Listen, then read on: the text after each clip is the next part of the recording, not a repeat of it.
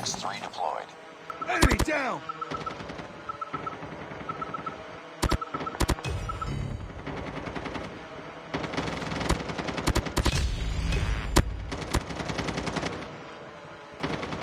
Be careful. Enemy Hawk X3 deployed.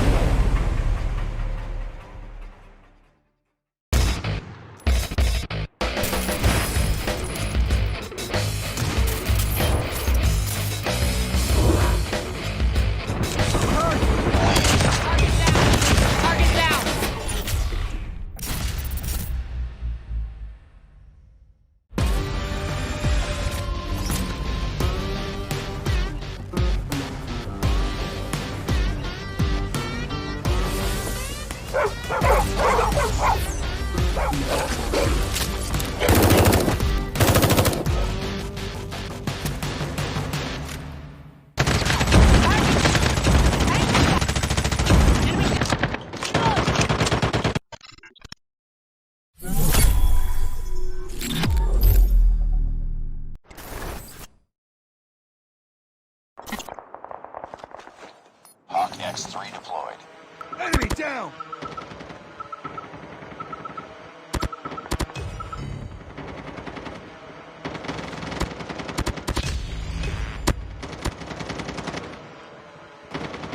Be careful, X3 deployed.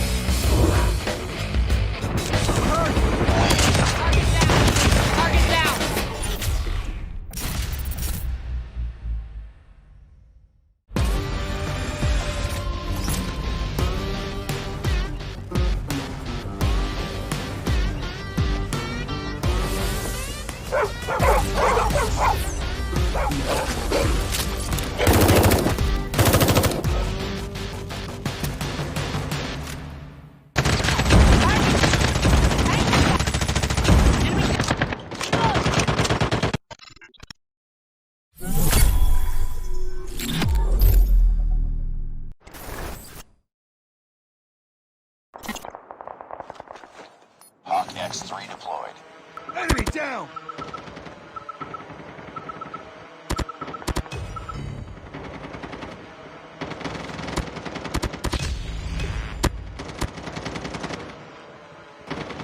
Be careful. Enemy Hawk X3 deployed.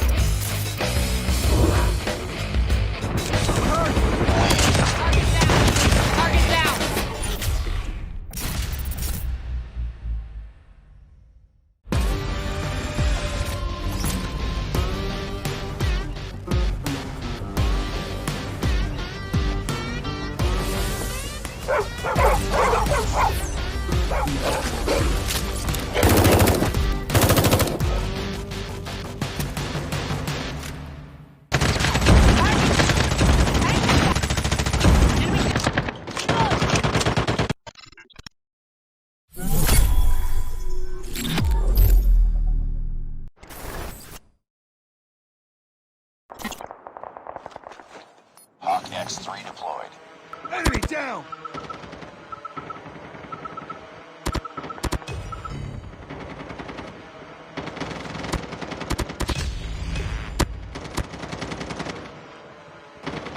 Be careful. Enemy Hawk X3 deployed.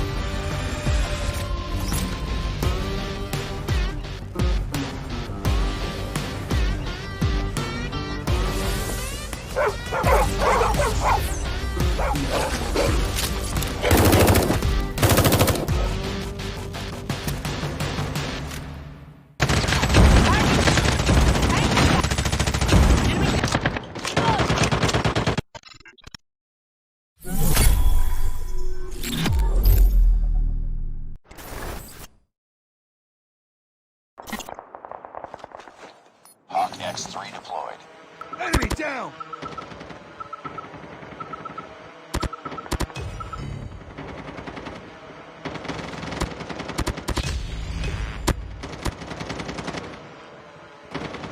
Be careful. Enemy Hawk X3 deployed.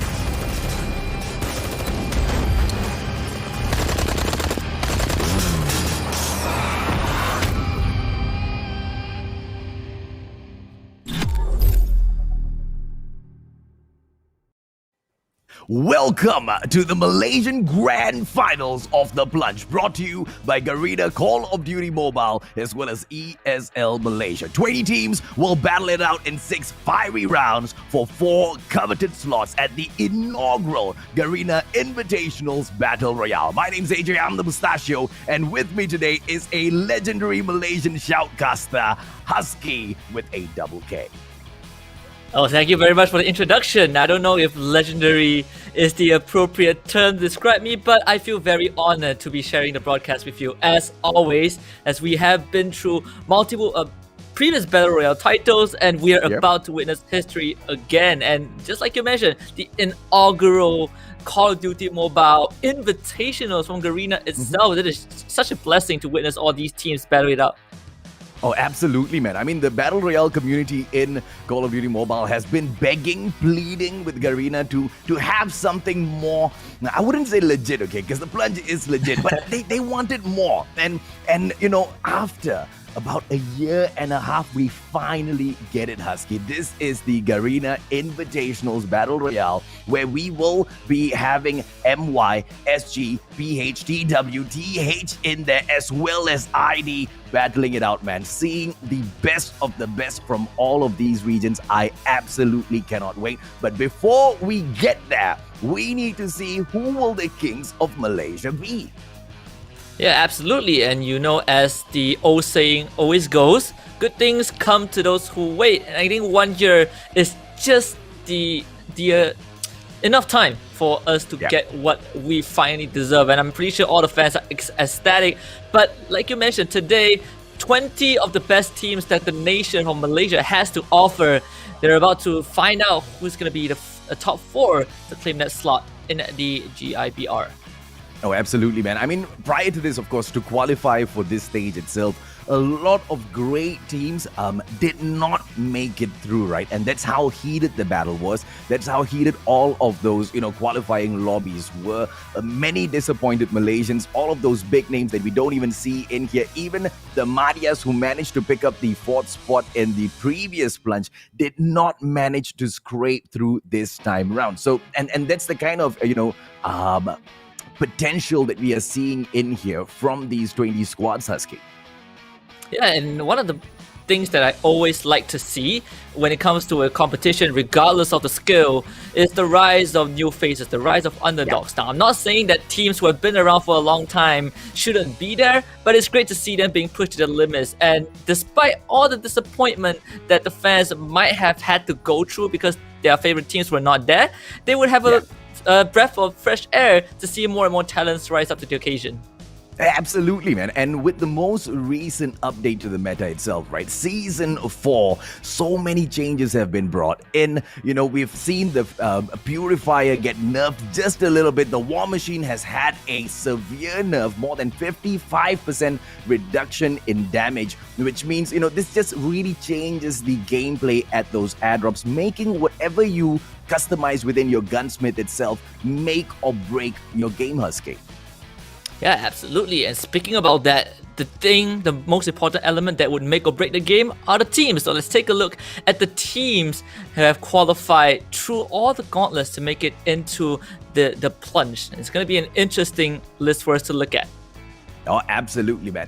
We are not going to be jumping into the teams yet, unfortunately. We just have to wait a couple of more. You tell me good things come to those who wait, my dear sir. Husky with a double K. And then you rush to see all 20 teams. I mean, let's leave a little bit of mystery around the 20 big Malaysian brands that are going to be stepping in here. A lot of them are still looking for sponsorship, ladies and gentlemen, boys and girls. So if you are out there, if you're a brand, and if you're looking to step into the esports world through Call of Duty Mobile, and you're here scouting to see if or not there are any teams within Malaysia worth taking a peek at, the plunge is definitely the spot to look at. The Battle Royale has been growing season from season, and I think Garena's finally ready, right? Call of Duty Mobile is finally ready to make the Battle Royale mode itself shine in a light of its own, Husky, and I'm really, really looking forward to that.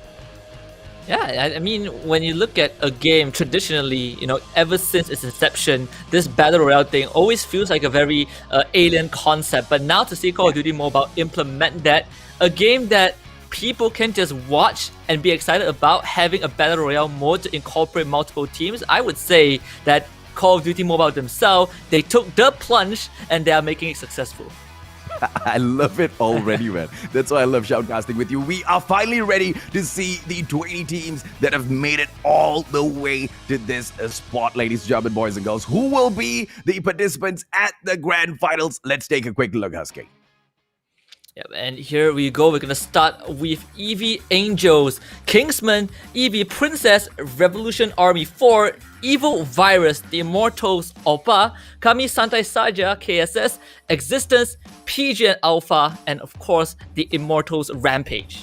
Yeah, boy. And the Immortals Elite in here as well, together with United Union, Generation X, the Immortals Malaysia Underrated, Reminiscent Sevenfold Title, Dios, the Immortals Mafia Queens, My Legend Hero Team, the Immortals Savage, as well as Malaysian Elite. Can you already tell which particular clan has got, the most number of crazy talented players, Husky? I mean, judging by the repetition of names, I would say the Immortals are here to take the crown. They have 5 clans. Yeah, six clans. These are 6 clans. These are only the ones that have qualified for the grand finals, mind you. Not even the ones that were fighting to get in here. And of course, the ones that lead all of them, the Immortals Opa themselves, ladies and gentlemen, boys and girls. Whether or not they will be able to scratch and claw their way to the very top, that's very, very likely. Now, let's take a quick look what else we have in here, right? Because as the day will progress, things will get harder and harder. But what are they fighting for it will be all of these points because, the RNG gods aren't very kind to those who drop into the Battle Royale. And therefore, the placement will really be determined by where they jump in and how they take this game, Husky. Yeah, and every time we talk about the genre of Battle Royale, sometimes it's the luck of the draw, sometimes it's just about how you strategize, and I would say it's a mix of everything. It feels like you're jumping into a bowl. It's like a bowl of salad, just everything included, and the point element is probably the most important part of it all. 15 points for the first place, trickling down to 13, 11, and all the way to 15th place, you will get 1 point. But the bottom 5, they walk away with nothing. And one of the ways to compensate for that is to get those kills, because you do get 1 point per kill as well. Yeah, man. And, at the Philippines finals, we saw a couple of teams go absolutely crazy, scoring about 35, 36 kills within one match itself. If we see something like that at the grand finals, at the Malaysian Plunge today, ladies, German boys and girls, the placement points, will be a really nice bonus, but it won't really mean anything. And do we have, the kind of teams with the caliber to pull something like that off? We most definitely do. And just like I mentioned earlier, right, the Immortals Opa. So my eyes are definitely on them. Are they going to be able to scratch and claw their way all the way to that number 1 spot? Or will those challenges, Husky, like you called out earlier on, right, will the underdogs overthrow them? It's definitely going to be an always diverging but interesting storyline. But other than getting for that first place, or at least the top 4 to qualify for the invitationals, they are also fighting for something which will be the prize pool. So let's take a look at what we have in store for all of these teams for fighting for the Covenant prizes. Oh, absolutely, man. 7th to 10th spot will take back 1,000 CP. 5th as well as 6th place, 1,500 CP. 4th place will take back 3,000. 3rd spot takes 5,000 CP. 2nd spot, 10,000. And the grand prize, that number 1 position, will take back 15,000 CP. Now, I know the question's already, hey, how come that looks like it's a little lesser than the previous Plunge? Because the previous one, it was a mix between MY and SG. This time around, the prize pool has been split between the 2 regions to make way, because the top 4 teams will qualify to the Garena Invitationals Battle Royale, and we don't even know the prize pool of that one just yet. Yeah, this is just a sneak peek to the sneak peek of a bigger blueprint, which is, like you mentioned, the Invitational, the Garena Invitational Battle Royale. And speaking of that, this would all have not been possible without Garena for making this happen alongside ESL. So we have to give these parties props for making the Plunge a reality, and not just that, giving these teams a platform for them to showcase their skills and have that opportunity to put themselves out there and eventually qualify for something bigger. Okay, now I just want to see exactly how many of these teams ask these early questions, right? Because we know who are the dominant ones. We know who are the new names in here as well. But the consistency is one that the Malaysian side has not been able to show us a lot of, ladies and gentlemen, boys and girls. Let's take a quick peek at the schedule, and we'll be able to see whether or not this consistent wins can come along with all of these 6 rounds. We'll start off at 8 p.m. and do not be alarmed of the fact that we may be kicking off round 6 at 1 a.m. This will be a running schedule, which means at the end of that round, we'll take a short break. When we come back, we'll kick the next match right off. Yeah, absolutely. And dare I say, it has been a pretty interesting and weird 2019 to 2020. So it's hard to get some entertainment in the middle of the night. So even if it goes late, I can bet that this is going to be an interesting and exciting night to behold, especially when we are crowning the top 4 teams of our nation. And that has not even included other nations like Singapore, which will be happening on a later date as well. Yeah, absolutely, man. And anybody who wants to tune in to catch that, ladies, German boys and girls, make sure you are available on the 4th of June. The Philippines Grand Finals will be telecasted tomorrow at 8 p.m. as well. So I don't know, man. This week itself, so much of Call of Duty Mobile action, Husky. I'm just breathless thinking of all of the events scheduled up in here. Yeah, I mean, I've been following not just Call of Duty Mobile, I've been following a lot of different titles, and I'm seeing all these teams win out. I'm seeing all teams from other genres qualifying for big events, and now I'm here, sitting in front of this desk and getting ready to crown our top 4 teams of Malaysia. I would say it has been an amazing 6 months, amazing first half of the year, and I think it's going to be even more amazing as we move on with these matches. You know, just now I did not have my blazer on, but now I'm ready. I am ready and I'm pumped. This is blood red, and I can't wait to get some action in. Yeah, going back into a little bit of the changes that have stepped into the fray for Season 4, right? It has affected the Battle Royale quite a bit. And it's not just the nerfs to the Annihilator, not just the nerf to the War Machine as well as the Purifier that has kind of tweaked the gameplay of the Battle Royale, but it's also the changes to those classes and the introduction of so many new ones. 16 classes in total. But even as I say that, Husky, the meta that most of these teams go with, they kind of use the same class over and over again. At least that's what we've been seeing from the Filipino side. I wonder if the Malaysians will show us something a little bit different and a little bit more creative today. Yeah, that's definitely something I'm expecting to see as well. And I think if there's one thing that I'm proud of as a Malaysian, there's one thing I can say about Malaysian players, is that we're innovative and sometimes we make the craziest thing work. And no, not to say that we are the best region. I think our Filipino brothers and sisters can absolutely destroy us, at least for now. But I would say we are the more innovative ones. And I remember when I first started out, the first class that caught my attention was the Poltergeist. I'm like, this is what I love to be incorporated in a battle royale. Like, you let me play as a ghost, I would take that any day.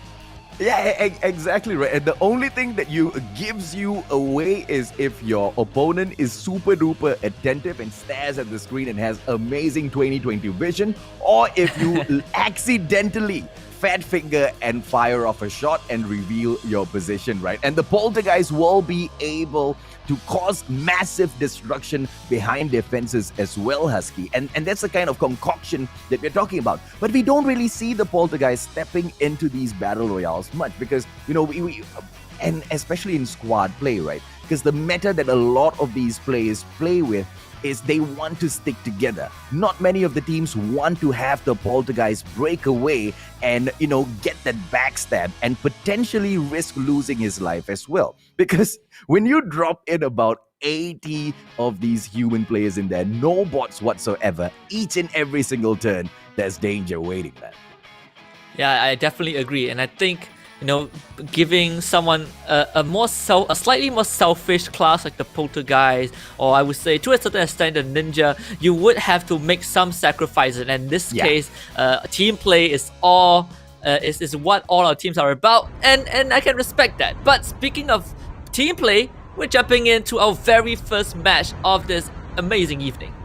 Okay, now let's take a quick look, ladies and gentlemen, boys and girls, because the flight path will be cutting from the southwest all the way down to the northeast, from Pier down towards Heat. Your high tier loot zones will be Pier, downtown Black Market.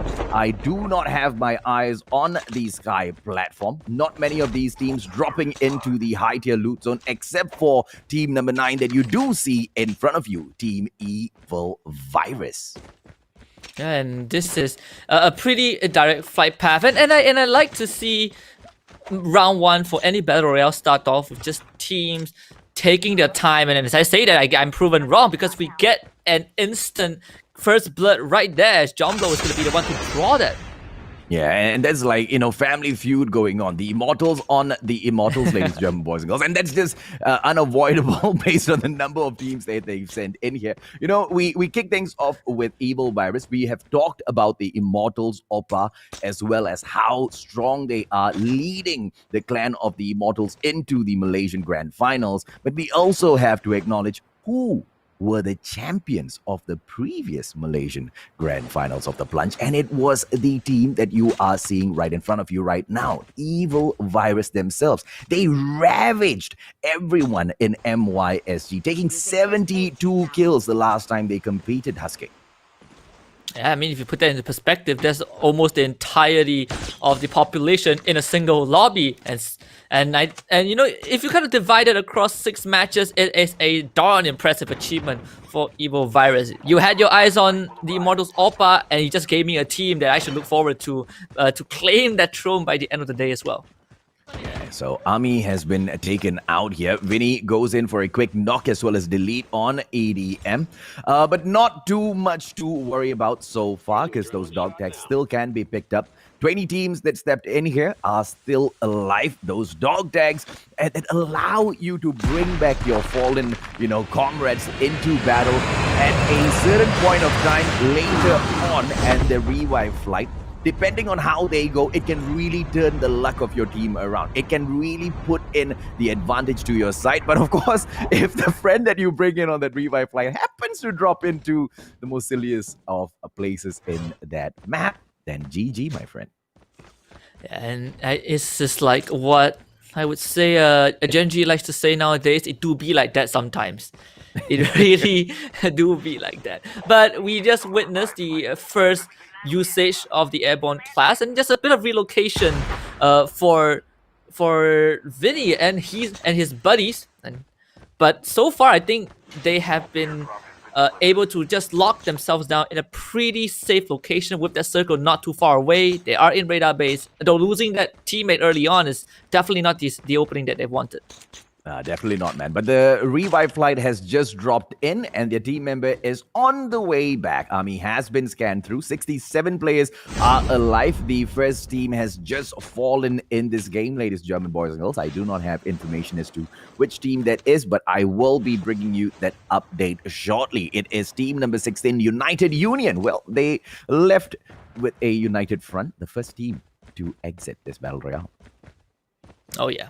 And definitely a pretty slow start. Not to be there's always this negative connotation that if you are the first team to be knocked out in the first round, you have a lot of work to do, but someone has to be eliminated for us to reach a winner. On the bright side, we still have 19 teams available, even though we've already lost 14 men, so a lot of skill distributed to multiple members across all these teams. So I would say that we are still getting a pretty mellow opening as compared to what we thought would happen. Yeah, so, and of course, we do have to acknowledge the fact as well that, current circumstances have forced us to work from home, and we do not have that many resources in terms of, observers for this particular match, but we will be doing our best to show you all of that action that happens, but we will inevitably miss quite a bit of action. As we can see the top left-hand corner, those kills are falling left, right, center, ladies and gentlemen, boys and girls. It is going to be team number 10 on your screen, the Immortals Oppa, and they are one of the most dominant teams that are dropping into this match. PGN, Team 13, Alpha, they will back away with Dingoes on their tail, AK-47, Kuromaku in his hands, and he will not be able to find anyone just yet. They have to be a little patient here, Husky. Yeah, if you want to get away from the dingoes, you gotta make sure to cover your tail, because these beasts, they're a different kind. In fact, I think they spotted out their prey. The PG and Alpha, they gotta try and make it to safety, but they might not be able to make it far because Banana is on the case, just tracking the PG and Alpha members, and I think they will have to fight this. In fact, they have everyone for PG and Alpha surrounded. Cobra is already in as well. Banana is going to come now and start the action, and that's the knockdown that they're looking for. Banana with that first blood onto PG and Alpha, and they are looking for more. Oh, beautiful, man. AK-47 takedown. A quick stop by knock and lead. Dingoes gets another knock. It is going to be Mortar this time. PGN, and they are suffering. Cobra trying to respond best possible, but unfortunately, it is not going to be enough as Oppa will continue to ravage these players. And just like that, PGN Alpha losing 3 of their members in one fell swoop. And despite the name being Alpha, the Immortals Oppa definitely proved that they are the more dominant one in this relationship. So, thankfully, there's still one survivor for the team, so we can try to go for that placement points. But for the Immortals Oppa, they are starting out strong with already 3 points secured. Yeah, and the last time the Immortals Oppa, they dropped into the Plunge, right? We didn't really see them perform in all of their matches. And more towards the start of the day itself, they were quite lackluster in the way they were taking on some of their battles. This time round, we can see that aggression come out, and that's the exact way they need to play this. They don't really need to doubt themselves. If anything, the previous Plunge has proven that if they just let go and just get serious with their gameplay, they will be quite the troublesome squad to come across. And the only team that has been able to outshine them, Evil Virus, unfortunately has not been able to get that many kills thus far in the game. They will still be looking for a few more.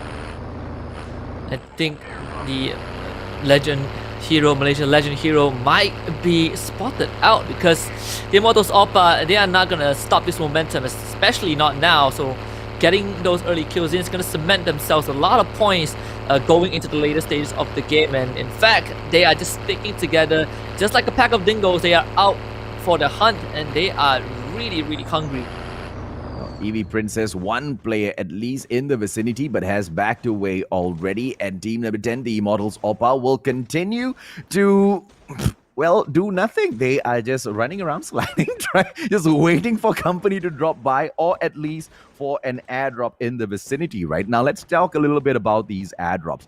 They are quite highly contested, but at the moment, we just don't see many of these teams focusing in on them. Yeah, I'm surprised as well. I'm expecting to see early contention for those resources because they do pose, I would say, immense value at a limited supply. But you can definitely expect more aggressive teams like what we've been looking at so far, the Immortals Oppa, to be one of the few contenders for those weaponry. And in this case, they are super close to that last remaining survivor of Peach and Alpha. And I would say, right off the bat, if you compare the previous Plunge to the one we're looking at right now, the Immortals Oppa went through a lot of growth. And they're giving me those professional SWAT team vibes from the get-go. Yeah, we need to jump over to Sanitarium if that is possible, because there is a crazy fight breaking out in the vicinity there. And off screen just moments ago, we did see the Immortals Rampage managing to pick up the airdrop for themselves, and they will go ahead and black out that little blip of that airdrop, which means none of those other teams can drop by that exact same place. Question is, how many of them will stay alive for the next zone? Aski, so far, just 10 of these players have fallen. Yeah, I'm surprised as well. We saw 14 guys got taken out, but 4 of them came right back. Those second chances, like you mentioned, can be very crucial and important for a team to turn things around. So now it feels like we are still in the very initial stage, and we are, still sitting at the first circle. But evidently, a lot of fights going to break up pretty soon, especially around this south eastern area where we have at least 3 squads congregating. Oh, absolutely, man. Revolution Army 4 in the vicinity together with Generation X as well as PG and Alpha. But there will be no battle. Revolution Army 4 wants nothing to do with a war. Kind of a wrong name to pick for your team then, huh? Hey, I would say, the best revolutions start with meticulous planning. You can't just... When you start a revolution, most of the times you are outnumbered, and I think that they're doing it the right way. At least for now, Yep. It's still the early stage. You gotta wait for your nemesis to start waging war against each other, and then you come in and be like, I am the future hope of this nation. But maybe they even change their mind. They might have a change of plans. They might. I like the fact that they are picking up a cargo truck. You never know. You might be able to find a few people that want to join that revolutionary army and take on this battle as well. For they might ask you 24, hey, do you guys want to team up? 2 cargo trucks on the way. The cargo truck meta is not that abused in the game. It's not even really that much of a meta. You try to knock people down with a cargo truck because it's super duper tanky. But yeah, try turning it and you will find that it controls like a big buffalo that takes very bad instructions. Yeah, I mean, that there's a lot of reasons for that, and I think if you're able to get a lucky collision, then that's kind of like a buy one free one package for the cargo truck. But I think the beefiness of the vehicle itself poses more benefits than the ability to just run people over, because you do want something that protects yourself from all those gunfire, especially in the early phases of the game. We are seeing right now Team 15, which is the Immortals Elite, one of the branches from the Immortals clan, also able to secure themselves in this huge compound, the Sanitarium. Despite having multiple teams nearby, it seems like they are able to put themselves on lockdown. Oh, Potato has got the gun that is just making this season, man. The Echo, and it looks like this Echo could have been brought out of the gunsmith as well. The Immortals Potato from Team 15. I will be taking a quick peek into his artillery, ladies and gentlemen, boys and girls, just to give you a quick update on whether or not that is true. That is not true. He's got just a basic Echo. Lily taken down now. Harley still crawling on the ground. They should be able to save her. Question is, are they going to be able to get there on time, Husky? Yeah, it seems like the plan is having Harley just to be mid-air, just to be airborne, just scout for some information. But it seems like they are able to, regroup together and able to hold on to this bridge that is right outside Sanitarium. Unfortunately, the circle is not in their favor, so they have to move soon, and they're gonna move past 3 different teams just to get into the safe zone.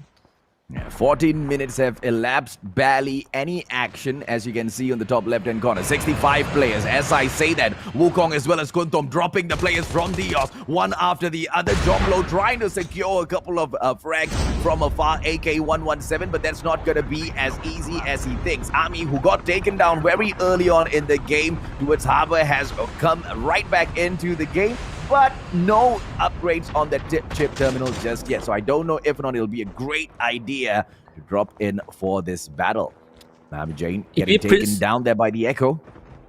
Yeah, and at the same time, EV Princess, they have no intention of getting involved in this. Everyone just airdrop, just not airdrop. They just flew out with the airborne. They just all evacuated. But they are gonna be surrounded on the western side by the Immortals Oppa, so EV Princess are in a very tough spot as Wukong continues to pick up all those knockdowns and convert them into the kills, and it feels like this war movie is about to build on towards the climax. We're about to see a lot of action pretty soon. Absolutely, man. And of course, EV Angels just flying right above them. Question is, are they gonna drop by and check out who's right in front as Dingoes drops Clara?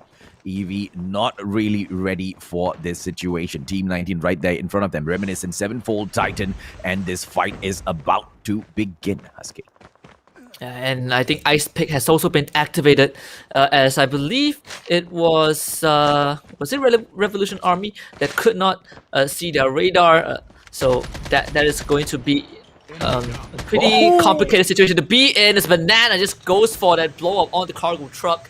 And that's all he needs to do. The detonation, killing of another one of his poor victims. As the Immortals Oppa just continues to rack up those kills. 5 kills in the bag. Yeah, man, that's GTA fail right there. He tried to steal the vehicle away, unfortunately gets blown into oblivion. Now, of course, his partners can go in to pick that dog tag up, but it'll be a huge risk outside of the safe zone. Potato on to that snowboard, which has been I don't know if I want to say nerfed, man, because in the new update, they said that you won't be able to find a lot of these snowboards outside of snowy areas. I keep finding snowboards everywhere I go. But it makes sense, right? Who would have a snowboard outside of the snowy plains? I think Call of Duty if you want to put something like that. Yeah, so I think they want to change that, now you should put skateboards now. So if you are in... Dude. You should put... Oh, has that idea been proposed? I don't think so, but I think that'll be a sick idea, man. I mean, and to have the snowboard nerfed in regions where there's no snow, because it makes absolutely no sense for the snowboard to function where there's no snow, and for a skateboard or for a hoverboard to function, out of those snow areas. I think that's brilliant, Husky. Yeah, I think so. Or just a Roomba, those Roombas that you use to vacuum your house, but they modify it. I don't know. I think there's a lot of ideas that you can chime in as... I mean, the fact that snowboards can somehow still function on dirt is a miracle. It's technological advancement. Oh, what is this potato doing? Now. That was too close. Way too close, man. I mean, unfortunately, Potato does not have a first aid kit or an adrenaline, and by the looks of it, his team members not dropping him one, so none of the team members in the Immortals Elite have got any sort of medikit with them, ladies and gentlemen, boys and girls, to save their team members, which is going to be a huge problem as we drop into the second last save zone. In here, chaos will be erupting soon. It has been erupting off screen quite a bit already, if I'm honest. Yeah, goodness me, I feel like I'm literally in a war zone right now, like in real life. As speaking about that, already 4 kills coming through, but we're looking at Team Evil Virus. They already have 12 in the bag, so this is looking pretty darn good for them. And speaking about that, we are getting a taste of what the previous champions can do as well. 32 members still alive, and Crazy Kai about to get those shots in, and he does. He takes out the members from X Tiger, and he's gonna go for Lady M as well. Just a precise headshots coming through for Evil Virus. Whoa! The third one as well. The AK-47 Kuromaku just absolutely annihilate, especially if it's in the hands of a player like Crazy Kai. 15 kills picked up so far, and Evil Virus, just as usual, look like they want to secure that top spot. And Emily gets knocked down by Crazy Kai. This guy's on absolute fire, Husky. Yeah, you're looking at 50 kills for the entirety of the team, and in fact, they just relocated themselves as well. One of their members actually took the airborne and just jetpack his way onto that high ground, so it's going to give them a lot of vantage point to work with. And we also saw on the kill feed that the Immortals Oppa are losing members left, right, and center, and we're about to reach the final phase of this game pretty soon as Crazy Kai starts with those nine, and it's going to be Potato losing that helmet, able to duck down just in time. But with Evil Virus just having so much vantage point, it's going to be pretty hard. In fact, Crazy Kai about to go duck hunting with that sniper rifle. Okay, now let's see exactly what else can Kai get done in here. But Pati right there in front of him. Bye-bye, little pigeon. But the opportunity to take down Crazy Kai will arrive for Pati's partner. But unfortunately, Crazy Kai is just way too fast. Smoke bomber action gets the pop, and everybody will run away. Adrenaline getting pumped as well as Crazy Kai prepares for more slays. 8 kills right now, and he just wants more. Cracks right there in front of him. He spots Cobra, and Oppa will be losing that Cobra. No! Cobra manages to slither away. And right now, Team Oppa right above Evil Virus. Question is, the numbers game. Can Kimi Mix overcome this? Oh, they're about to try and flush him out, and Kimi's just trying to stay alive as long as he can. This is the last stand, but Crazy Kai, those maneuvers, those fancy feats, gets a kill, steals the level 3 vest, and in fact gets away as Pochong now racks up those kills for the team. 21 so far. That's 1/4 of the entire lobby taken out by Evil Virus themselves, and they're not stopping. In fact, with 6 more alive and 4 of them being on Evil Virus' side, this is definitely going to be their round. Yeah, GG, man. This is IQ 3000 play, right? Because none of the other players have got a ninja on them. Kimi Mix just crawling away from that Nova gas. Not much damage will fall onto this guy. He has got no more adrenaline on him. And this is gonna be a problem! Kimi Mix backs away. And he's got the Echo in hand. Unfortunately, Echo demonized to the back as Haji Khatam secures that final kill. And Evil Virus once again will show the whole of Malaysia that they are the top dogs. Yeah, getting the first place is one thing, but getting the first place once again as the defending champions, that's an amazing achievement. 23 kills. Like, I'm not good at mathematics, but that's 38 points from match 1 alone. Just tactical genius. Like, enlist this guy in the army, they will serve and protect the nation, because this is just a joy to witness. I cannot express how amazing they played.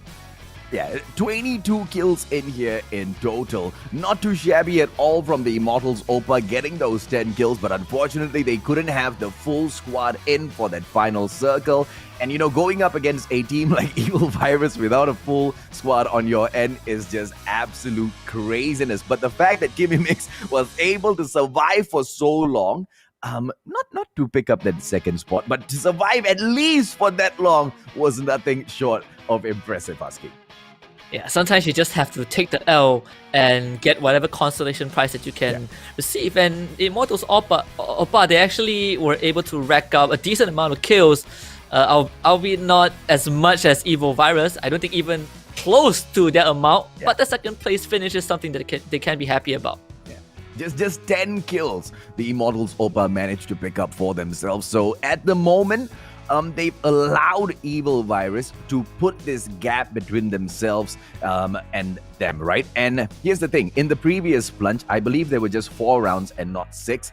And the Immortals Opa managed to close that gap in the other 3 games that came after the first one, which they kind of botched up. So the opportunity of still overtaking Evil Virus is still there. But if anything, I'm quite sure that the Immortals as well as Evil Virus, these 2 teams are, gunning to secure that top 4 spots, and they look like they're gonna make it, at least based on match number 1.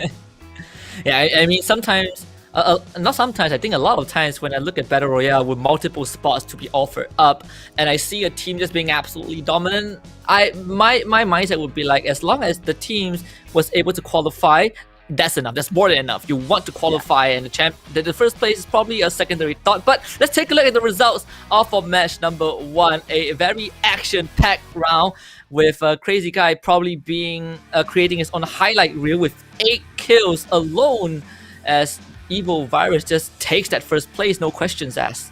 Oh, absolutely, man. Look at this, right? EV Angels picking up the second position with just 1 kill. At the end of the day, this is the Battle Royale, and survival gets you the points. It really doesn't matter if you don't want to rake up those skill points for yourself. Clearly not the way the Immortals Opa plan to play this, as they pick up the 3rd position for themselves with a total of 10 kills. The 4th spot has been taken by Team 21, the Immortals Mafia Queens. So 2 Evil Virus and 2 back-to-back Immortals right there. 3 back-to-back Immortals right there, because the 5th position has been taken up by Team 18, and that is the Immortals Malaysia Underrated, ladies and gentlemen, boys and girls. And there in itself, you can see exactly what the Malaysian scene is being set up to be right now, and who are these clans that are dominating it, Husky. Yeah, I mean, we even have, a Revolution Army 4 in 6th place. Then we have the Immortals, a lead from the Immortal clan as well in 7. And in 8th place, we have the Kingsman. And of course, in 9th place, we have MY Elite. So we are already seeing a bit of a pattern, or I should say the dominant clan. But who needs a clan if you are as good as Evil Virus, right? Yeah, absolutely, man. And Evil Virus, they are absolutely crazy in the way they take these matches. The aggression is just very, very admirable. What surprises me is that the Immortals Opa have not learned from their experience in the grand finals of the previous plunge, and come off even more aggressive than they have done in this particular game. Now, will they be showing us that aggression in game number 2? No doubt at all. If anything, history has shown us a very, very clear sign that, if anything, Evil Virus and the Immortals Opa, they will be able to show us all of that, right? Let's take a quick look at the 10th position in here, picked up by Team 19, Reminiscent 7-fold Titan, with the total of 9 kills on the board for themselves. 11th spot picked up by the Immortals Savage with a total of 3 kills. And the 12th position goes to Team 11, Kami Santai Saja, with a total of 4 kills. This is very surprising. The 13th position is held by Team Existence. I expected way more out of Existence. Unfortunately, they only managed to bag 1 kill in here for themselves, Sasuke. Yeah, absolutely. And I think when you start things off, I guess we can cut them some slacks, at least for round number 1, at least for match 1, right? Because some teams, maybe they just unlucky, maybe they haven't warmed up just yet. 14th place being taken by MY Legend Hero, and of course 15th place we have PG and Alpha, one of the teams that we were able to capture on broadcast, who had a pretty rough start, but they were able to walk away with 8 kills of their own, so not too shabby, I say. Yeah, not too shabby at all, my friend. And let's take a quick look at the rest of the list in here. In the 16th position, we have got Team 14, the Immortals Rampage. They were one of the first ones to pick up guns from the airdrop. Clearly, that was not enough. So Akumaman, Katsi, Akuman, as well as Dexter need to kind of, show us that hustle a little bit more. 17th as well as the 18th spot will go to Team 7 EV Princess as well as Team 17 Generation X. And the 19th and the 20th position has been taken up by Team Dios as well as United Union, who got, eliminated so early on in that game. Are we going to be able to see consistency? Are we going to be able to see the same teams dominating? Or is this going to be shaken, stirred, and thrown all around the room for us to have a unpredictable build-up towards the final match of the day in Yasuke? Yeah, I mean, when you say unpredictable, that's exactly what I want to see from these teams. And of course, the biggest question when it comes to Battle Royale, other than is a team good enough, will be, is the team consistent enough to be good and get those results in? Because you can have a amazing round, but if you blow all your other matches, it's not going to matter too much. And obviously that question has been answered by Evil Virus in the previous Plunge, but you know what they say, new Plunge, new champion. So let's see if they can hold on to that spot. Oh, absolutely, man. And, Evil Virus have shown us in the past. And this is all just breaking down in the exact same way. And I don't want to talk about Evil Virus. I don't want to talk about the Immortals Opa anymore. I want to talk about the other teams. But the other teams need to give us something to talk about, right? And what I was about to say was the fact that Evil Virus has shown us that no matter how hot they are on their heels, how hot the Immortals Opa are on their heels, they won't be able to catch up. And this has been proven time and time again. The Immortals have not been able to catch up with the Evil Virus, just like how humanity hasn't been able to catch up with the most recent virus that has been hitting us, right? Are we going to be able to see the tables turned in here, Husky? If anything, I want to see that happen today. Not necessarily by the top dogs, but like you mentioned, man, maybe an underdog might kick all of these guys to the side. I mean, when you put it that way, I would want to see humanity win out now. Now, Evil Virus is off my list. Actually, it has been on the back of my mind for the entirety of Map 1. I'm like, wait, this is eerily similar to what is happening in real life, and they are taking over with a lot of body counts. It's getting pretty dark, but I'm just saying they are proving themselves to be very good, and that team name didn't really age too well, at least when it comes to real life circumstances. But nonetheless, it was great to see them back on top, and I would want to see someone else at least give them a run for the money.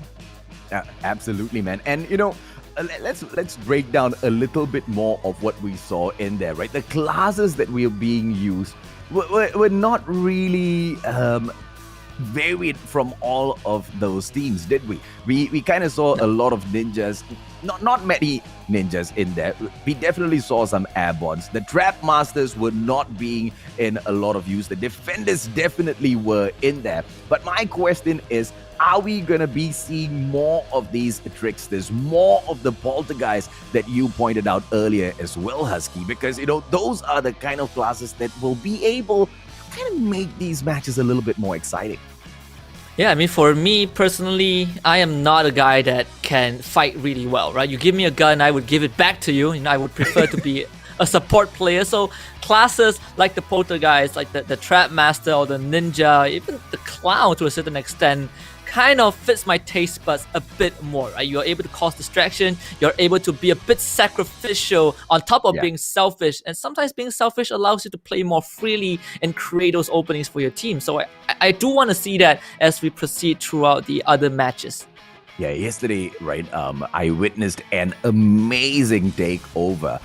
And this was a momentous occasion within the whole of the grand finals of the Philippines Plunge, right? There was a distraction gameplay by 3 players and just 1 defender that dropped behind the enemy lines, and everybody turned around at the same time. He pops his defender, blinds them, and takes 3 kills back to back, man. And those are the kind of exciting moments that we want to see at the Malaysian Plunge itself. How many teams will be able to serve up such mechanically skilled gameplays?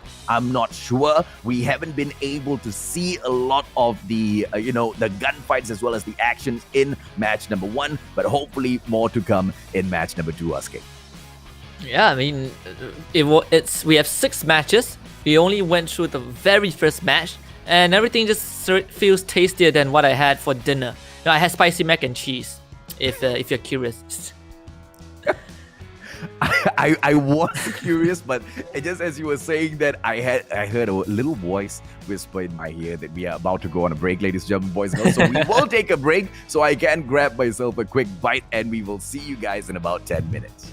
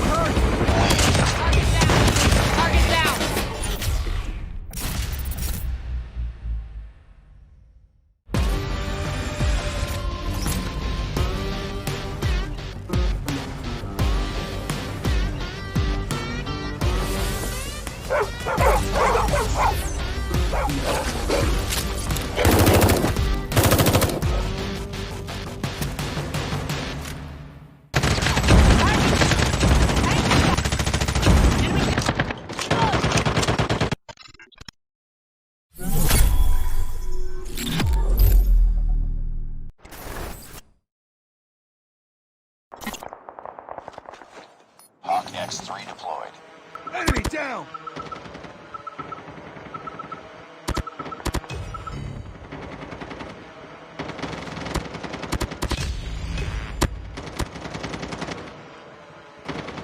Be careful. Enemy Hawk X3 deployed.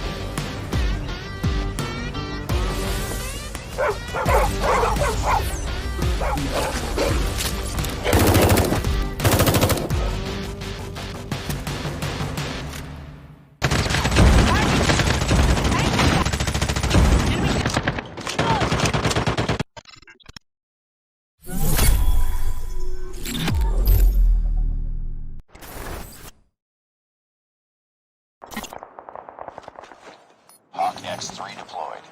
Enemy down!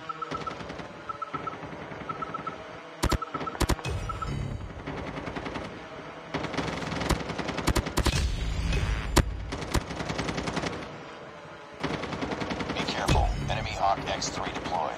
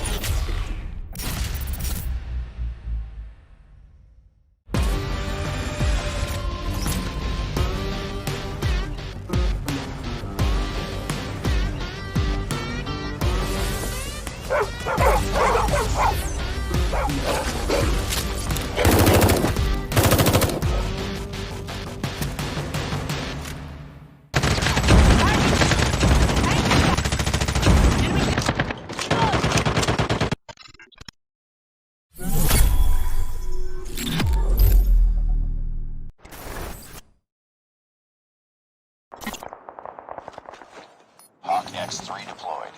Enemy down!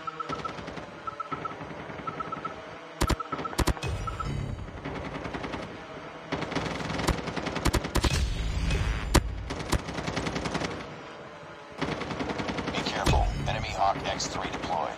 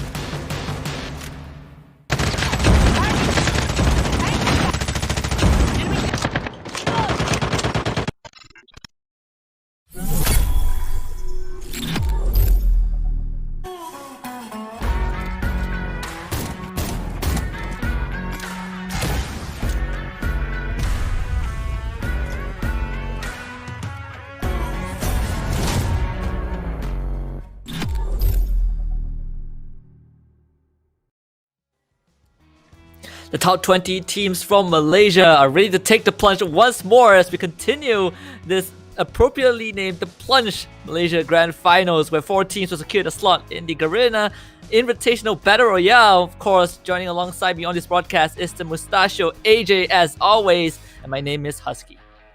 Oh, okay. So game number 1 has shown us that the names that we were looking out for are the names that are reaching up to the top.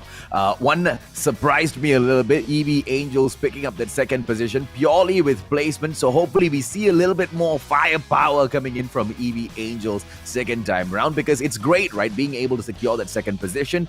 But if you cannot keep it up in terms of consistency and, getting that placement points on your side, it's not really going to fare well over 6 matches, purely just depending on placements.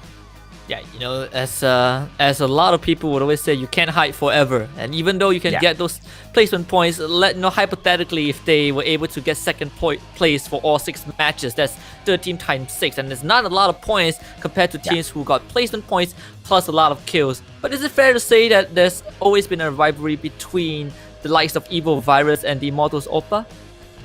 The scene has been growing in Call of Duty Mobile for a while, right? And they're always loggerheads at each other, but it's still a very small community at the end of the day. And thankfully, the Call of Duty Mobile, the COD community itself is not super toxic. So all of these guys, they go into lobbies, they want to trash each other, but they're really good friends outside, right? So I wouldn't say the rivalry is at a very high level, but at the same time, this is for the opportunity at the inaugural Garena Invitationals Battle Royale. Yeah, friendship kind of gets thrown out of the window, I think, Husky.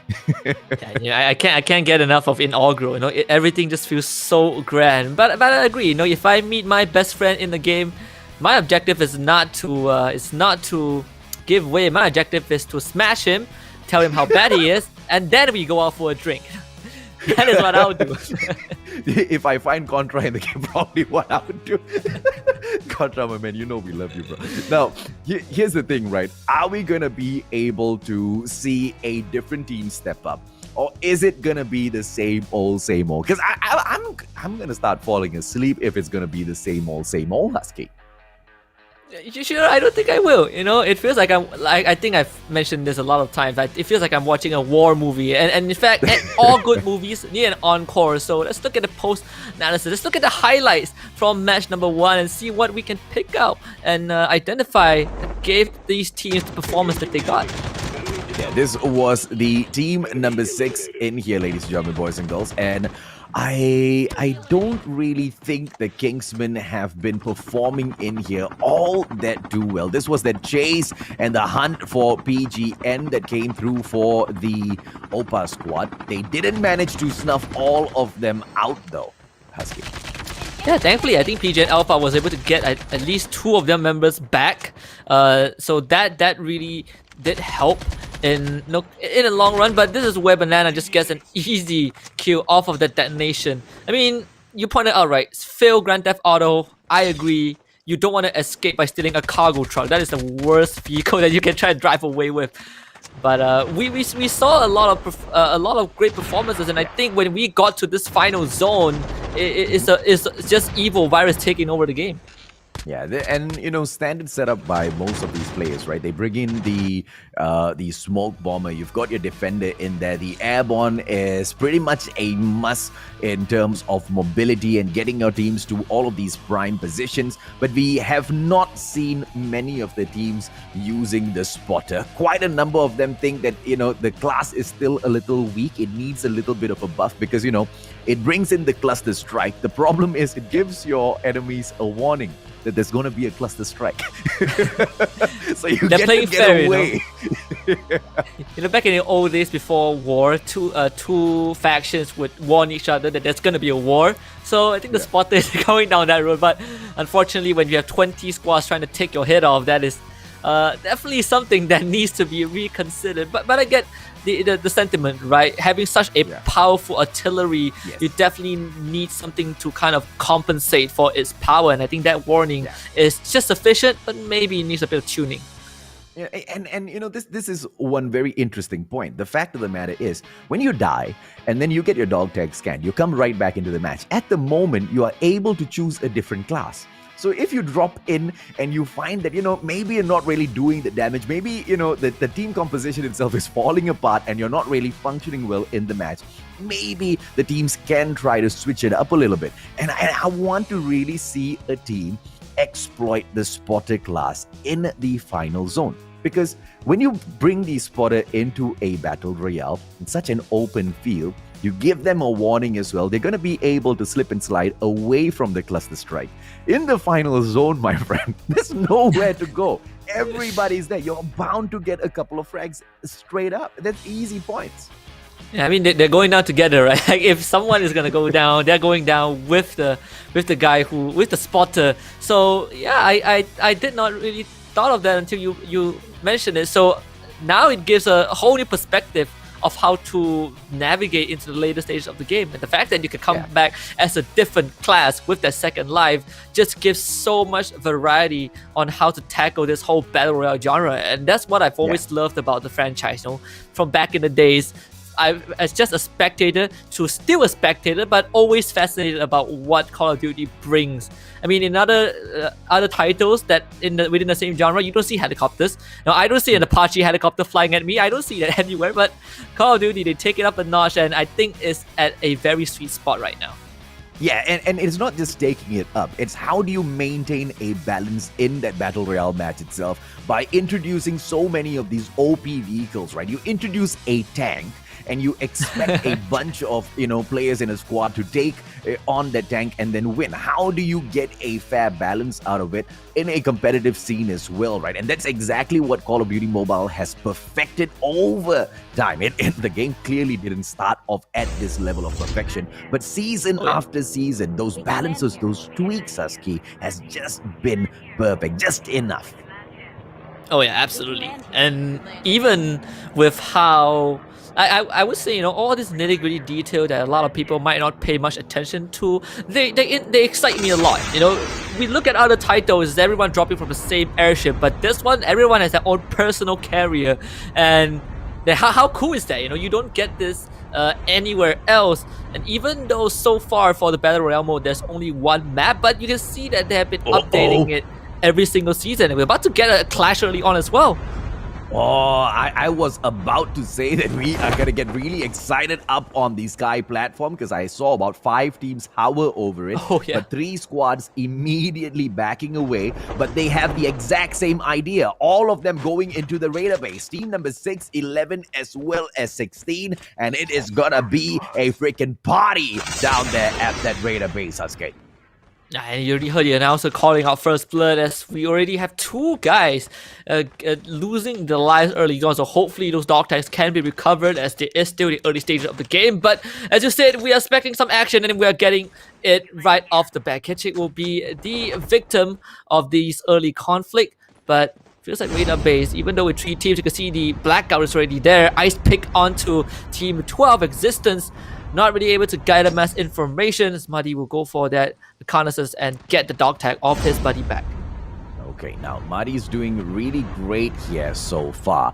Zephyr has not been taken out just yet. Poltergeist in action right now. And this is what I like to see, right? The extra speed of that extra burst of speed that you get as soon as you turn into the Poltergeist. But this is the weakness that we were talking about, Husky. If your opponents are a little bit attentive, they will be able to spot you out. And, the Ghostbusters are in action. The Immortal Savage able to track down this Poltergeist and eliminate him. And in fact, for the side of Team 12 for Existence, they pretty much are down to just one guy. Tiger is going to come back. Marty's dog tag is out in the open, but with the Immortal Savage guarding that, I don't see any chance for the members to retrieve that.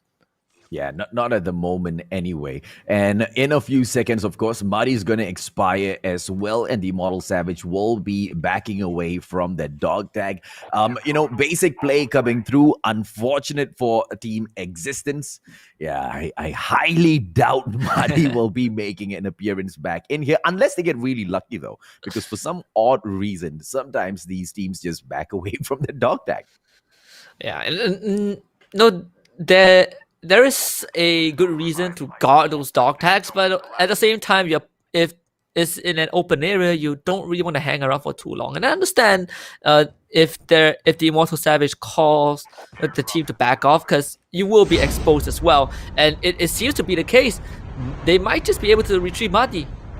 Well, Tiger is on the way back in here now, and he's not going to fly directly in towards Muddy because that MW11 in his hands won't be able to do much at all. Kami santai saja on the approach towards that black market. Haji Ketum shoots the FHJ towards the airdrop, which means his team is going to be able to get an early upgrade.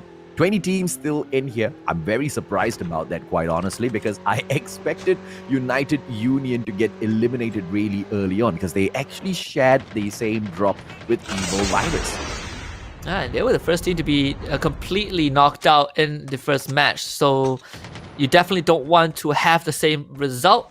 And still staying in this game, in this round itself, is a huge deal, especially when you have a very underwhelming opening. And in fact, this is going to be a slower round, surprisingly, as we only have 5 confirmed kills, but that is not taking into account any of these revival fights coming in as well.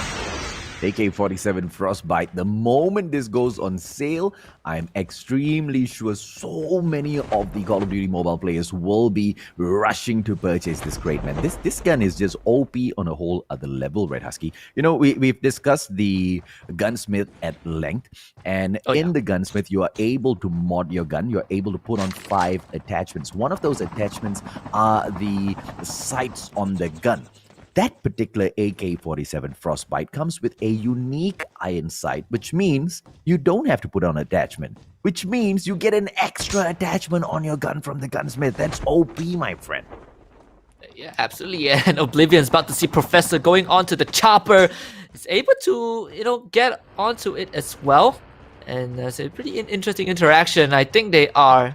It doesn't feel like they're buddies, but, we looked away at the very last moment. But we gotta set our eyes onto Eevee Princess, onto Wink in particular, as they were one of the teams who were able to make it to through that first match without much problems in terms of placement. But when it comes down to those kills, they need a bit more of those numbers.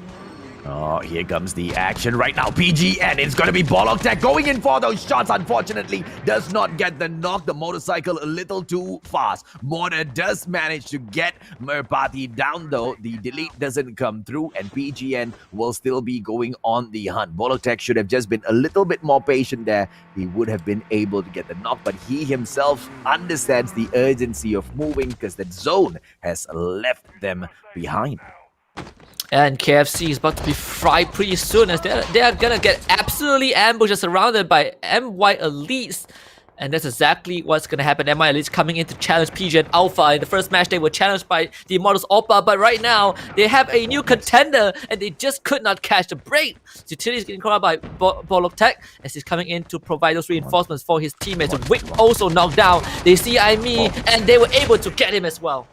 Oh, excellent play coming in here. One final player from team number 24 on the approach from the back. This is a 2-on-1 situation. Giro should not be able to get this. I am boys. Is he going to be able to get this knock, ladies and gentlemen, boys and girls? AK-47 Blackrock in here as tenacious as the AK-47 skins do come in here. Giro will be trying to get away. A vehicle right there in front of him. ATV should be more than enough. I am boys brings out the Locust instead. And what a shot! He won't be able to get that kill. And one bullet was all it took for PG and Alpha to get those first 4 kills. A way better start compared to match number 1. And unfortunately for MY Elites, they will have to sit this one out.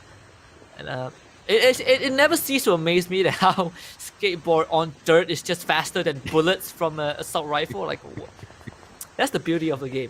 Like, I'm not Yeah, complaining. I'm a very logical person, you know.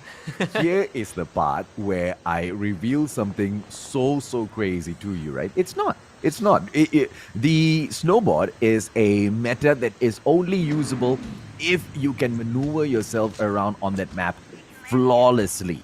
And if you knock into an obstacle, if you make one wrong move, you jump at the wrong time, and that snowboard becomes your biggest enemy. You open up that snowboard at the wrong time, it slows you down even slower than walking speed. So you need to know exactly when to pop it out as well. And many players have thought that, the snowboard is like the thing, that if you have the snowboard, you can win the match, and have gone splat on windscreens before.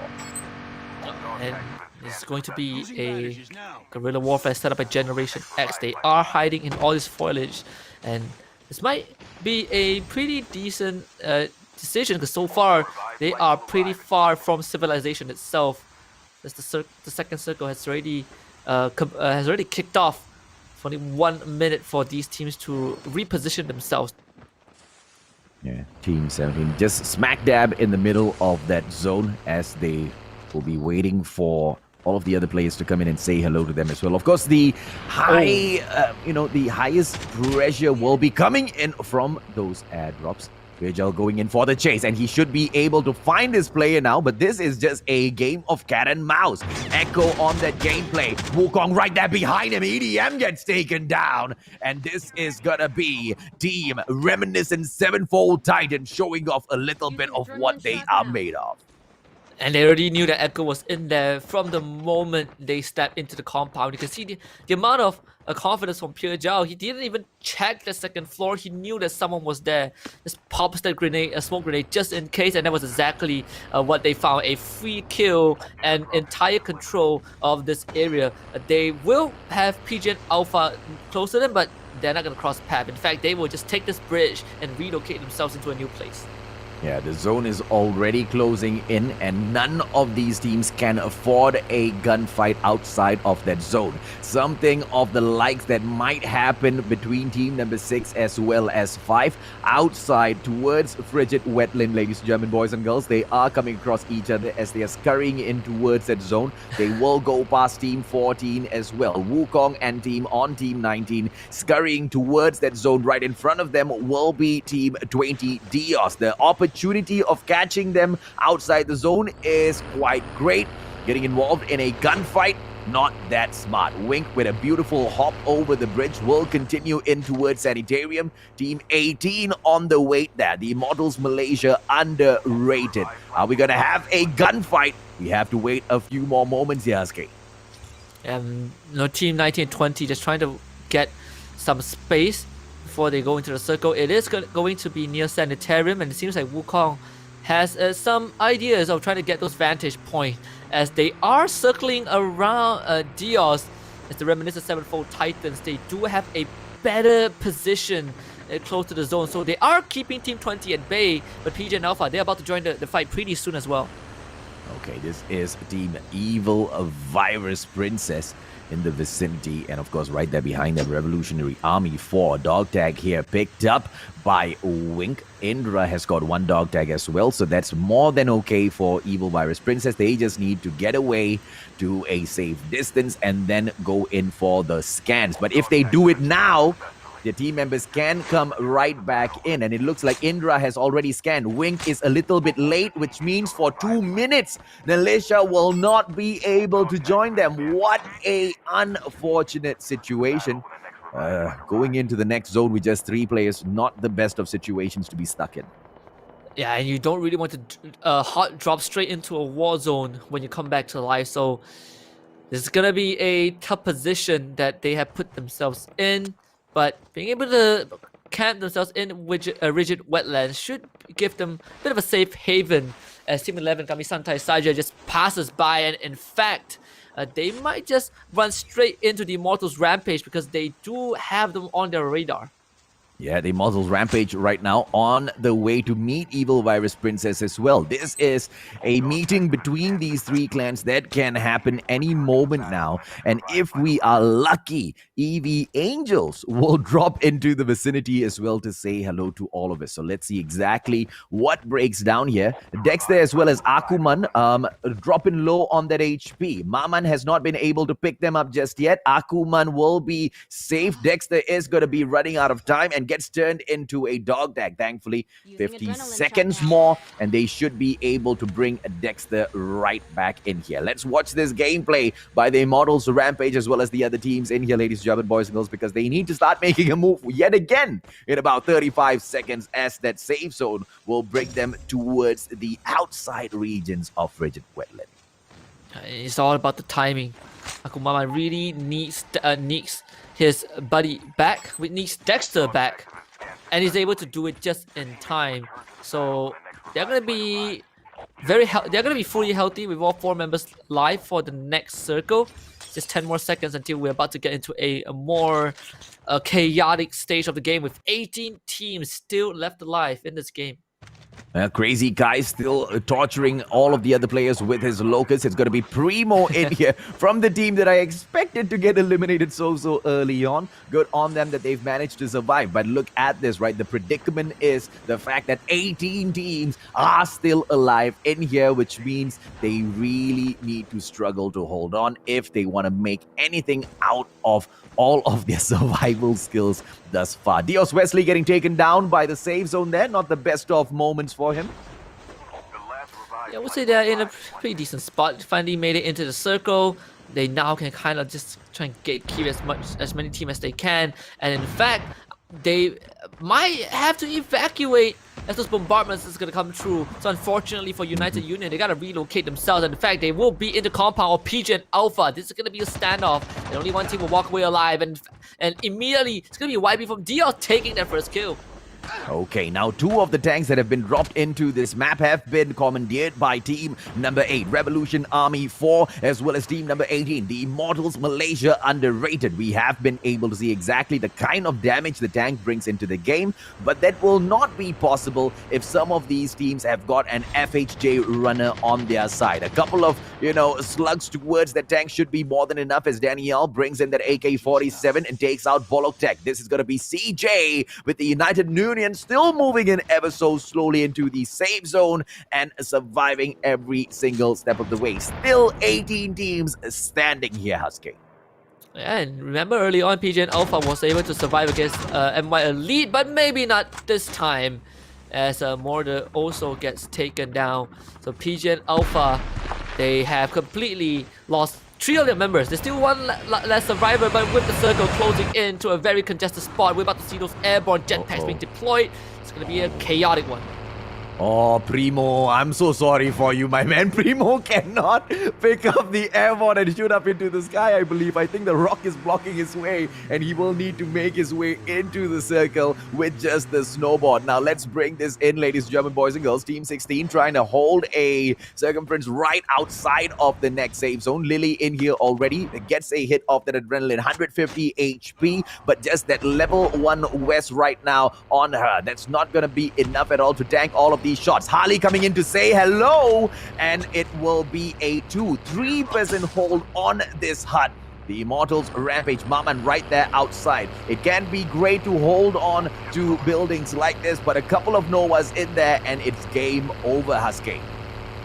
This is what it looks like on the street without any traffic control, just rampaging vehicles. We see a lot of rundowns with that cargo truck as it was utilized to perfection.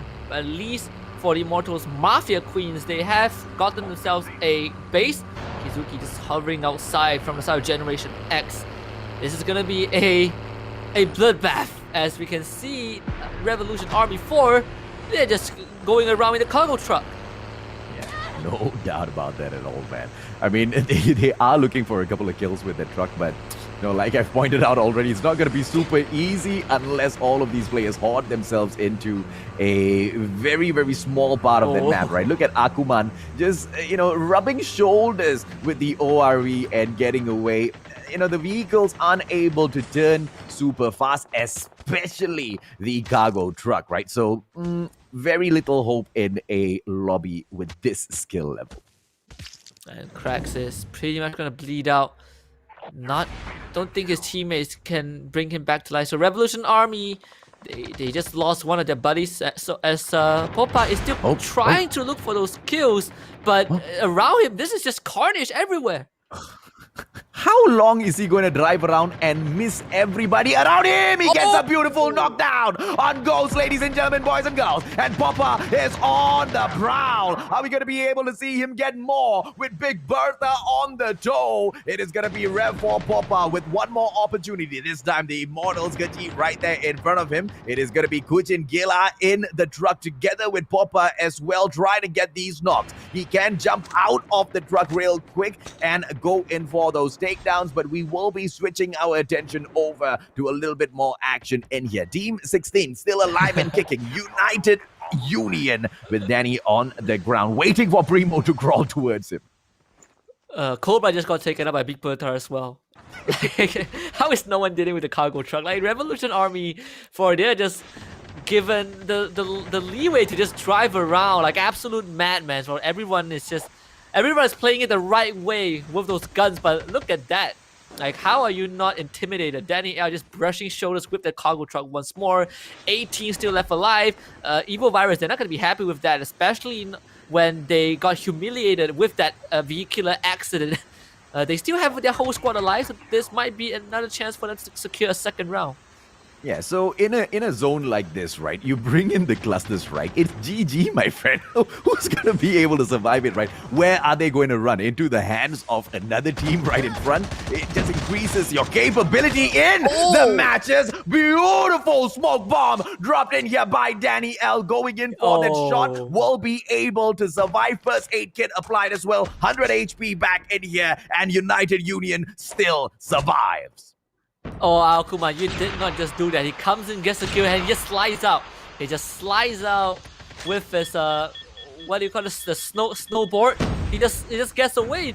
Danny L did not know what hit him, but thankfully he is still alive. Sole surviving member. As you can see, the Resurrection flight is already in. 5 more teams left alive on this map. This is crazy, man. 5 more teams, but just 6 more players. How are we going to see this happen? And it's going to be team number 9. Evil Virus once again alive with the 2-man gameplay. And that's going to be more than enough in terms of the numbers play. But it is also the Immortals right behind. The Immortals rampage, ladies and gentlemen, boys and girls. This is not going to be easy for Danny. 2 Titans on towards the left and right, and Crazy Kai will get that takedown with that AK-47. And on the prowl, Evil Virus will once again go. Yep, and it's going to be Evil Virus having the man advantage. It's going to be a 2 versus 1, and Crazy Kai, he sees something in the air. And it's about to be a free pickoff. You can find this. Akuma is going to bleed out to death. And Crazy Kai and his buddy, they're just waiting. But they need to survive this zone as well. Can they get it? And in fact, they do. Malati just not able to survive, dies mid-air. And guess what, Evil Virus? They're gonna take a second round for themselves. I love it. I love it, and at the same time, I'm very worried for my region, right? This is Malaysia, and looking at the way these wins are being taken by the other teams, they really need to step it up, man, because, you know, it's not just about the survival, it's about going in there and bringing out those tactics and using this grand finals as also a practice ground for what's going to happen in the future, right? Because these tactics is definitely not going to fly to get you the top 4 spot, and they will definitely not fly at the inaugural Garena Invitationals Battle Royale. And I recall that while you were doing the semifinals with Bimami, you did express a bit of your how you feel towards the meta, right? You don't want to see people just flocking in with 50 guys in the last circle. You want to see a 1-to-1 or a 2 versus 2 head-off, a face-off, but we're not getting there just yet. But let's take a look at the results for match number 2. And of course, we know Evil Virus, they were the winning team once more, but let's see what else has changed on the leaderboard.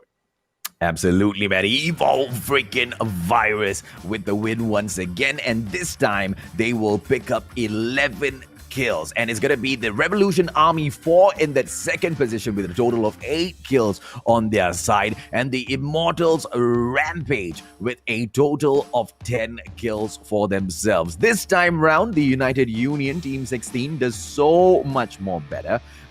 Instead of getting taken out the first in this time, just like they were in round number 1, they are in the 4th spot with a total of 8 kills. What a huge contrast from game number 1. And of course, team number 18, ladies and gentlemen, boys and girls, the Immortals Malaysia, underrated, managing to pick up that number 5 spot with a total of 11 impressive kills, Husky.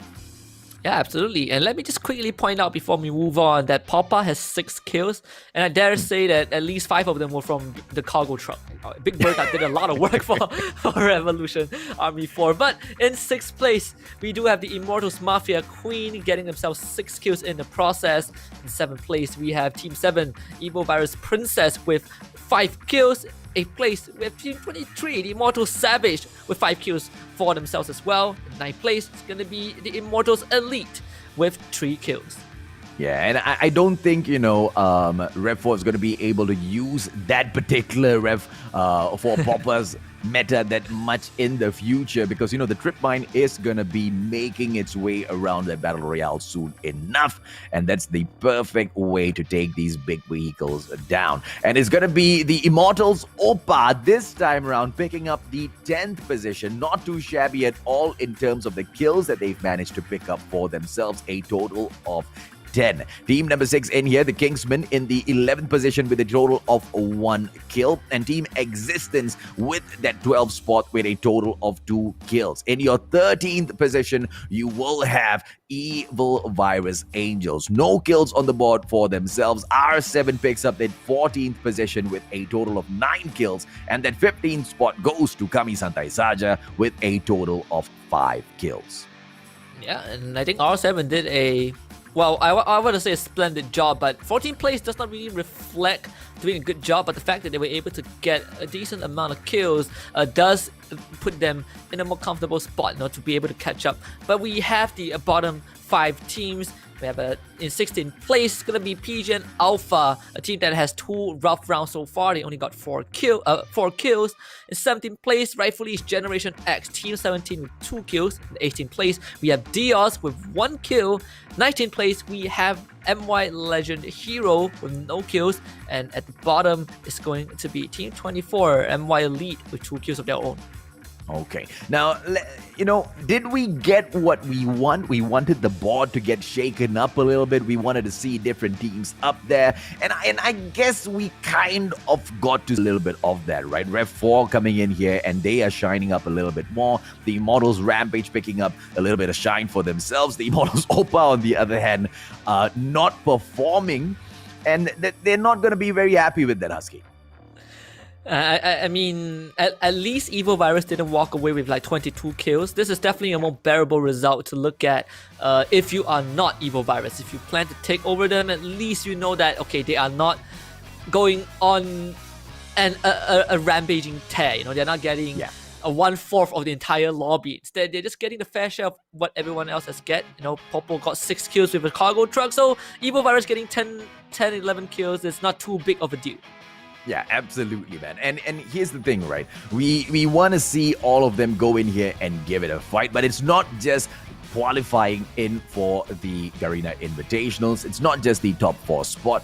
Each and every single one of those top 10 positions will be able to take home a little bit of CP for themselves. So those rankings do matter, and that's exactly what these teams want. And Rev 4 has been able to show us exactly what they're made of. But consistency is a key in here, Husky. Can they do it the second time round? Will they be able to keep it up? Will we see the Immortals Opa step it back up, or are the other Immortals team gonna carry that brand so much more in here? 4 more matches to go. I mean, 6 of the 6 teams from the same clan in this tournament, they definitely want to leave a mark, even though they might not end up getting first place, but leaving a bit of that legacy around in the Plunge is can be one of their goals. Although now what you said before we start the first game is starting to hold some form of truth, right? Because one of the ways to take on so many teams or a nation that plays a very safe meta is to just go full rampage, just go full aggressive, like what Evil Virus did, like what the Immortal Oppa did. You go, you catch these people off guard, you're getting those numbers in.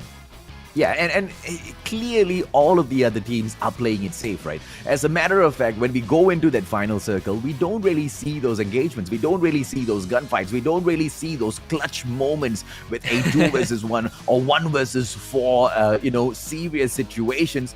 Everybody just wants to camp. Everybody just wants to allow that safe zone to get that job done for them. In order to win a couple of placement points that may fare well, but to be able to use this practice ground, to elevate your own momentum, to elevate your own status or your abilities in the game is really important, right, Husky? I mean, we've talked about this in the past. You want to be a champion, you go in there and compete. You want to be the best of champions, you compete with others who are on the same level or better than yourselves. And that is the only way you can improve. Yeah, and I think we also went through this previously where you don't want to play to not lose, you want to play to win. In the final circle, I was expecting a complete war zone, I was expecting mayhem, I was expecting people to get shot left and right, but it felt like I went to a skate park, everyone was just driving around, they're waving to each other. I'm like, yeah, these guys are pretty friendly, but I have the sense of urgency to make something happen, and perhaps after round 2, they will feel a bit more warmed up to bring that firepower to their opponents. I hope so, right? Because there were a few key moments in there, even with Big Bertha driving around, right? The cargo truck, nobody shot the cargo truck. No FHJs were shot. All because nobody wanted to give away their positioning in that final circle. Whether that's the best of ideas or it's not, ladies and gentlemen, boys and girls, we will find out. Let's take a quick short break. When we come back, it's going to be round number 3 at the grand finals of the Malaysian Plunge.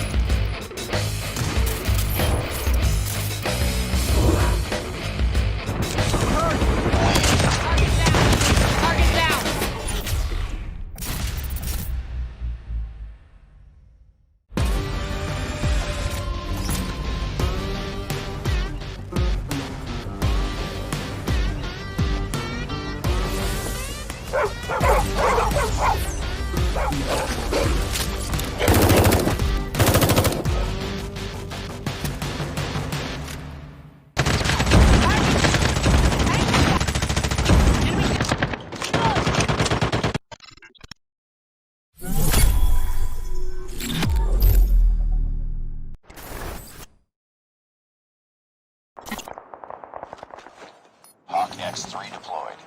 Enemy down!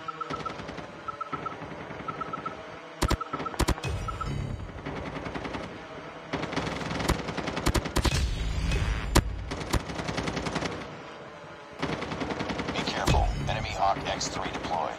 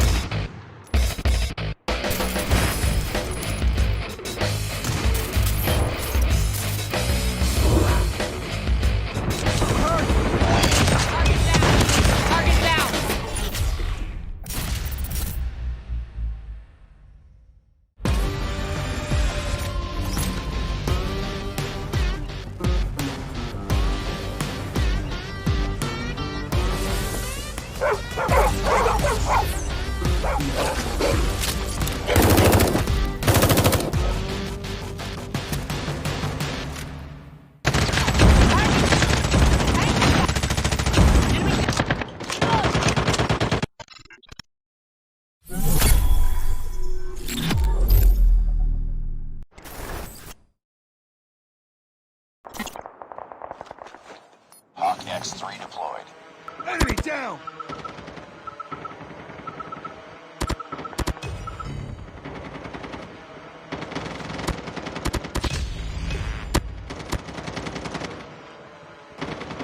Be careful. Enemy Hawk X3 deployed.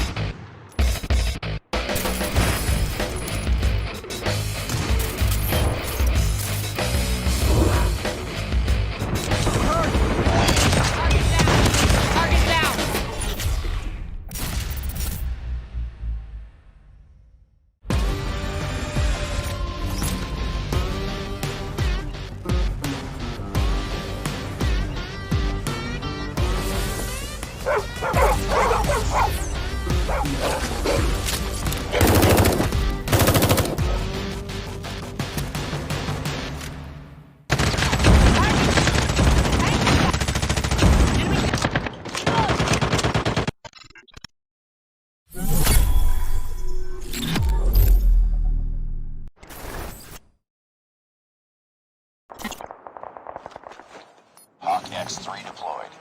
Enemy down!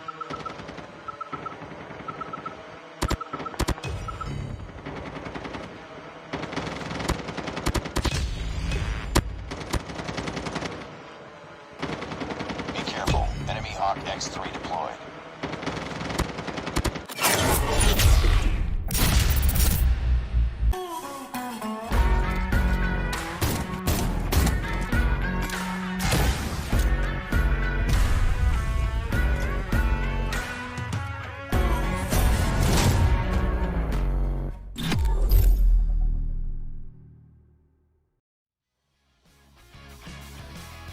Welcome back to the Malaysian Grand Finals of the Plunge Battle Royale, brought to you by Garena Call of Duty Mobile as well as ESL Malaysia. 20 teams are currently battling it out, and 2 crazy rounds have concluded.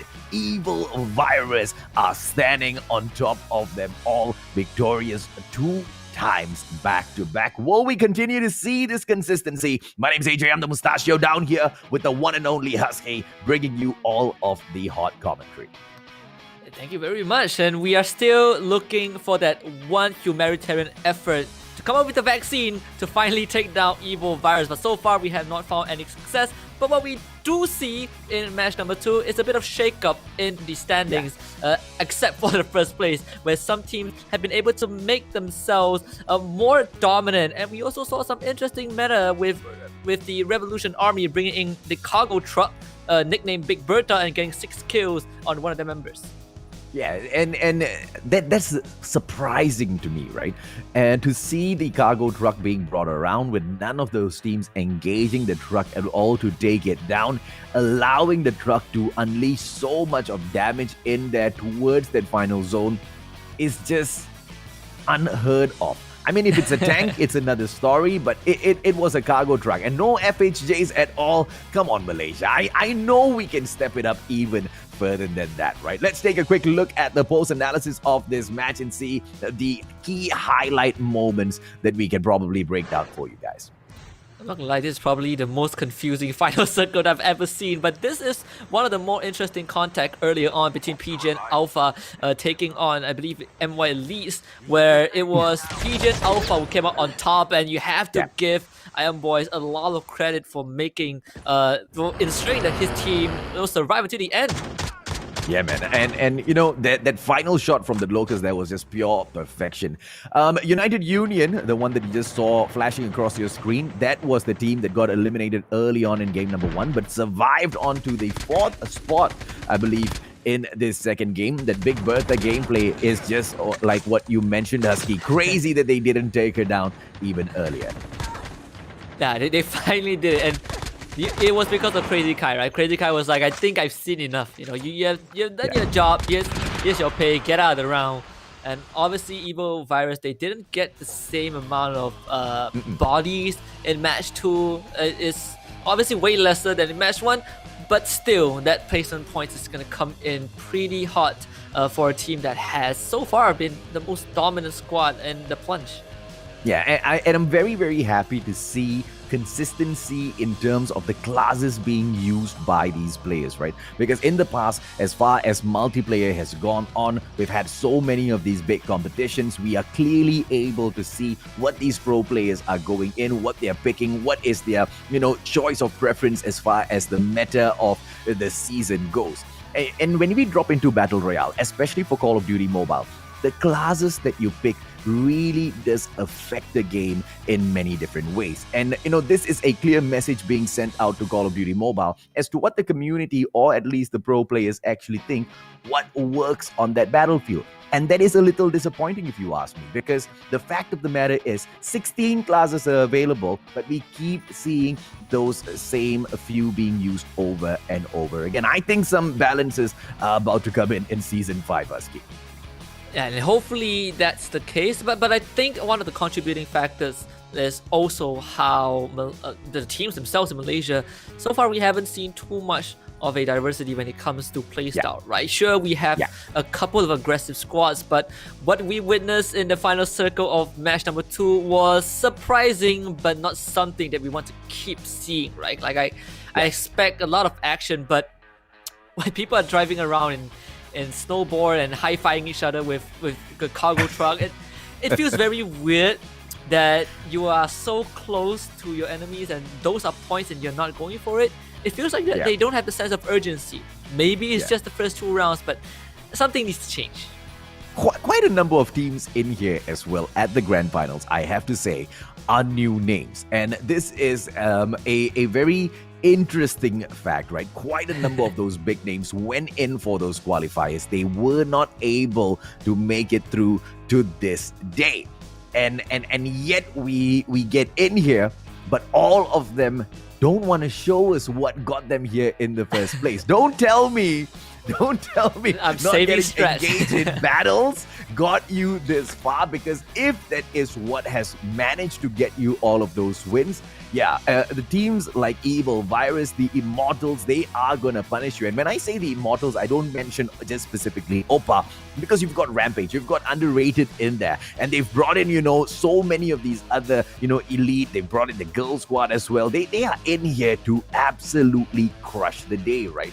And they just want to dominate. To be able to dethrone them is an achievement of its own. Who's going to be able to do that is what I want to see in match number 3, Husky. Yeah, but so far the storyline that we have been getting is basically just Evil, Virus taking on the entirety of the lobby, right? You have 6 different teams from the same clan, but none of them were able to go up against Evil, Virus, and I really do hope what you say, what you wish for during the semi-final come true. I can understand during the semi-finals with 40 teams playing, maybe you can play a bit safe, but now you have to switch things up. You have to be a bit hungry, and it feels like all of them have eaten before they even started playing, and we are getting a pretty awkward round so far. Yeah, and for them to be able to step it up, I think we will start seeing these exciting rounds come in maybe match 3 onwards, when some of these teams just give up on all hope and they go into the lobby just to have fun, right? Because they like, oh, okay, the top 4 is not for me, the top 10 is not for me. I'm just going to go in there and, just balls on the table, all guns blazing, die hard. That's the 80s team that we have in the Call of Duty Mobile recently introduced. And at that point, maybe things will get a little bit more interesting, Husky. Maybe. But we do have something we want to show you guys. It's going to be the standings so far after both the first and second match. And let's take a look at the leaderboard and see who is currently sitting on top and who has a good chance of making it into the inaugural Garena Invitationals Battle Royale. Absolutely, man. And of course, no prizes for guessing. Evil Virus will maintain their top spot, 63 points with 2 wins in here so far, with a total of 33 kills. The Immortals, Oppa, as suspected, right hot on their heels, 34 points. What a crazy contrast, even between that number 1 and that number 2 spot, Husky. 20 kills in total for themselves. The Immortals, Malaysia, Underrated in the 3rd position with the 31 points. The Revolution Army 4 in the 4th position with the 30 points. The Immortals Mafia Queens with the 5th spot, 24 points, and equaling their performance, outdoing them in terms of kills, is the Immortals Rampage in that 6th position with the 24 points as well. Reminiscent Sevenfold Titan, Team R7 with the 22.7 spot. The Immortals lead in the 8th position with the 21 points. United Union as well as EB Angels in the 9th as well as 10th position. Up on the second half, we start things off with Pigeon Alpha in 11th. In 12th place, the Immortal Savage. 13th is going to be Kingsman. 14th will be KSS Kami Santai Saja. For 15th, it's going to be MY Elite. 16th, EV Princess. 17th, Existence. 18th, MY Legend Hero. 19th, Generation X. And at the bottom, anchored at the bottom of the ocean, is going to be Dios. Okay, now, what does Dios need to do, to climb up of the board? A lot, my friends. a lot, yes. Right? Because so far in here, 1 point, and that 1 point has not come in from placement, only from a kill. You've got Generation X in a similar situation. My hero in there getting 1 placement points as well as 2 kills in there. They've got so much more to hustle for. The great news is, Husky, we've got 4 more matches for them to do that. Oh, yeah. Absolutely. There's still a lot of chances for these teams to make an upset. Obviously, if you're at the bottom 5, it will be a long journey, but with how the point system is set up for Call of Duty Mobile, it is not that hard to catch back up. You just need 1 or 2 good games. And so far, you know, we talked about how the Immortals, they have 6 different squads in this grand finals, and we see 5 of them in the top 10. That says a lot about the quality of players that these guys are producing. Yeah, absolutely, man. And I don't want to ask this question. Does that also ask a question of the quality that, you know, the Malaysian pro scene for Call of Duty Mobile itself is producing? What are the other clans doing? When are they going to step up their gameplay? And if this is anything, it's a challenge to all of the clans that is out there. Yang kat luar semua, what apa, guys? I mean, they are dominating. They are dominating the Malaysian scene right now. Just these 2 brands, Evil Virus as well as the Immortals. Yeah, and just a bit of a chat jargon, we call it the resident sleeper. We need a bit more from these teams, but I'm definitely confident that they will have a rise. Maybe not now, but in the future for sure, as these teams will inspire a lot more amazing squads. But speaking about amazing squads, we're about to witness match number 3, and let's see if we are going to see a bit of shift in dynamics. Well, the flight path will be cutting from the northeast all the way down to the southwest, ladies and gentlemen, boys and girls, from dormitory in towards dock as well as pier. The high-tier loot zones are downtown, circus, Nuketown, as well as countdown. I do not have eyes on the sky platform. It might not be in this game, which means we don't get to be very excited early on in the game. A lot of these high-tier loot zones will not be visited by most of the teams usually. But of course, as usual, Evil Virus, the most aggressive ones, move in towards downtown, a high-tier loot zone, because they know nobody will challenge them there, Husky. And I would say it is okay to just give away downtown to a team like Evil Virus. You know, you don't necessarily have to force and engage. You can just respect them for being a really good team. What teams need to consider is how do you transition, knowing that a strong team such as Evil Virus has such high tier loot, and how do you go up against them when you eventually run into them in the later stages of the game? Yeah, absolutely, man. And that is going to be a great challenge, right? That is the chicken and egg situation. Do you go in here for the high tier loot zones, risk meeting? I mean, look at this, man. A legendary gun being picked up right as I say those words. Being able to step in and pick up these high tier loots, or are you going to risk going in here, picking up those basic guns, and then dropping in for the airdrop later on? It is your first elimination here of a team, and the Immortals nearly lost their lives. The Immortal Savage at that nearly lost their lives trying to eliminate their opponents. Yep, able to get 4 kills in the back, not too shabby. They also was able to get one of their members back on that revive flight in just under a minute. So at least they will have more than one guy to work with. But unfortunately, KSS, they are in the vicinity, and this dock is not about to shut down just yet. And in fact, Madayam, he has to try and hold back the entirety of KSS. Oh, here comes that clown class. The music is just music to my ears these days. I used to hate those zombies, but with the pit bulls being added, I absolutely love it, man. AE86, AK-47 to the face. My IAM gets taken down from the models, and that's it, ladies and gentlemen, boys and girls. 2 teams have now been eliminated, and it will be a more aggressive game. Something that we've been asking for. We get what we want. Yeah, I mean, when you look at a lot of other titles out there, there is not much function. There's not much utilities. There's not much resources that you can use to gather extensive information. But Call of Duty Mobile excels in that, right? You have the clown class. You have so many other ways to find intel on your opponents, and it is great to see teams utilize that. You know, it's always about information, and then it comes down to the shooting. Knowing where your opponents are is better than knowing just how to shoot. Yeah, so this is where I play devil's advocate and I make the players who picked all of these classes go like, what the hell, Mustachio? I thought you said something else, right? Being able to pick the clown class as well. It's not in the current meta, right? Yes, it has been introduced into the game. Yes, it's something new. Yes, it's going to throw your opponents off guard, but you've also got to see the level of where your opponents are at. Evil Virus being put in the spot with the clown class, I don't think so, because they counter the clown class very easily, wherein by they don't shoot the dogs, they shoot the player that released the dogs. They deal with the dogs later on, right? And those are the weaknesses of, I guess, trying to change it up a little bit and not going in here with that meta. But if you find that golden opportunity to catch a opponent off guard, hey, that's an easy one kill in the bag.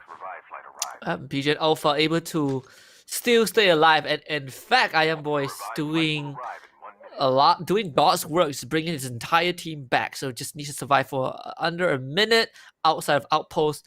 There should be a decent spot as PGN Alpha. They are no strangers to early conflict. This is round number 3, and for 3 rounds in a row, they are enduring so much casualties early on.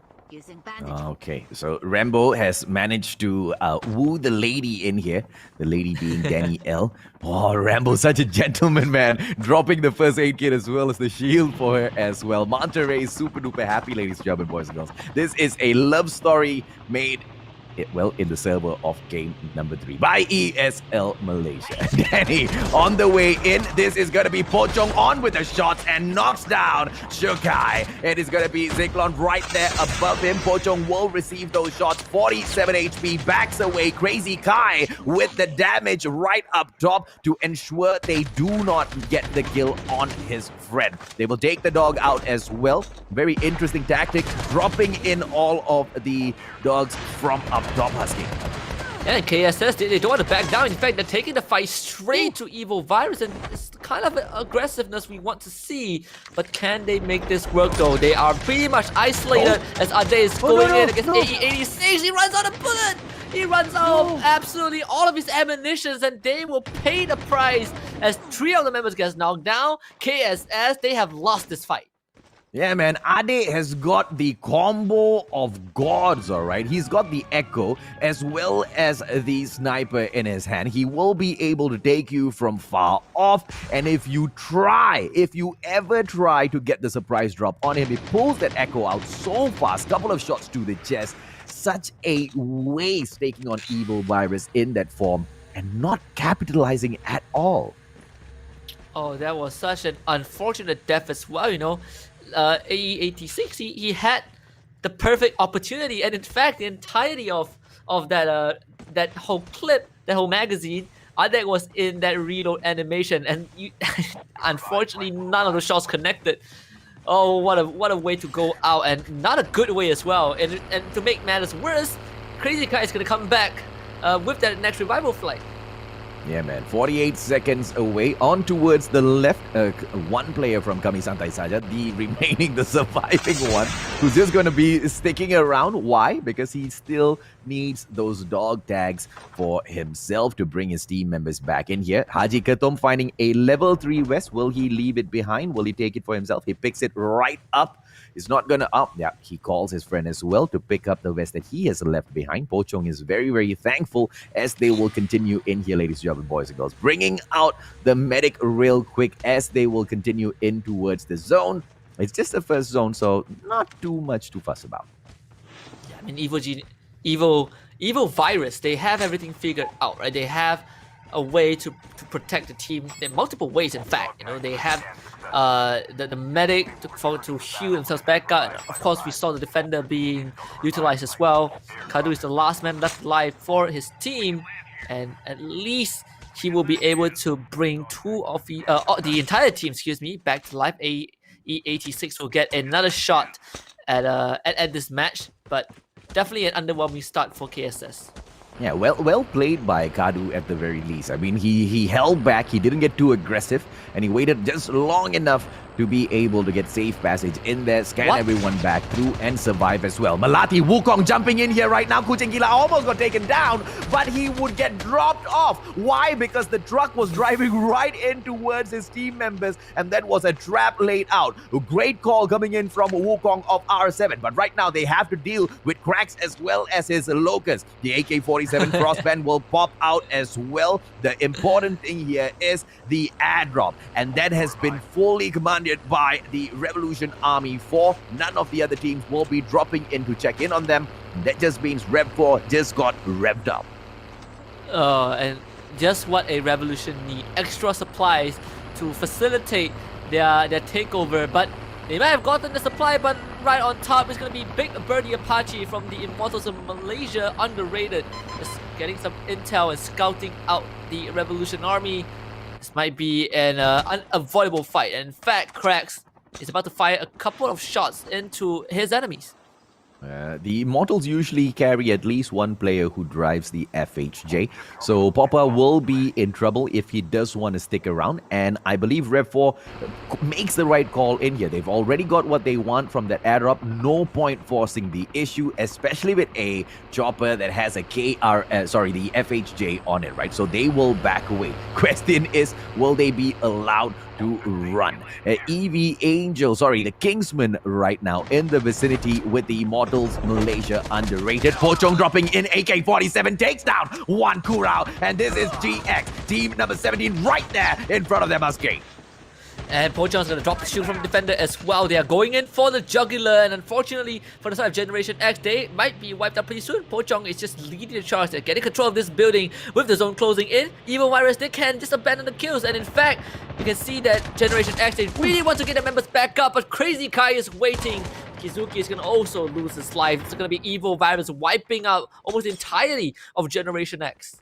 Yeah, man. Unfortunately, Evil Virus is not just made up of one person. It is a whole squad. Each and every single one of these players so gifted. Akufei is camping right up top. Nobody seems to have spotted him just yet. They are looking for him. They can see his footstep in that house, so they know. And Crazy Kai has managed to spot him. He flies in towards the situation, but none of them are a ninja. Crazy Kai gets stuck onto this trap right now. They are still trying to spot the player on the roof, but to no avail. Are they going to be able to get this kill, ladies and gentlemen, boys and girls? The answer is most probably... Did they get the kill? No, they did not. The blue zone got the kill. The zone got the kill. Fair enough. He bled out. But, 56 players left and already 8 kills for Evil Virus. This is just insane. Of course, the Immortal Oppa Dingoes is getting a bit of a shot in onto that truck. They themselves has been doing pretty well so far as well. Even in match 1, despite the fact that they did not win, they have shown incredible amount of efficiency and aggressiveness. And it's great to see them being able to put up those numbers early on. Okay, the Immortals Oppas now hold an amazing position for themselves, right? They've got the hill, they've also got the water tower on top of the hill, which gives them that extra bit of elevation. And the Malaysian elite right there in front of them, and that's just gonna spell trouble for them. Kimimix will go ahead to join the fray right now from that water tower, which means the Immortals Oppa are looking to make their way in further, closer towards the next safe zone. They've got a minute to do this. They still have their eyes on the Malaysian elite as Kimimix knocks out the airdrop from the air. And this is going to be a very interesting approach to the next zone as they want to pick up the airdrop first. Yeah, Pochong is prone down here and he has a lot of information. He sees the Immortal Elites, and in fact, there's just so much intel for Evil Virus. And Pochong, just like the myth, he's gonna spring right out and catch Jom off guard as the truck just not able to run over, just actually runs over Crazy Kai, but they should be able to get him up. And now the Immortal Elite, they smell blood, but they have to be careful because they're up against the best team so far in the nation. And Pochong might be able to get the drop, and yes, he does! Gets the ambush onto Ami. The second charge to come through, he uses the defender's shield, but he also gets knocked down as the rest of Evil Virus is able to come in. Adag with a Purifier goes on a barbecue as he takes out 2, but the Immortal, at least the Immortals, they're coming back, they're retaliating. The Elites able to take the Adag as well, which Crazy Kai left alive all alone. Oh, amazing play coming in here from Evil Virus, but not too shabby at all from the Immortals Elite. It's a one-on-one situation, but the Smoke Bomber won't be able to get that kill as Potato gets taken down. Crazy Kai with his AK-47 pumpkin head. This is what makes the Smoke Bomber so freaking OP. Please, for heaven's sake, Call of Duty Mobile, do not nerf the Smoke Bomber. Just buff the other class. Do not nerf the smoke. I repeat, do not nerf the smoke bomb. And that is a full team wipe for a revive. Evil Virus gets the whole team back on that flight, and so much value has been obtained. And unfortunately for the Immortals Elite, they were that close. But if you leave someone like Crazy Kai alive, you're gonna run into a bit of problem. But also props to the team for bring him back up when he got ran over early on. crazy in here, right? And of course, bringing in the cargo truck is just going to get you so much, maybe a knock or two. You know, getting the delete itself is quite difficult as Ade now gets knocked down. Interesting move as they will have to move in towards the next save zone. Question is, are they going to be able to save Ade? The answer is no, unless they can get a chopper for themselves. Nope, probably gonna leave him to bleed out. And he does. Dies outside the safe zone. Evil Virus will only have 3 more members to work with. 15 more teams left alive, but already 12 kills for Evil Virus. And in fact, they might just run straight into Dios as Crazy Kai. He is just living life on the edge, going around, gathering as much intel as he can for his team. And so far, I think he at least spotted out 2 different teams. Haji Ketum just hanging back there, managing to bring Ade back into the game, which means Evil Virus will be 4-man strong in about 4 seconds. Professor, beautiful knock coming through with his own Locust. Crazy Kai will take vantage point up, spots DBS, and unfortunately, the Hill will be able to give his opponent a little bit of cover, and no knock will come through. Banana with an opportunity here, Husky. Yeah, it's gonna be Oppa getting the first few frags in.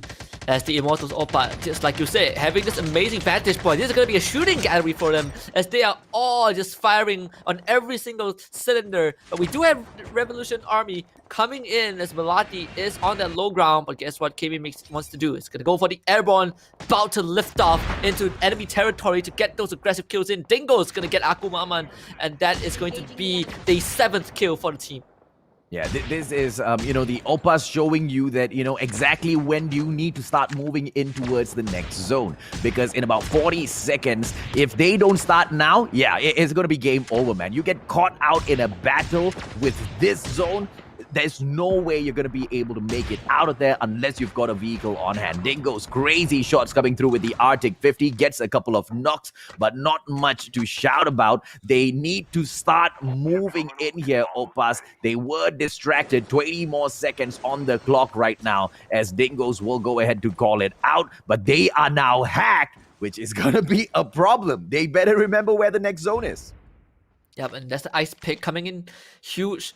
But at least the Immortals Oppa kind of know where they need to go, and they won't be facing too much resistance. With 4 men left alive, this should be an easy feat as the hack finally expires. They realize that they're about to run into 3 different squads, and this is going to be a rough battle for the Immortals Oppa. Okay, they go in here. Dingo's has not gotten his upgrade, which means his defender is going to be slightly slow. So when he uses the defender, ladies, German boys and girls, will truly matter. Kimi Mix on with the pressure with the AK-47. Kuro Maku in with the cluster grenade as well. Lemon Tea in trouble, but with a beautiful escape on the snowboard. Kimi Mix will not be able to drink that sour drink for himself. Lati with a takedown on the M4 LMG. M. Lee is the one right in front. And Lemon Tea runs straight into the Immortals Rampage instead as Aku Maman manages to take her down with the VAL. And the nade is raining down from a vantage point. It's going to be Primo getting knocked down for the side of United Union. This is probably the best placement so far throughout the entire Grand Finals. But here comes CJ. He zip lines onto the high ground, taking the challenge straight onto his enemies. And he gets the knockdown. The Crazy Kai gets knocked out off screen as well. But the Immortals Elite, they're going to suffer their first challenge. CJ coming out. What is he doing? And his only team alive goes out What to is get he doing? some resources, and he gets knocked. What is this? CJ almost gets knocked. Able to heal himself back up to full health. Too close for comfort. He nearly gave me a heart attack, man. He jumped out of the zone very last moment in there. Now, Crazy Guy on with the approach. I don't think you will be able to scan any more dog tags, so no way they are going to be bothering to drop back in to say hello to the box of their partner in here. Ade, unfortunately for them, they healed right in front of them and they cannot make a move on towards the other side. CJ dropping in, unfortunately, just to get taken down by Pochong. Evil Virus still in here with a full squad. Haji Ketom as well as Crazy Kai on the upgrade. Ade has brought out his airborne right now. He is not upgraded, which means trouble might be waiting for them at the final zone. They better hope that this match drags on so Ade can make a difference. But it would not matter too much if they are getting all these kills in 17 in the bag. Pochong is dropping low. Crazy Kai is also bleeding out. And suddenly this challenge from Evil Virus did not work out. Pochong with 1 HP. And the president knocks on his door. They're going to take them out. And Evil Virus will be eliminated.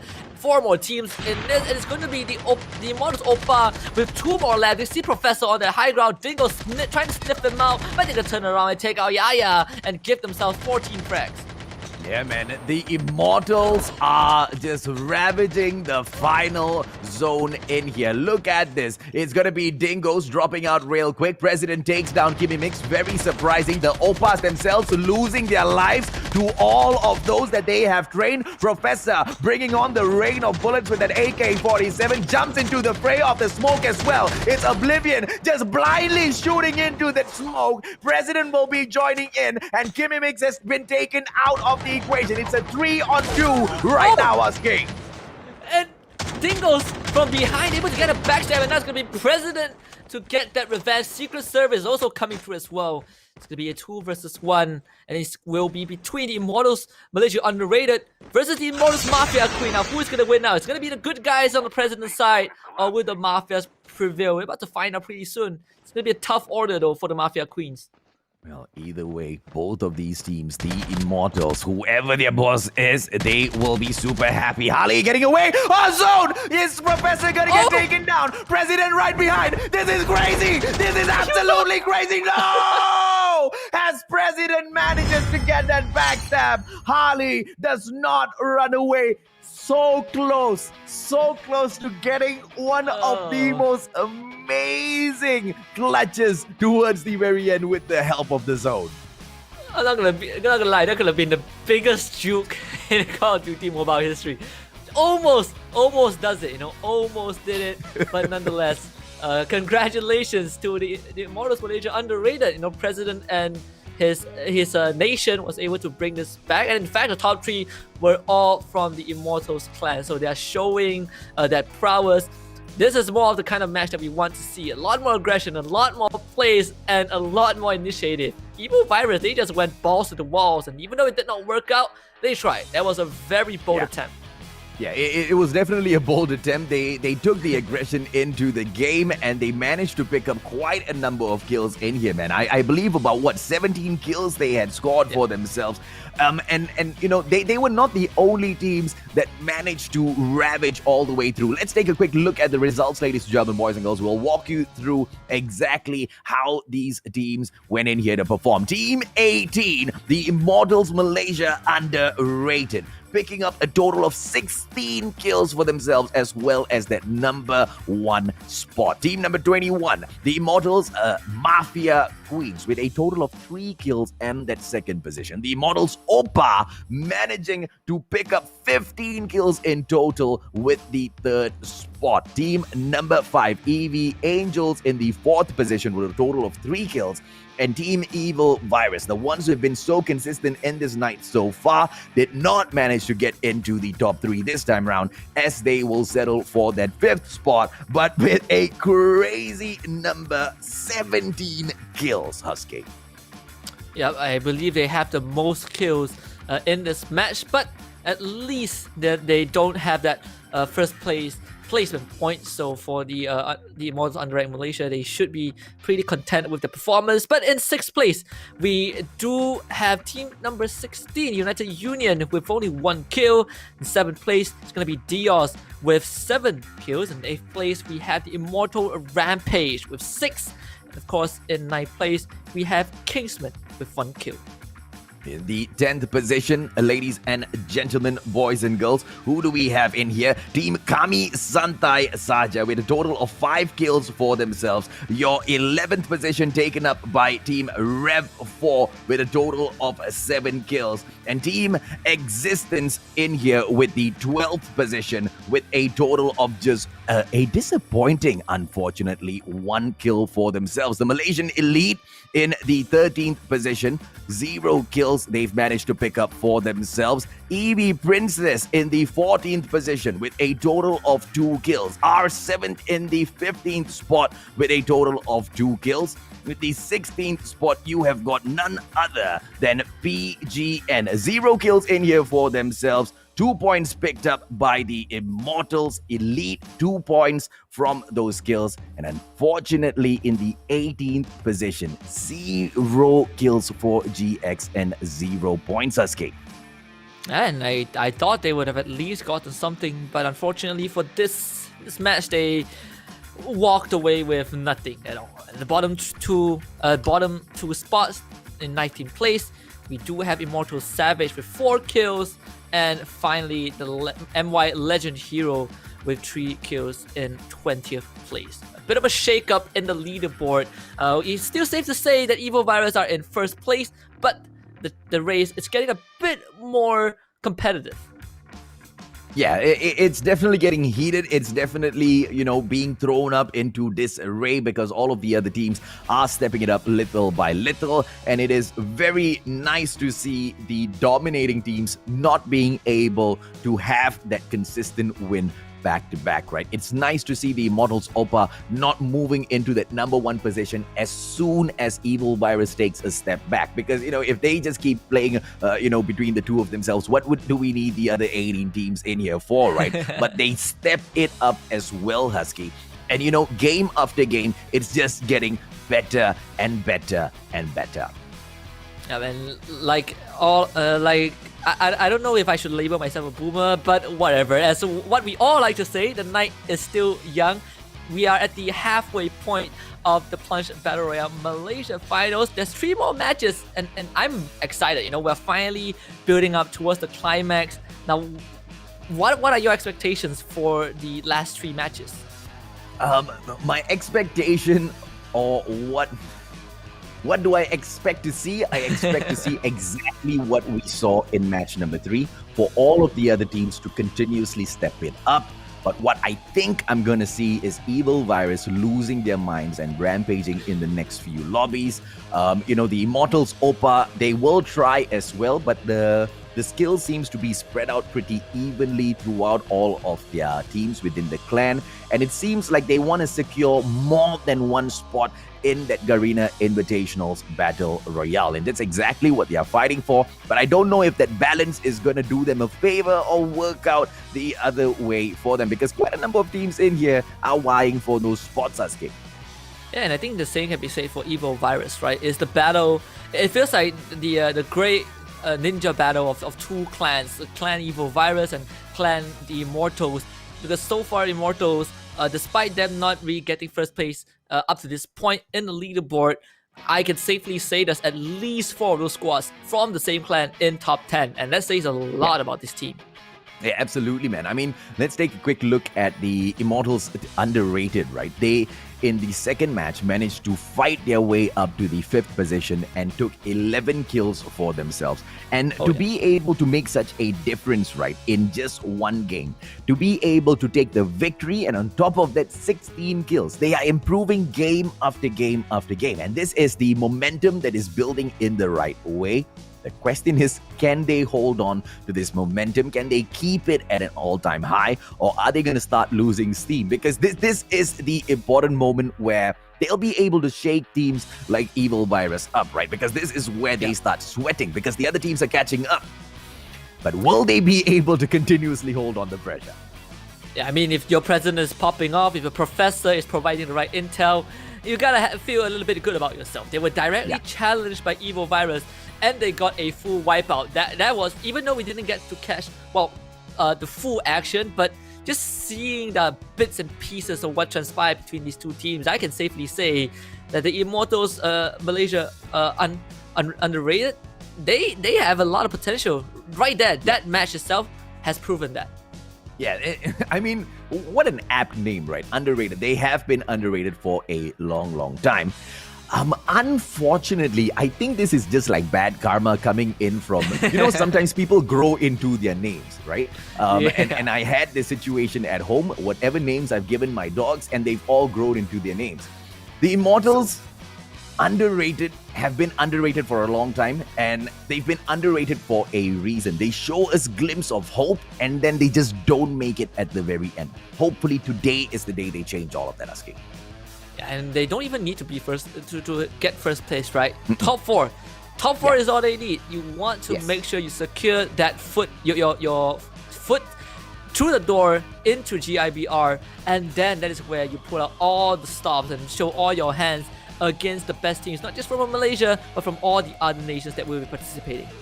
Yeah, and at the moment, I do believe it is highly probable, right? The dream of them moving in towards that top 4 spot is definitely alive. Why? Because after game number 2, Husky, the Immortals Malaysia underrated. They were sitting down in the 3rd position, and right now they've managed to pick up that victory. They've managed to pick up 16 ravaging kills as well. I will not be surprised if they scoot on over and overtake the Immortals Oppa, regardless of how well Oppa performed this time round, right? If anything, it's going to be super duper close. And Evil Virus, talk about the pressure on their shoulders. They've got 2 Immortal squad right now, hot on their heels, Husky.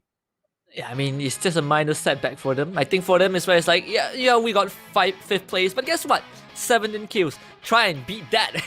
So there's still 3 more matches, and of course, Evil Virus, they're sitting at the top, but the seat is getting a bit heated up. They can't be too comfortable. We'll just see if the other teams can finally dethrone them. We'll go for a short break, and when we come back, it will be match number 4 in the Plunge Battle Royale Malaysia Grand Finals.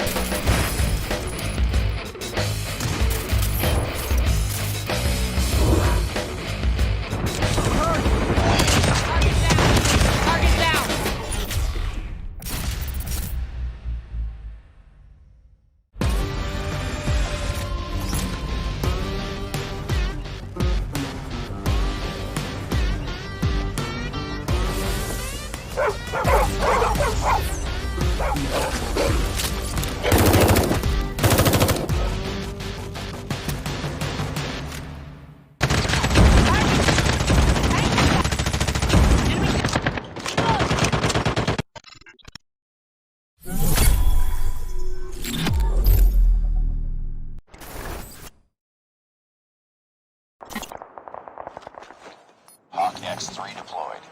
Enemy down!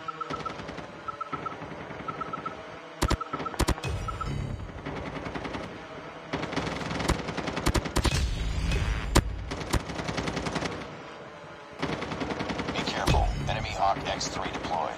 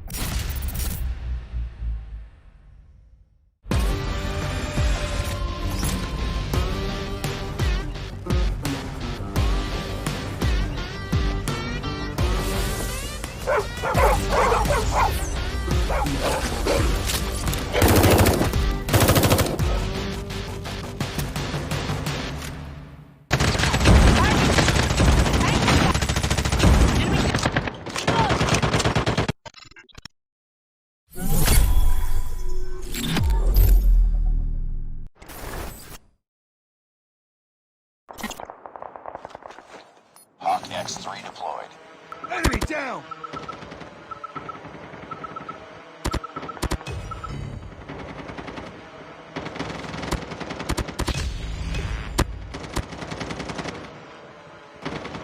Be careful. Enemy Hawk X3 deployed.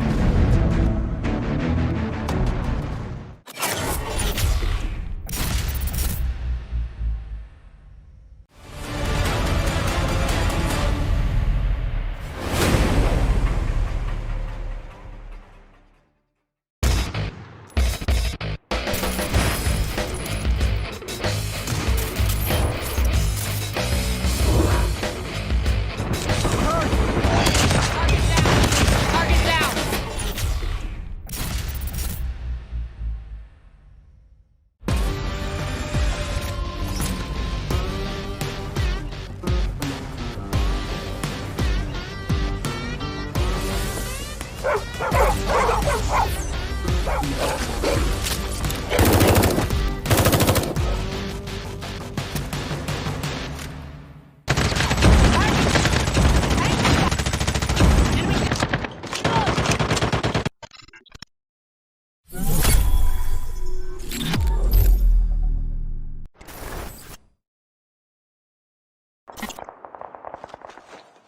X3 deployed. Enemy down!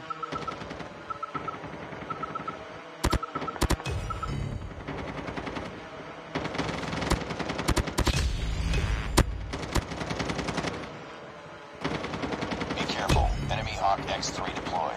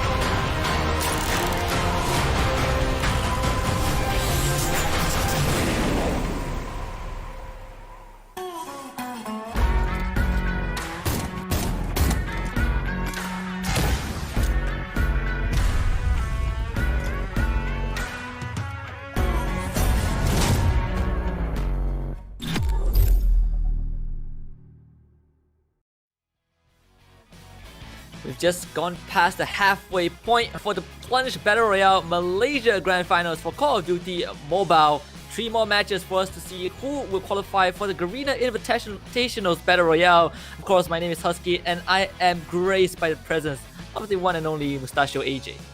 Yeah, what's up, ladies and gentlemen, boys and girls? We are dropping right back into the midway point, but the question is, what sort of a climax point are we at, Husky?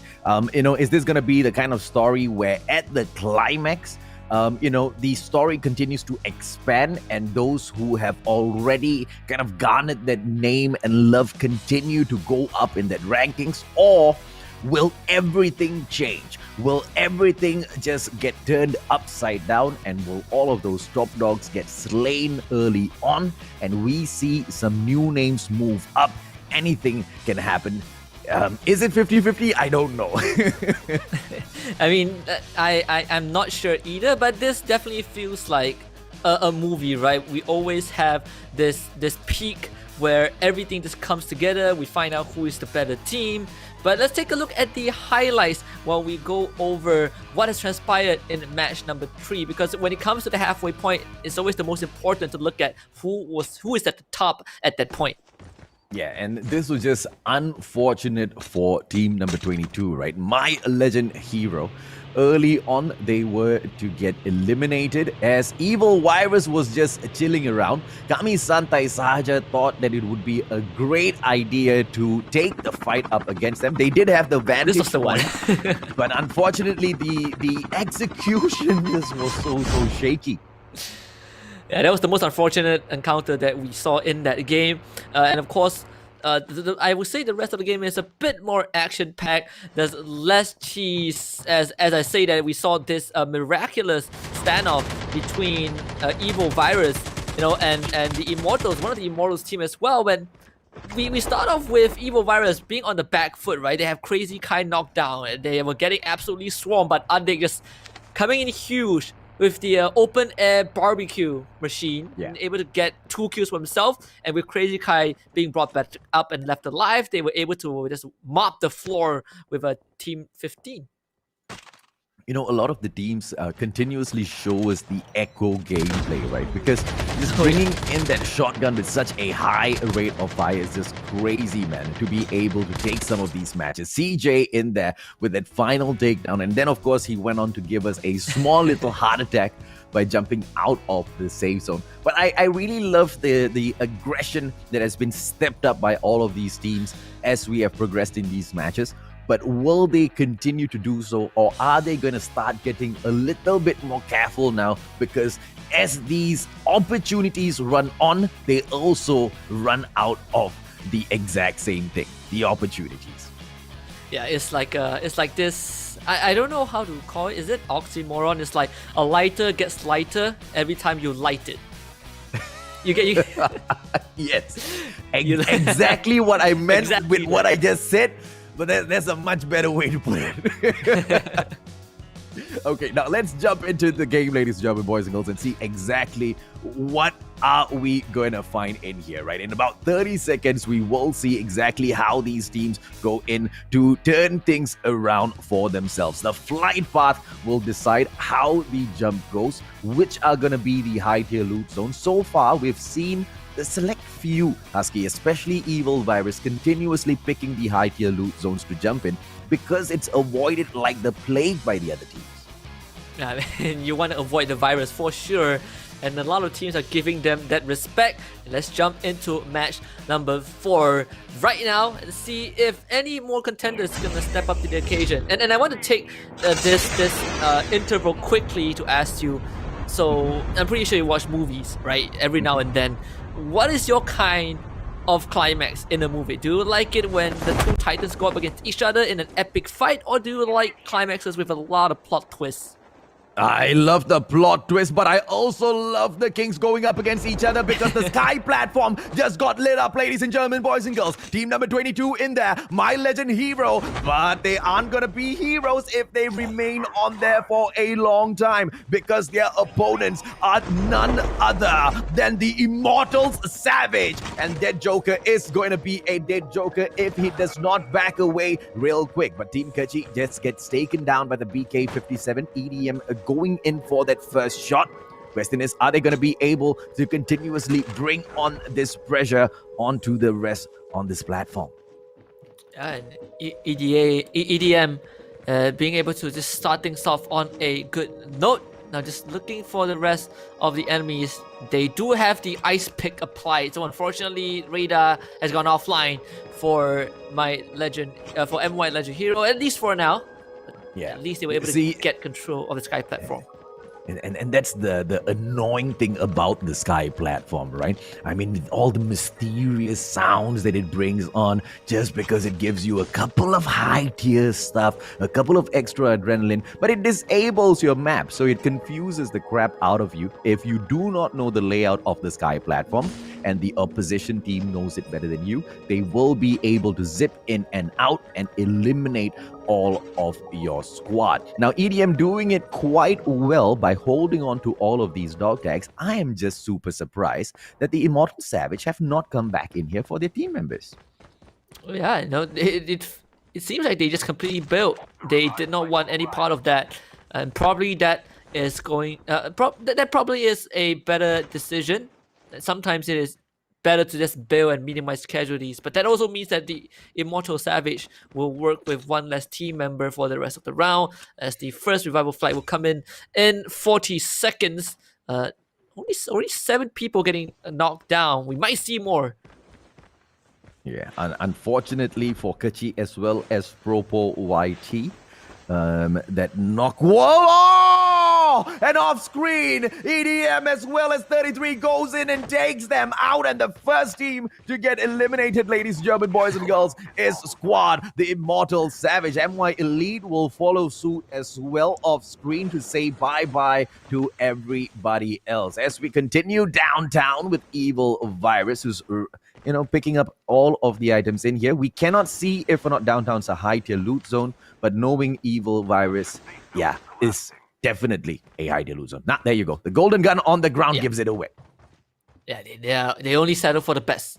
And EDM able to, close things out. He drops the beat from the get-go, and that's at least going to be 4 points for MY Legend Hero. But when we set our eyes on Evil Virus, we automatically associate them with being the best team, or at least being the front runners. So far, they have they won 2 rounds, and the 3rd round did not go exactly as planned. Obviously, they wanted more, but having 17 kills in the bag basically compensates for the lack of first place. Speaking about that, PG and Alpha about to meet with EV Princess. Okay, EV Princesses. Now, the ladies are not as kind and gentle as some of these princesses you see in those movies, ladies and gentlemen, boys and girls. These ladies pick up those guns and they are not afraid to throw it down. Moderate in here, moderately waiting. Beautiful trap being laid out, catching the opposition off guard. Clara taken down as well. AK-47 to the face. Indra right in front. She will go ahead to lay the trap out. But will she be able to survive? And the adrenaline getting pumped in at that smoke. The smoke bomber might step in and she will be able to top a HP right back up. Amazing plays coming in from Modern. Question is, can she still hold on? More company is about to drop in. And EV Princess, they just completely evacuate. They just bailed from the fight. That was pretty awkward. I think Indra had a clear shot to take out Modern, but instead she decided to go for the nade, and not only did that not kill Modern, it actually kept him alive because those cluster smokes came out right after that. Thankfully, they were able to retrieve Clara and give her a second life, so not too much is lost for the princesses. But I feel like they could have done more against PG and Alpha. They could have, but based on the way, the princesses have been playing this so far, we clearly can see that their modus operandi is getting the placement points. They're not really into going in for the battles. I mean, I told you they can throw it down, but they've got the gentle side to them as well. And I think that was great play coming in from Indra, right? Because that was a defensive smoke bomb being laid out by herself. And she's got the chip upgrade terminal there as well. And that was more of a warning sign. Laying out the smoke by the smoke bomber literally means if you step out, she's going to shoot you unless you've got a smoke bomber on your team as well. 2 things. The smoke bomber gets to see you in the smoke. You are also slowed down by the smoke bomber's smoke. It's an absolute death trap. You are right. She could have gone in there for the kill, but then what's the exit plan from there, right? They don't get the dog tag. She loses her life, and 2 members have to go in for those placement points. The princesses called it right, man. The ladies are usually right. Yeah. As Beyonce always says, girls run the world, Girls always run the world. So I do agree. There's 2 sides of a coin. I feel like maybe they could have done a bit more because they did trap Modern in that area. But if the idea was just to get Clara and get the heck out of there, then I can respect the decision. They still have all 4 members alive, so nothing is lost. There's nothing to complain about. We are looking at R7 as the reminiscent 7th Titans. Wukong has probably been one of the more highlighted players of the team, and for obvious reasons, and he's going to be holding the advantage point. Existence in here. Oh, we're switching over to United Union, who's dropping by. Kami Santasaja, beautiful defensive shield being brought up. Flashes the other players. Shuki gets away. Crazy play coming through, but this Rainbow needs to go in for those defender pushes a little bit smarter. Danny L, who's already up top, manages to get the takedown on Shuki. And just like that, United Union looks so much more stronger. CJ up top in the air, going in for those reports and identifying exactly where these players are running off to, because Kami Santaisaja, they are not sticking around us, Kate. This is exactly what I want to see, this intel gathering. Wukong is getting absolutely sprayed down by the Immortals Malaysia, underrated.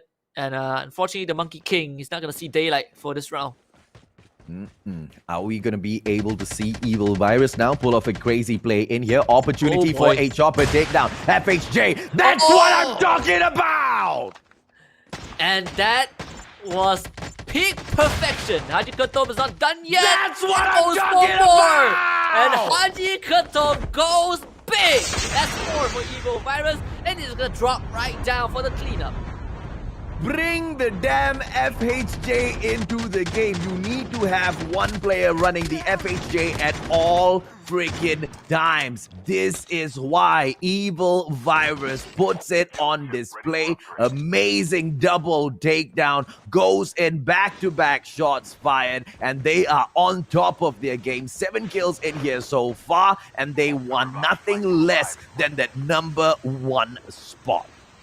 Yeah, Rambo doing the honors of firing those missiles, just fitting that persona, but with so much getting gained for Evil Virus. And what did they lose? Nothing. Well, 2 ammunitions, but that's pretty much it. They've already done the job. And if you can take down a chopper with that, Big Bertha will not stand a chance. And speaking about that, Oblivion about to do the same, but misses that one. Yeah, okay, taking down Big Bertha with the FHJ on the other hand, it's a pain, bro. Oblivion going in, Piajao almost taken down, but unfortunately, manages to jump right up, AK-47, life and death right to the back. And this is gonna be a great position to be in, but Oblivion making that mistake I talked about earlier, Husky. The snowboard can be an amazing tool to have in your hands. You pull it out at the wrong time, and it eats you up. Manica just ran behind the truck, so yeah, a slightly poor decision, and that's going to cost him his life, but I guess at least he was able to down one. Now the question is, will the team be able to retrieve his dog tag? You know, the other 3 members are still alive, and it seems like no one is making a move, at least for now. Yeah, and Loser's underground, the way, well, based on his name, I highly doubt he's going to make a play and try to stop them from taking their dog tags. I seem to be wrong. Here goes Loser in for the push. Opportunity in here now for him to spring right out. The players are on towards his left. He pops out real quick. Boy. M7 right there in front of him. Professor knocks down MLH with the Echo Demon Eyes. Loser will drop right back. He's a little too scared to show himself. And Underrated will be hunted down. Here comes MHL with the Demon Eyes Echo. But we'll back away. R7 don't really want to get super aggressive. They just want the airdrop. And guess who is here? It's Existence. Tiger just driving the cargo truck straight into the vicinity and straight past the vicinity. It feels like the Immortals, Malaysia Underrated, they are not as aggressive as they were in match number 3. They were not really playing together, and now the remaining 2 members are just bucked down in the underground chamber. Yeah, man. And I don't know what they are going to be able to do in here because the War Machine's coming in to say hello as well.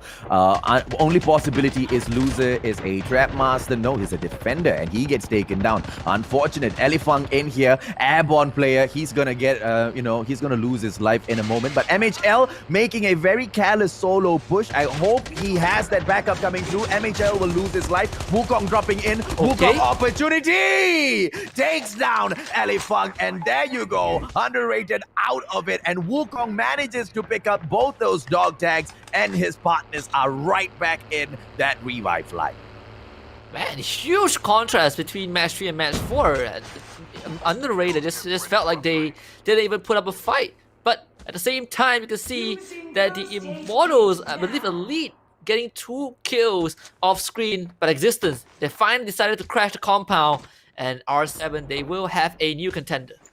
Yeah, unfortunate for them that, this was just a hotspot for so many teams to gather up. They were underground. Only 2 exits, and both of those exits were clearly covered off by these teams. Running out meant just death. And hiding in there, maybe waiting for that revive flight, but clearly, R7 saw it coming, right? And this is the opportunity. MW11 in hand, but unfortunately, that's not going to be doing much damage. Underground, though, Wukong is waiting for Tiger and takes that Tiger down. Wukong solo left in here, though. It's going to be Zeph right in front of him. The cluster grenade gets popped real quick. Opportunity for the takedown. AK-117! And Wukong gets the 6th kill for himself as well. Huge clutch from Wukong, and that is why you call him the Monkey King in the Chinese mythology. This guy keeping everyone alive, and now they're gonna respawn in 30 seconds. So essentially, R7 lost nothing, and they took out 2 teams. Even though they were playing at a disadvantage, it was Wukong who was hiding all this while that made it happen. But Haji Katom sees 2 Big Bertha, and here we go. The rocket is out. Did not find a kill though, not this time. Yeah, taking it down big. I don't know why. I don't know why. You should be able to take down a freaking cargo truck with just one of these FHJ missiles, but no, it takes a few of them. I don't know why. It's change it up, Call of Duty Mobile. Change it up, right? Haji Katom dropping in here. AK-47 from Rambo. He's got the Rambo skin as well. How many of you have got the Rambo skin? Some of you who could not afford to go in for both the Rambo as well as the John McClane skin had to go in for the pick. Let us know in the comment section who you went in and chose, man. I mean, if I was given a choice, I would go in for John McClane. Who do you pick, Husky? Oh boy. Haji Katom. Boy! Number 3! Gets the first connection and about to get a second one. Nah, that one misses. But this is going to be a crucial one if he lands it. And I think he did. The chopper's going down. Yep, he definitely lands it, but unfortunately for him, the Immortals rampage in that chopper managed to make their exit. Chopper goes down, players stay alive. The Immortals Opa right now with an opportunity for a takedown. Banana going in there for those peaks. He has already managed to find out the positioning of the player right up top above him from team number 15. The Immortals Elite Cobra goes in for the slice. Are we going to be able to see him get a little bit aggressive as well? Up on top of the roof is exactly where the prize money is. Here we go, Husky. Things have finally heated up. And Big Bertha coming right through for Revolution Army. This is their favorite mode of transport, and they've been making it work so far. But look at what's happening around the map. And off screen, the Immortals Rampage and the Immortals Elite just going at it against each other. They're taking kills left and right. At the same time, the Immortals Oppa, I think they might see Evil Genius passing through.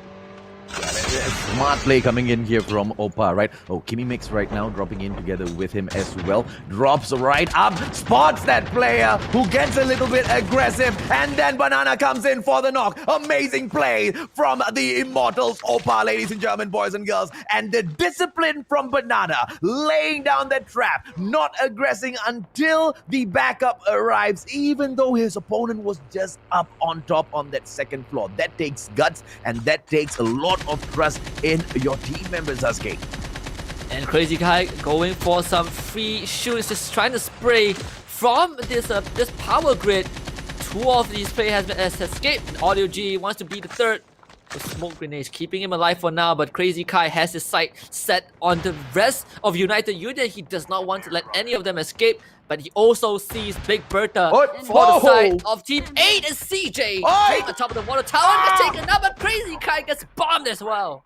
Oh, beautiful knock coming through. But unfortunately for Kai, before he could delete that player managed to, well, escape death. Why? Because Crazy Kai himself got taken out by that tank. That player can now drop down, get healed up by one of his team members. Unless one of the Evil Virus team members go in there for that final slice, things are getting heated up. They cannot continue to focus in on just one fight. They need to keep an eye around all of themselves. Vinny now getting chased down by the truck, but this is once again the weakness of the cargo truck. It doesn't have speed as well. And the Revolution Army just trying to spread those propaganda. Join the revolution, they say. But this is just a cat and mouse situation, you know. Just trying to run people down, but with no luck. No luck so far. It's super difficult, man, to handle the cargo truck. And these little snowboards are just zipping past up and down. You know what's a great vehicle to come in here and take over? The ORV. But of course, that comes in with, beautiful knockdown on Leventi by Kuching Gila from Ref Point. It looks like Das Matter will still continue to do them a lot of good, ladies and gentlemen, boys and girls, as Kuching Gila manages to get the kill on Leventi as well, thanks to the save zone right outside. Pierjal trying to take down a couple of players right in front of him, and it will be Cobra that gets knocked down thanks to all of that smoke. Smoke bomber in your freaking face, ladies and gentlemen, boys and girls. Call of Duty Mobile, please don't nerf all of this smoke bombers. Give me mix in here with the opportunity to now make it away together with Dingo as well. Question is, how will they come in and turn things around against this smoke bomber, Husky? Yeah, and Pierre just everyone from the Immortals Oppa, they're just sitting ducks, and here we go again. Pierre this time, he's gonna be the one under fire, and he's gonna almost back up into Big Bertha as well. He has to relocate and join the rest of his team. R7 still has everyone left alive, and Pierre able to get to safety as we are almost ready for the final phase of the circle. Wukong about to zipline himself to relocate, and it's gonna be in the vicinity of PG and Alpha. Wukong not able to win that fight. He gets a knock, but then gets himself knocked as well right after. That's not an equal trade. If anything, he has just given his life away. Why? Because he knocked that player inside of that house together with the rest of his team members. So that pickup is going to be so easy. Pierjal trying to go in for that pickup on Wukong, loses his life, gets himself knocked as well. And it's all up to Kuntom, ladies and gentlemen, boys and girls. One mistake, and it's all over for Team R7. What can they do? Wukong should have not gone in there for that play. Kucing Gila still, like a Kucing Gila, continuously chasing this little prey. Unfortunately, will get stuck right in front as the opponent finds a war machine. AI will get knocked down, but unfortunately not taken out just yet, Husky. This is just chaos. How are they getting away with this? How is no one dealing with the truck? How is no one just stopping the... They are able to drive around like this? No! Can't see! Oh god, Popa coming in hard, and guess what? Kuching on the other side. Cassie about to be mowed straight down. This is insanity. How are they doing this? How are they not getting punished? Popa just driving straight into Akuman, and this truck is just way too drop, pushes him out the zone. Oh my goodness! Our Revolution Army, what is this? What? This is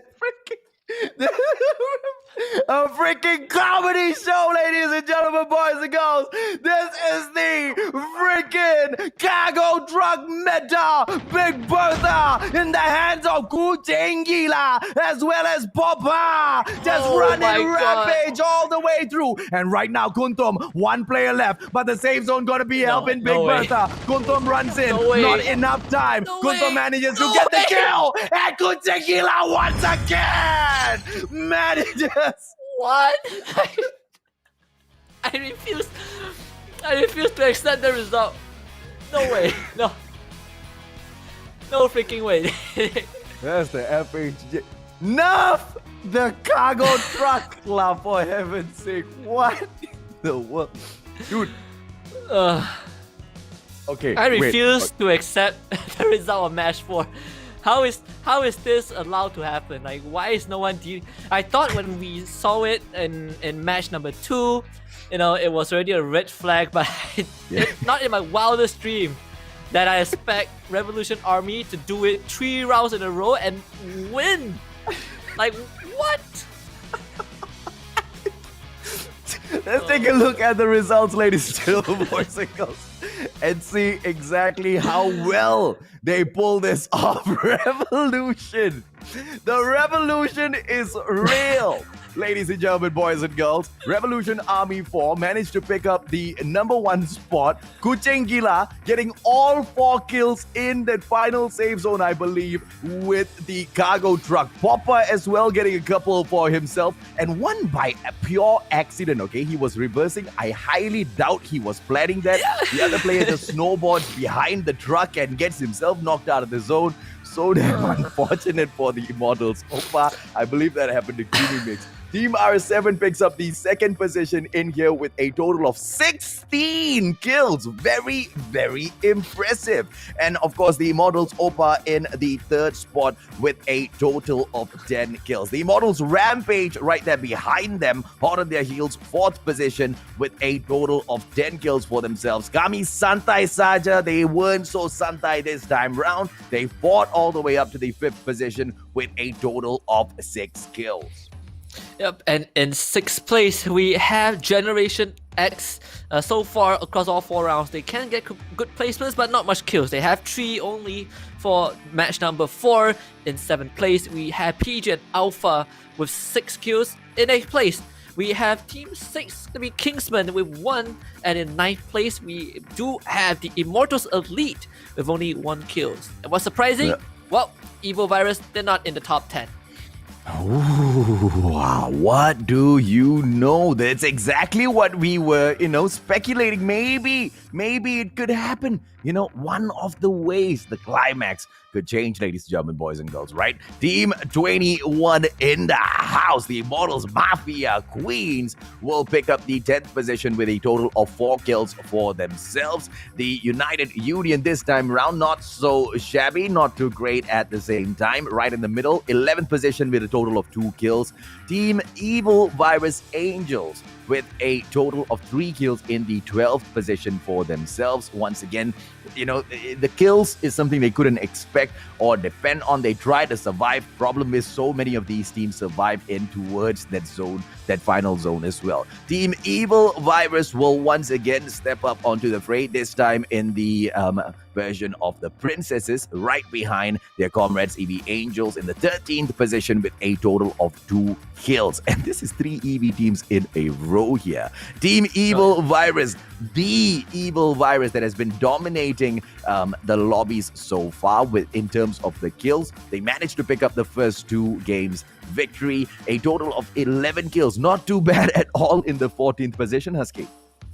Yeah, I wonder how did they get eliminated. We didn't get to catch that, but well, I guess I'll take it anytime. We got to witness something crazy towards the end. But for 15th, in 15th place, we have my legend hero with only 6 kills. The average scoreline that you pretty much see on some of these teams. In 16th place, we have Team 12. It's going to be Existence with 2 kills. 17th place, it will be the Immortal Malaysia, underrated, with 6 kills. In 18th place, it's going to be Team 20 Dios with no kills at all. In 19th place, it will be the Immortal Savage with 1. And finally, in 20th place, last place, it will be MY Elite with 1 kill. It's just unfortunate, right, that Evil Virus got eliminated in the 14th position, but they were eliminated at the 18th minute. And that just shows how many of these teams were alive in here towards that final zone, right? It was just pure chaos. It was just pure entertainment out there on the battlefield. And I was just joking, right? There's absolutely no reason whatsoever to nerf the cargo truck. If anything, the cargo truck is a huge pain in the behind to control. It's fun. It's a fun way to go in there and play the game. It's a fun way to maneuver around. I just didn't expect to see a victory with the truck at the plunge. At this level, I didn't expect it. They were allowed to drive around for, I don't know, the last 2 circles, and no one thought of taking out truck. Like they just allowed them to drive around. But I guess everyone was confident that they could just maneuver around Big Bertha, but there were 2 of them. Revolution Army got their hands on 2 trucks, and 2 trucks proved to be too much. Even 1 truck sometimes is too much, right? Having 2 of them come at you in that one tiny circle, no cover at all. I mean, these players were scrambling around for cover. And I think the part where that one very final player who went in for the cover, and that was from R7. I don't remember who that player was. Was it Kuntum or Piejal, right? Who managed to bring out the defender and just hide behind the defender. Because this is an open area. There was nowhere to hide. We saw the players from, the Immortals Opa running towards the airdrop. And that was the position which, really caught them off guard. Because you can't go behind the airdrop. The safe zone is closing in already. And a small knock by the truck. And there you go. Bringing the defender out, the truck cannot bypass the defender. And in the Battle Royale, the defender doesn't go back into the ground after, expiry, right? It really lasts for quite a while. So crazy play coming in through. Unfortunately, you can't really shoot the truck and take it down. So, well played, Redfall. Well played. Props to them, I guess they've done it. I dare say, I think even compared to the last plunge and whatever Call of Duty Mobile tournament that we had so far, this Grand Finals probably has the highest record for vehicular manslaughter. Oh, absolutely. Courtesy of the Revolution Army 4. they have cemented themselves like 100%. I highly doubt any other teams have been able to slay this many people with the vehicles. Of course, some may argue that the cargo truck was just recently added, but yalla, bro, that's how records are made, right? You can try to break the record for yourself as well. But you guys better try to set the record now. Okay, because I'll tell you this for sure. The trip mine, most of you will already be able to see it in the game. Very soon it's going to be out there in that battle royale. It's going to be laid out all over the places because the teams are now expecting this exact nonsense to happen. The cargo truck meta, one that I didn't think we'll see, I'm seeing. Yeah, this is definitely going to go down in history, and regardless whether it will be replicated again in the future, at least we know that we were here to witness it live on the Plunge Battle Royale Malaysia Finals. We'll take a short break, and when we come back, it's going to be match number 5 towards the road of crowning the top 4.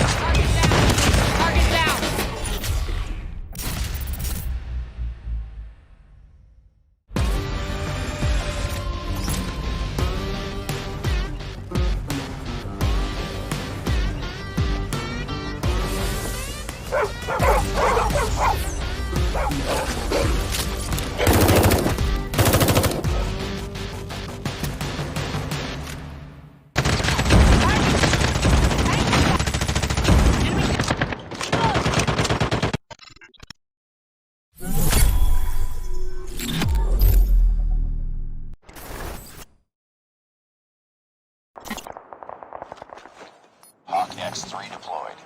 Enemy down!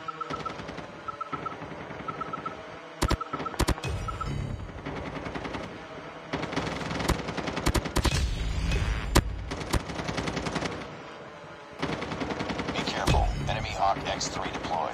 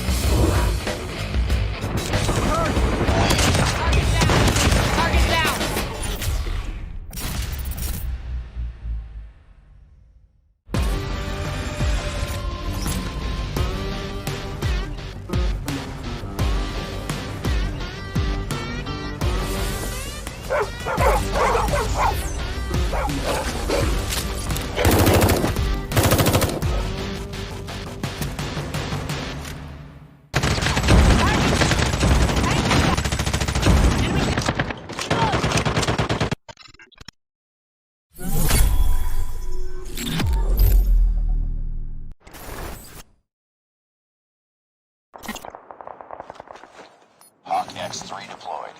Enemy down!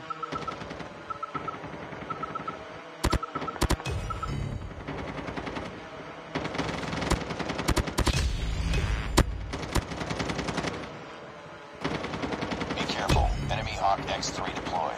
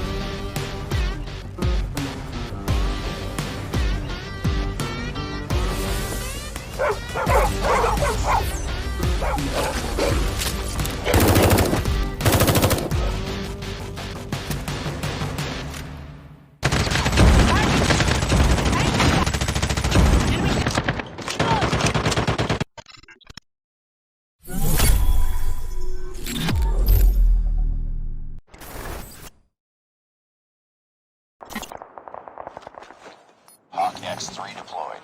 Enemy down!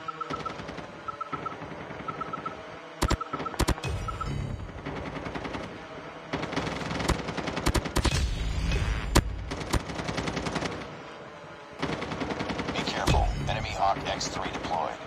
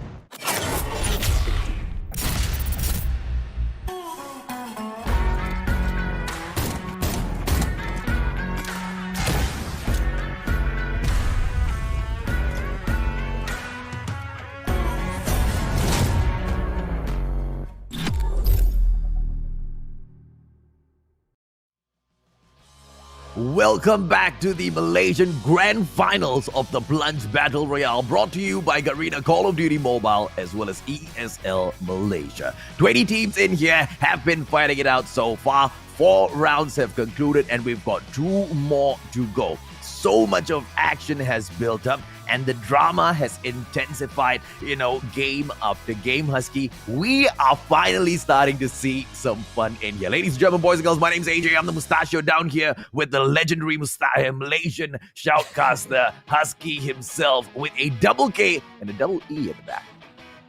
Thank you. I mean, I wish I had a mustache as well, but it's clear that my beard game isn't that strong, but that's what makes everyone unique, right? Let's take a look at the highlights from Game 4 and see what transpired. And I know everyone would be saying that the best highlight was the Revolution Army running people over with 2 trucks, but come on, put that aside and focus on the other events that transpired, because we're seeing all these teams taking more initiatives to make things happen around the map.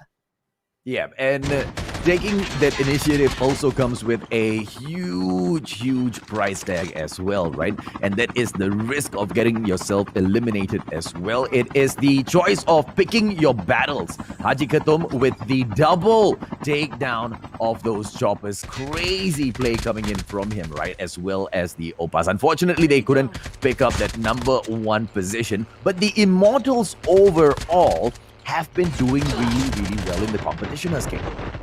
Yeah, I think the Immortals, the entire clan, has been really putting up a fight. Obviously, for match number 4, for the Immortals, Malaysia underrated is a bit unfortunate because it felt like they just ran out of steam from the get-go, and R7 was able to kind of take them down. But R7 themselves, despite being in a very tricky situation, they were able to stay alive until the very bitter end, until their untimely death. Yeah, and you see, that was the usage of the tank that was really useful, but it was just too early in the game. And Rev 4 just brought in the brilliant gameplay in here, right? Bringing in 2 cargo trucks. And it was a joke when I called for the cargo truck nerf. I don't believe the cargo truck needs any balancing whatsoever. They're probably going to bring down the durability of the truck just by a little bit, but if you tweak it a little too much, then it's not really a cargo truck, is it? Because, usual cargo trucks that are sent out there to the battlefields are not these regular trucks that we see on the road. They are like solid iron and moving on maybe 3 or 4 engines that will, move a single bus usually, Husky.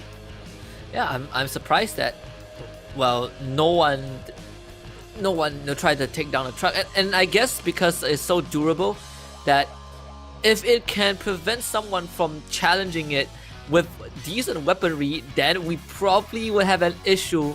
But this is just an isolated incident. Now, unless Revolution Army wins the last 2 rounds with the same trick, then maybe we're gonna get a bit of adjustments towards Big Bertha. Yeah, and I think, now that the other teams have seen how, useful this particular gameplay is, those survivors who are trying to survive in here just with the placement points, trying to get as much CP as possible just by surviving the longest time possible, might be looking into grabbing a couple of trucks for themselves as well. But my main question is, where are the FHJs? Why aren't anybody bringing FHJs into the final circle? Yeah, we saw 2 of them. We saw Evil Virus having that. I believe we saw Oblivion also holding on to 1. That's probably it. Evil Virus got eliminated pretty early on. So for the final circle, no FSJs, no decent utility to take out the truck, and I like how everyone is just running away from the truck.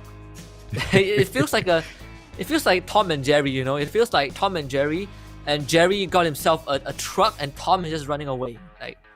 It's pretty comedic, to say the least. Let's run into the match, ladies and gentlemen, boys and girls, because the flight has kicked off and it is going to be cutting in from, I believe, the north all the way down towards the south, and the sky platform is available in the game as well. We haven't switched over, but don't worry, I'll just walk you through the game real quick, all right? High tier loot zones, not anywhere in display on either side of the screens, on my side or on the game right in front, but the Sky platform has got 3 squads dropping in here right now, ladies and gentlemen, boys and girls. And that is what I want to personally watch. Team number 12 into the fray already, Husky. But one of the teams will be backing out. It's a team number 22. Now, I wish I could hold on to my phone and show you guys what's happening as I shoutcast this. But unfortunately, you guys won't know, because I won't be able to see what I'm shoutcasting myself, right? So the great thing is team number 12 is still on the platform, Existence. They haven't jumped off yet.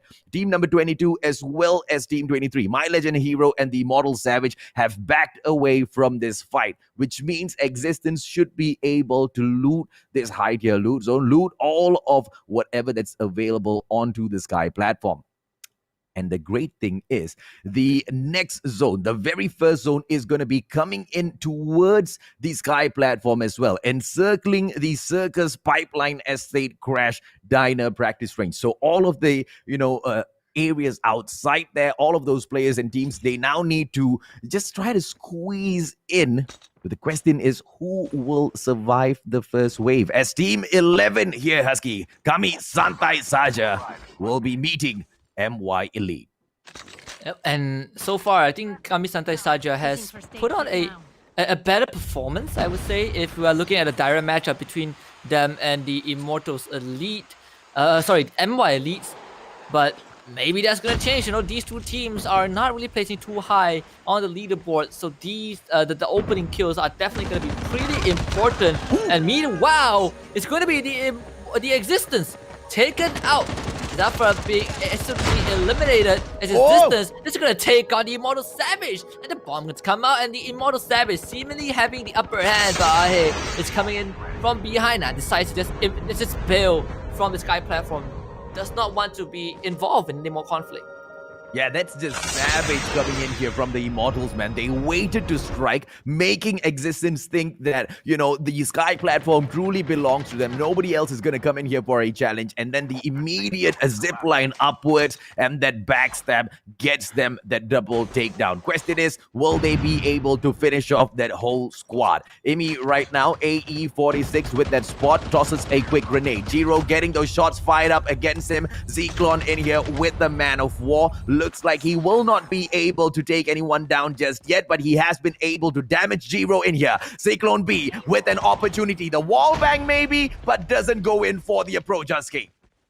Yeah, I think he missed the gun barrel of his opponent. The gun barrel actually peeked out at the very last second, so Imi will be able to stay safe for now. Zyklon still thinking about it. He's gonna go for the turn, and he finds it. He knew that Imi was there all along, and that makes it a very easy takedown. And it's going to be Kami Santai Saja KSS coming in for the immediate wipeout, and they found it. They've eliminated their adversaries.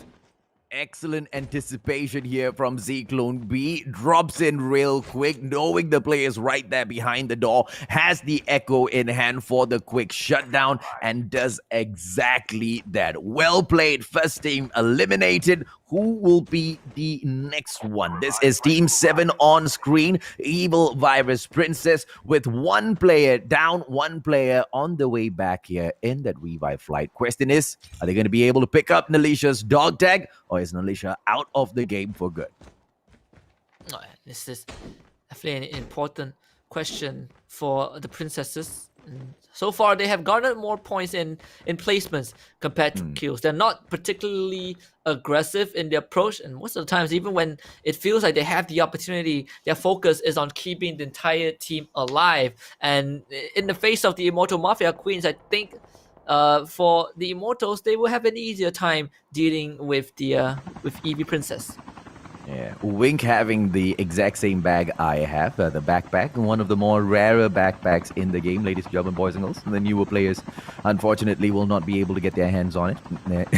It's the main reason why I use it. Zyklone B moving in here towards the zone, but unfortunately, to his surprise, he will be finding the players of the Immortals Elite right there in front of them. Into the chopper. 2 choppers, to be precise, the Immortals Elite have their eyes on. Yeah, and this is going to be a very stressful situation for KSS, having the choppers hovering above their head. But we've seen how those choppers can be used to a team's advantage. I think even from the get-go, from match number 1, the Immortals Oppa did show us how do you get an intel and going for the rush. And in this case, the Immortals Elite, they're just rushing shoulders and they're going to open the fire first, right on top of Zyklon B. They drop the entire chopper, and of course, he's going to be knocked down. Of course, he will not survive that. How do you explain to your, clan master that you got shot by a potato, man? How do you explain that a chopper dropped on you and you did not take any damage? Oh boy. As well as Zyklon B. Dog tag picked up in here. One more dog tag to go, but it shouldn't be too much of a challenge for Shuki as well as AE86. They've been able to hold on to dogs so far. But going up against the Immortals is a whole other story altogether, right? AE86 right now with his snowboard will be trying to balance himself as best possible, trying to get over to the other side of docks, looking for a chopper, I'm very sure, for himself, but he will find none. Now, he needs to make sure he does not hit any obstacles. He needs to make sure he does not go uphill. The moment he slows down, the attack is going to be coming in from the back. 85 HP in here so far, and AE86 will be dragging all of the players from the Immortals Elite away. AE86 opportunity, but he has done enough, Husky. He has given the opportunity to Zyklon to pick that dog tag up. And meanwhile, Masabo is going to be knocked down as well. Two teams fighting on the sky platform. The Immortal Savage taking on the Immortals Rampage. As the clan members just going at it. Skachik was definitely finds Q onto ICATC. There's no way out for him. And immediately Kachik finishes off the kill. Gets the heck out of there.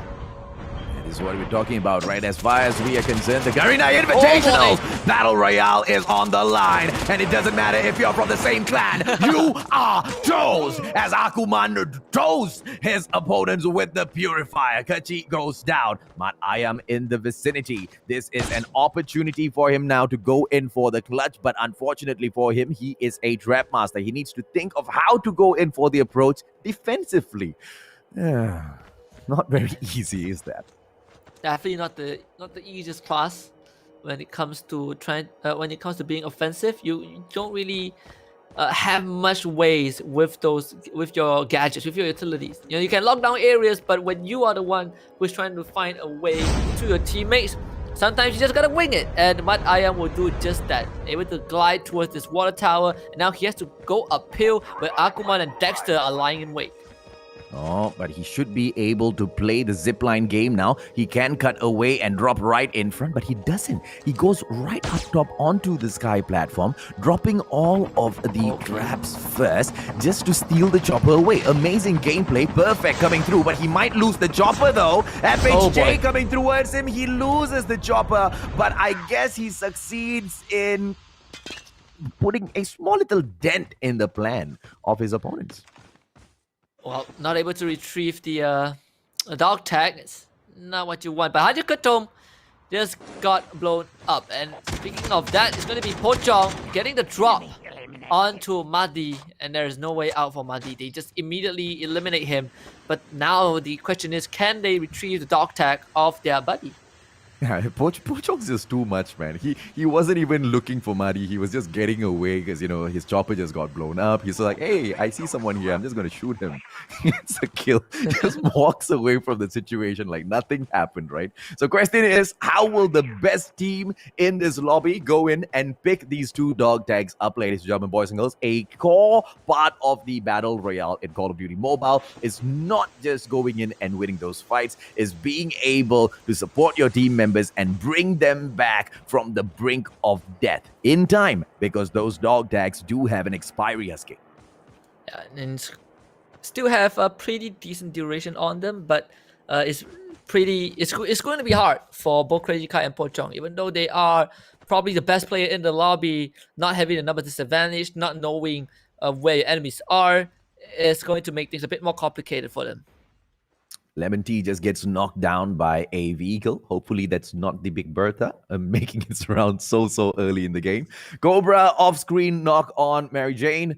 with the AK-47. EV Pochong as well as Crazy Guy still on the way, still trying to see if or not they can maneuver around the Immortals. Malaysia underrated to pick up the 2 dog tags. And now the Immortals are not moving away. In fact, they are moving towards Evil Virus. And this is going to continue to be a slow slog, and to say that Clara just gets absolutely gunned down. Akumama is not giving her any room to breathe. And that means that the princesses, they've already lost one of their members. Alicia is gonna start tanking that circle, but she has to make a move. The princesses, they gotta get out. Indra with the perfect opportunity, but just ducks behind the wall. The moment all of those players walk in front of her crosshair, she should have been able to do so much of damage on the Immortals Rampage. But that wasted opportunity for one reason only. Why? They need to bring Clara back in here. They won the dog tag, but I guess that communication did not flow through well enough. Malaysia dropping those shots, but Maman gets taken down with that echo. Malaysia, she will have to use the hemostatic. She's running out of time. Oh! First aid kit applied at that very last moment, and she makes it through. And this is the time where we see if Malaysia will be able to survive this a little longer. 27 HP, wrong move coming through. She won't be able to top her HP back up if she takes a little bit too much of time. 15 HP in here so far. What is Malaysia gonna do? One moment too long, and the safe zone will crush her. Yeah, and just an unfortunate death, but Wick catch stacks from long range. That makes it 6 for EV Princesses. They should be able to bring Malaysia back up. They just need to go through Akuman, who is standing right in front.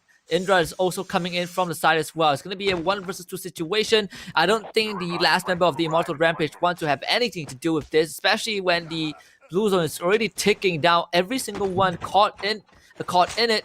They will be able to get Malaysia back up. At least reclaim the dog tag, as Crazy Kai will be able to do the same. He's going to bring his buddies back in around 40 seconds.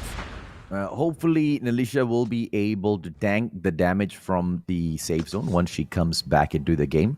Maybe some hemostatics on standby there already. Haji Katom, Pochong, as well as Ade will be right back in here in a matter of seconds, ladies and gentlemen, boys and girls. The scan has gone through already. 18 teams still alive and kicking as they will move on towards the 4th zone in about 20 seconds.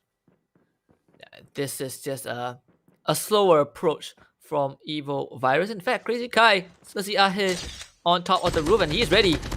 Goes for a bit of attack and catches him on the way down. Secures the kill, and his teammates will come back just in time. He didn't just get a kill, he didn't just bring his team back, he secured the entire compound for his teammates. And this is why Crazy Kai is called Crazy Freaking Kai, right? One of the best... As I'm saying, wait, Kai!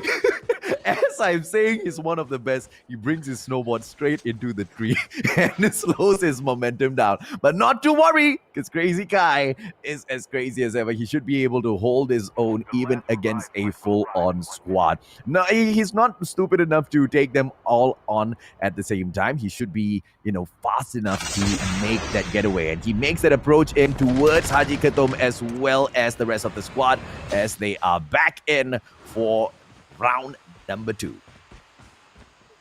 Looking at EV Angels, it's going to take on EV Princesses. The 2 female teams going at it against one another. Yaya able to bring down, I believe, Wick low, and yeah, Wing's going to be eventually bleed out to the blue zone. And it seems like EV Angels, they have the better advantage. They have the vantage point.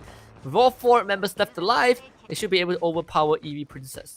Hey, Husky, do you hear that sound, bro? What sound? I hear Big Bertha in the background. Oh, and look at who is... yeah, now I see it. And you know who is moving together? It's Revolution Army. Of course it's them. Crazy Kai and the rest of his team, they've regrouped in this area, but they're under heavy fire. And it's Crazy Kai. He's the one that can lead the charge, while his teammates, they're not too healthy in terms of those weaponries. And in fact, Haji Katom is going to be killed off once again. Pochong also loses his life. Evil Virus, they've finally been pincered and trapped.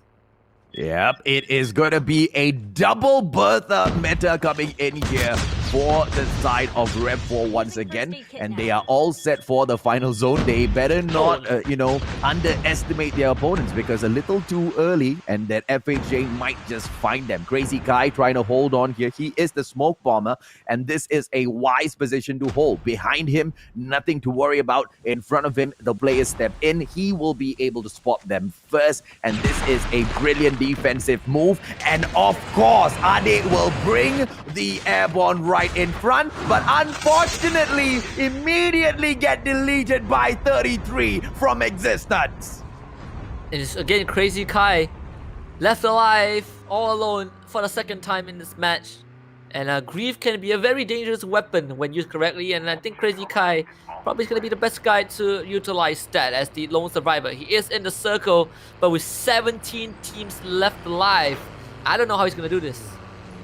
Great, beautiful hop onto the top roof of the watchtower and then jumping right in. Not the best of positions to be in. Team 17 can catch him off guard. Team 23, MY Elite in a cargo truck of their own, hoping to learn from a couple of tips as Rev 4 has already served up in the previous match. Question is, will it work? 3 vehicles in the vicinity. I believe they are all cargo trucks. Crazy Kai is just going to play it safe. Does see a lot of teams passing by, and we are starting to see the kill feed slowly light up. Lily sees Ghost, but not able to get those shots in. And meanwhile, CJ is gonna have EDM dropping on him, taken out. And this is going to be a bloodbath. We are looking at 17 teams with just so little to work with. Way too little to work with, man. Oblivion has got the echo, but Lily needs to be careful. She needs to keep an eye on the zone.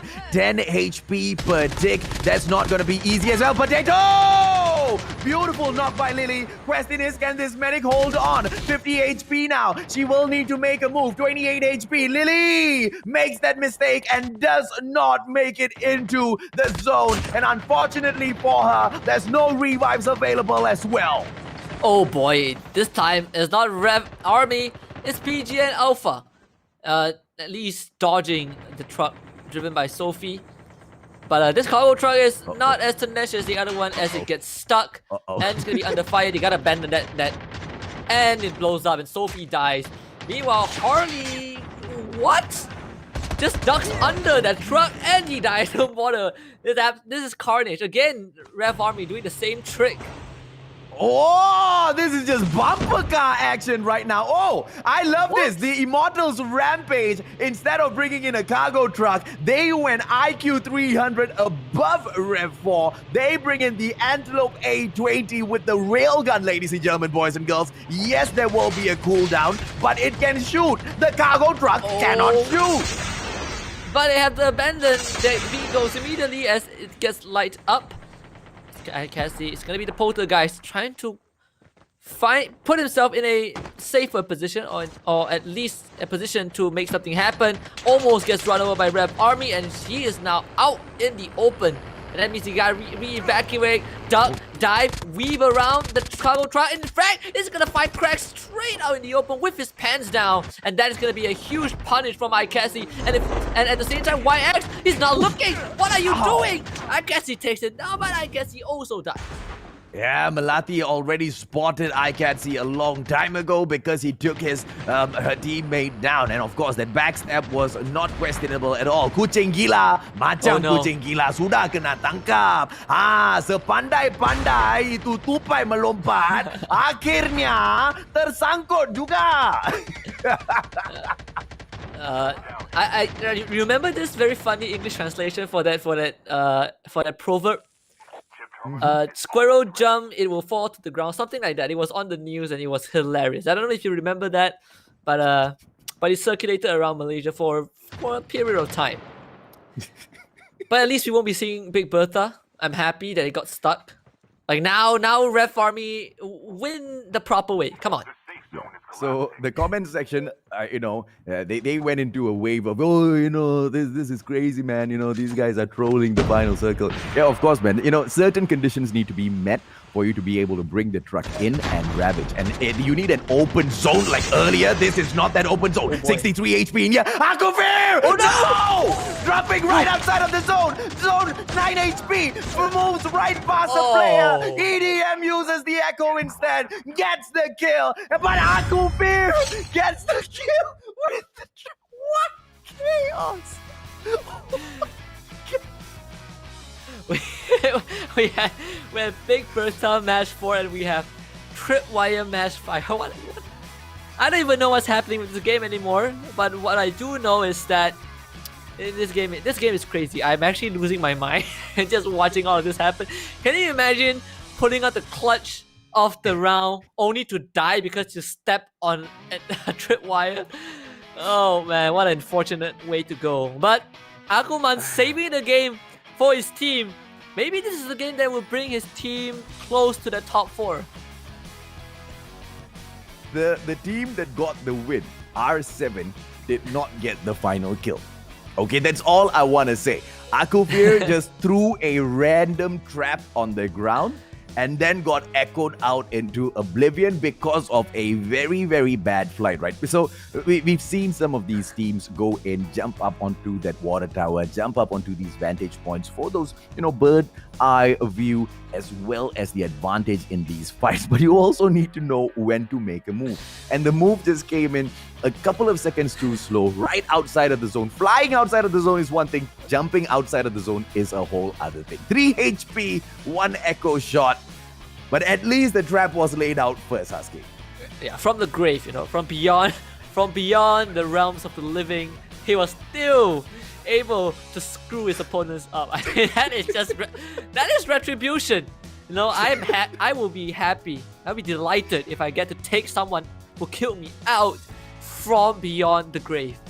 Yeah, fair enough, man. Let's bring on the results, ladies and gentlemen, boys and girls, and see exactly how well did these teams do. R7 once again picking up the victory. Why? Why did the victory drop in? Let me break it down once again. EDM was there. Akufir was there as well. Akufir almost killed EDM, but that didn't happen because Akufir made a mistake. EDM killed Akufir. But EDM had already stepped onto a trap laid out by Akufir, and Akufir managed to kill EDM after he died at the hands of EDM, which made the final play of R7 win this match. And that's exactly how they picked up this beautiful victory in game number 5. None other than the reminiscent 7-fold Titan. Unfortunately for them, they only pick up 3 kills along with that mint. Not much to buffer, but 18 points. I'm very sure they'll be happy with. Team number 22, My Legend Hero, finally makes it up onto the top 3. This time around, they pick up 13 kills. Not too bad at all. Team number 17, Generation X, with a total of 8 kills on that 3rd spot. Rev 4 managing to get a top 5 placement for themselves once again, this time with those vehicles. Not really lucky because kucing gila tertangkap macam itu, tupai gila juga. 6 kills in total in that 4th position. The Immortals Rampage right there behind them in that 5th spot with a total of 10 kills. Yeah, and in the 7th spot, we have the Immortals Oppa with 5 kills. In 8th, we have Dios with no kills at all. Again, placements points for them. And in 9th place, we have the Immortals Malaysia Underrated with 9 kills in the bag. Ooh, question is, where is Evil Virus, man? We haven't seen them yet, have we? Yeah. PGN in the 10th position. They will take 5 kills in the bag for themselves. And you've got the Kingsman in the 11th position with a total of 4 kills. The Immortals Mafia Queens with a total of 6 kills for themselves in the 12th position, and Team 16 United Union in your 13th position with a total of 1 kill. The Immortals Elite with a total of 7 kills in the 14th spot, and in the 15th position, Evil Virus Princess with a total of 8 kills. Yeah, Evil Virus, like you said, they're nowhere to be seen, and I think they're losing their steam. And if they're not in the top 15, they're at the bottom 5 as they're in 16th place with only 4 kills. In 17th place, we have Evo Virus Angels with 1 in 18th. We have, I believe, Existence with 1 kill in 19th place, with Kami Santai Saja with 4 kills, and in 20th again, it is MY Elite. Wow. This really changes things, doesn't it, Husky? Because, we talked about the halfway point, we talked about climaxes, we talked about one of two ways this could go. It could be that, the teams that are already up there solidifying their lead, or it could be that the dominant team all of a sudden does not perform and the other teams start to step it up. And the latter is what we are seeing. Yeah, absolutely. I feel like the first 3 rounds, the first half was just everyone going in, fragging out of their minds and getting the win. And the second half so far has just been a mixture of weird ways you can use to win a game. We had the random tripwire. We already have cargo trucks winning out the game. I am excited for the last round. Yeah. And I don't know where R7 is on the standing, but if they make it on the top 4 just because of that trapwire, it's gonna be the biggest win of the night. R7 has been in the top 5, I believe, 3 times already, including that round. So the probability of achieving the top 4 dream is high, but not super high. Why? Because the Immortals brand themselves have been fronting the top 5 so many a times. I mean, in the third game, we had 3. The top 3 spots were taken by the Immortals, Underrated, the Queens, as well as Opa, right? Opa as well as Rampage, constantly names that keep coming out of our mouths. And how big is that brand gonna achieve in here today, Husky? That's one of the highlights that I'm looking forward to as well. Yeah, and seeing how Evo Virus have not been able to perform since match number 4 and 5, now I'm curious, have they really used up all that adrenaline? Have they ran out of gas?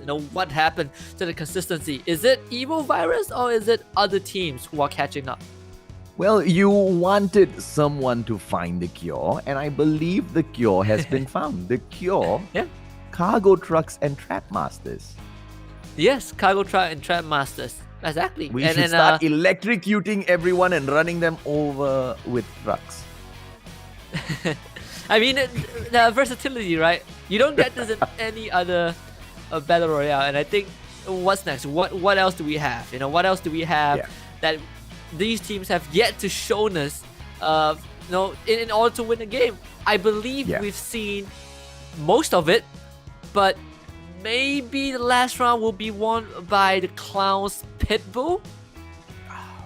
I hope something like that can happen, right? Because once you kill off, whoever who brings the Pitbull into the game, the Pitbull still stays alive to bite your little bum as you run around that field. So there's a high probability of that happening. And, the biggest pain point here, Husky, is the trap tool doesn't move around. You have to walk into the trap. The Pitbull chases you around the map. Yeah. So we'll see if that's gonna be the case. It's been an exciting day so far, but we still have one final match before we find out who will be the top 4 teams to go to the Garena Invitationals Battle Royale. We're gonna go for a short break, and when we come back, it's going to be championship match.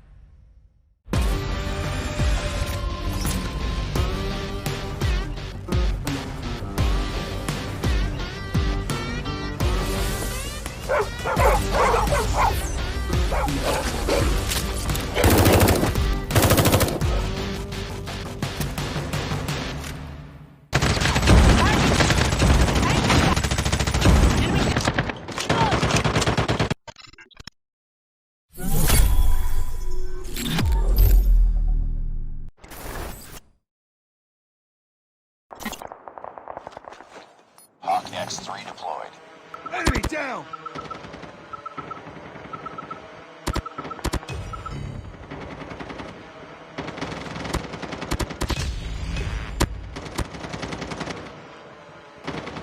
Be careful. Enemy Hawk X3 deployed.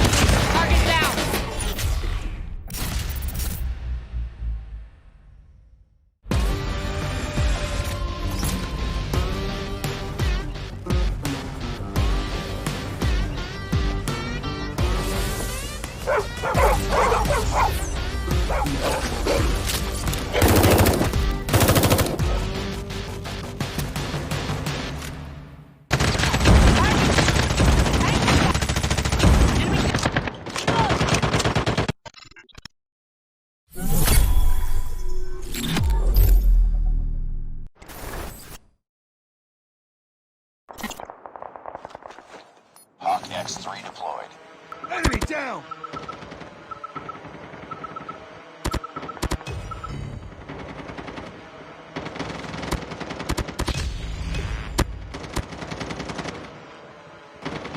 Be careful. Enemy Hawk X3 deployed.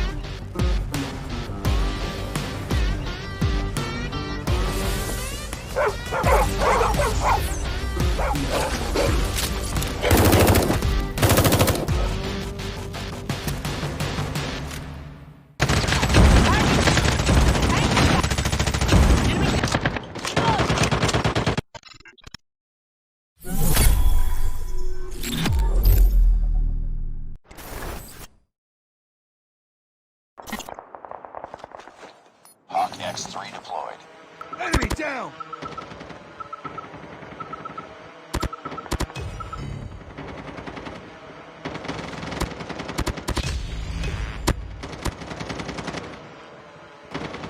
Be careful. Enemy Hawk X3 deployed.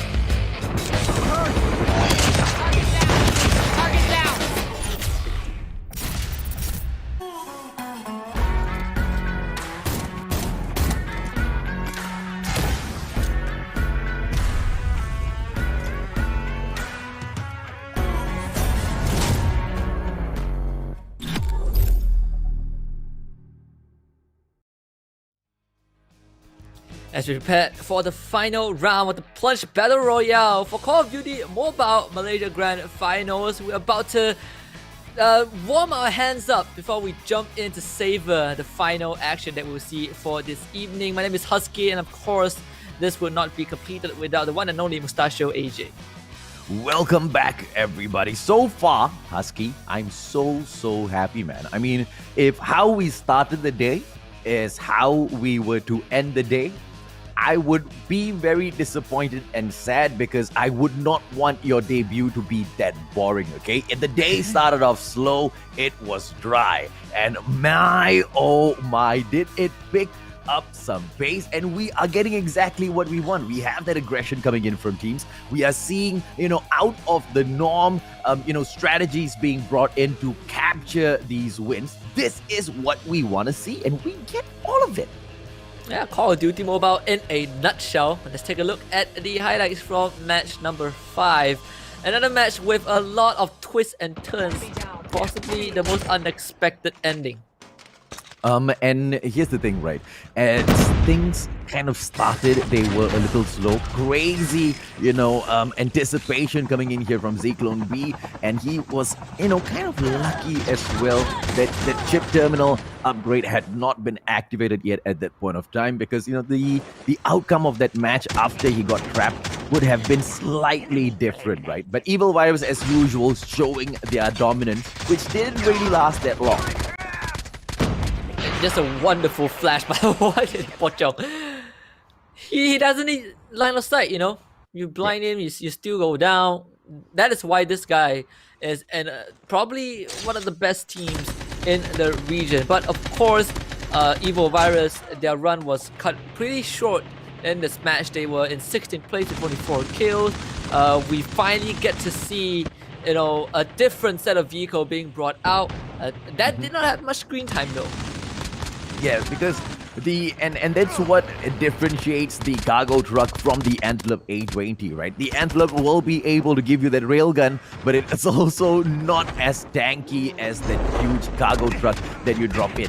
Gatsy with amazing gameplays dropping in through, but obviously the backstab will fall in when you've got such a small zone to deal with, and so many of those teams that have survived in here for that very, very last battle. But amazing play coming through from all of the teams in here so far, Husky. I cannot wait to see the standings.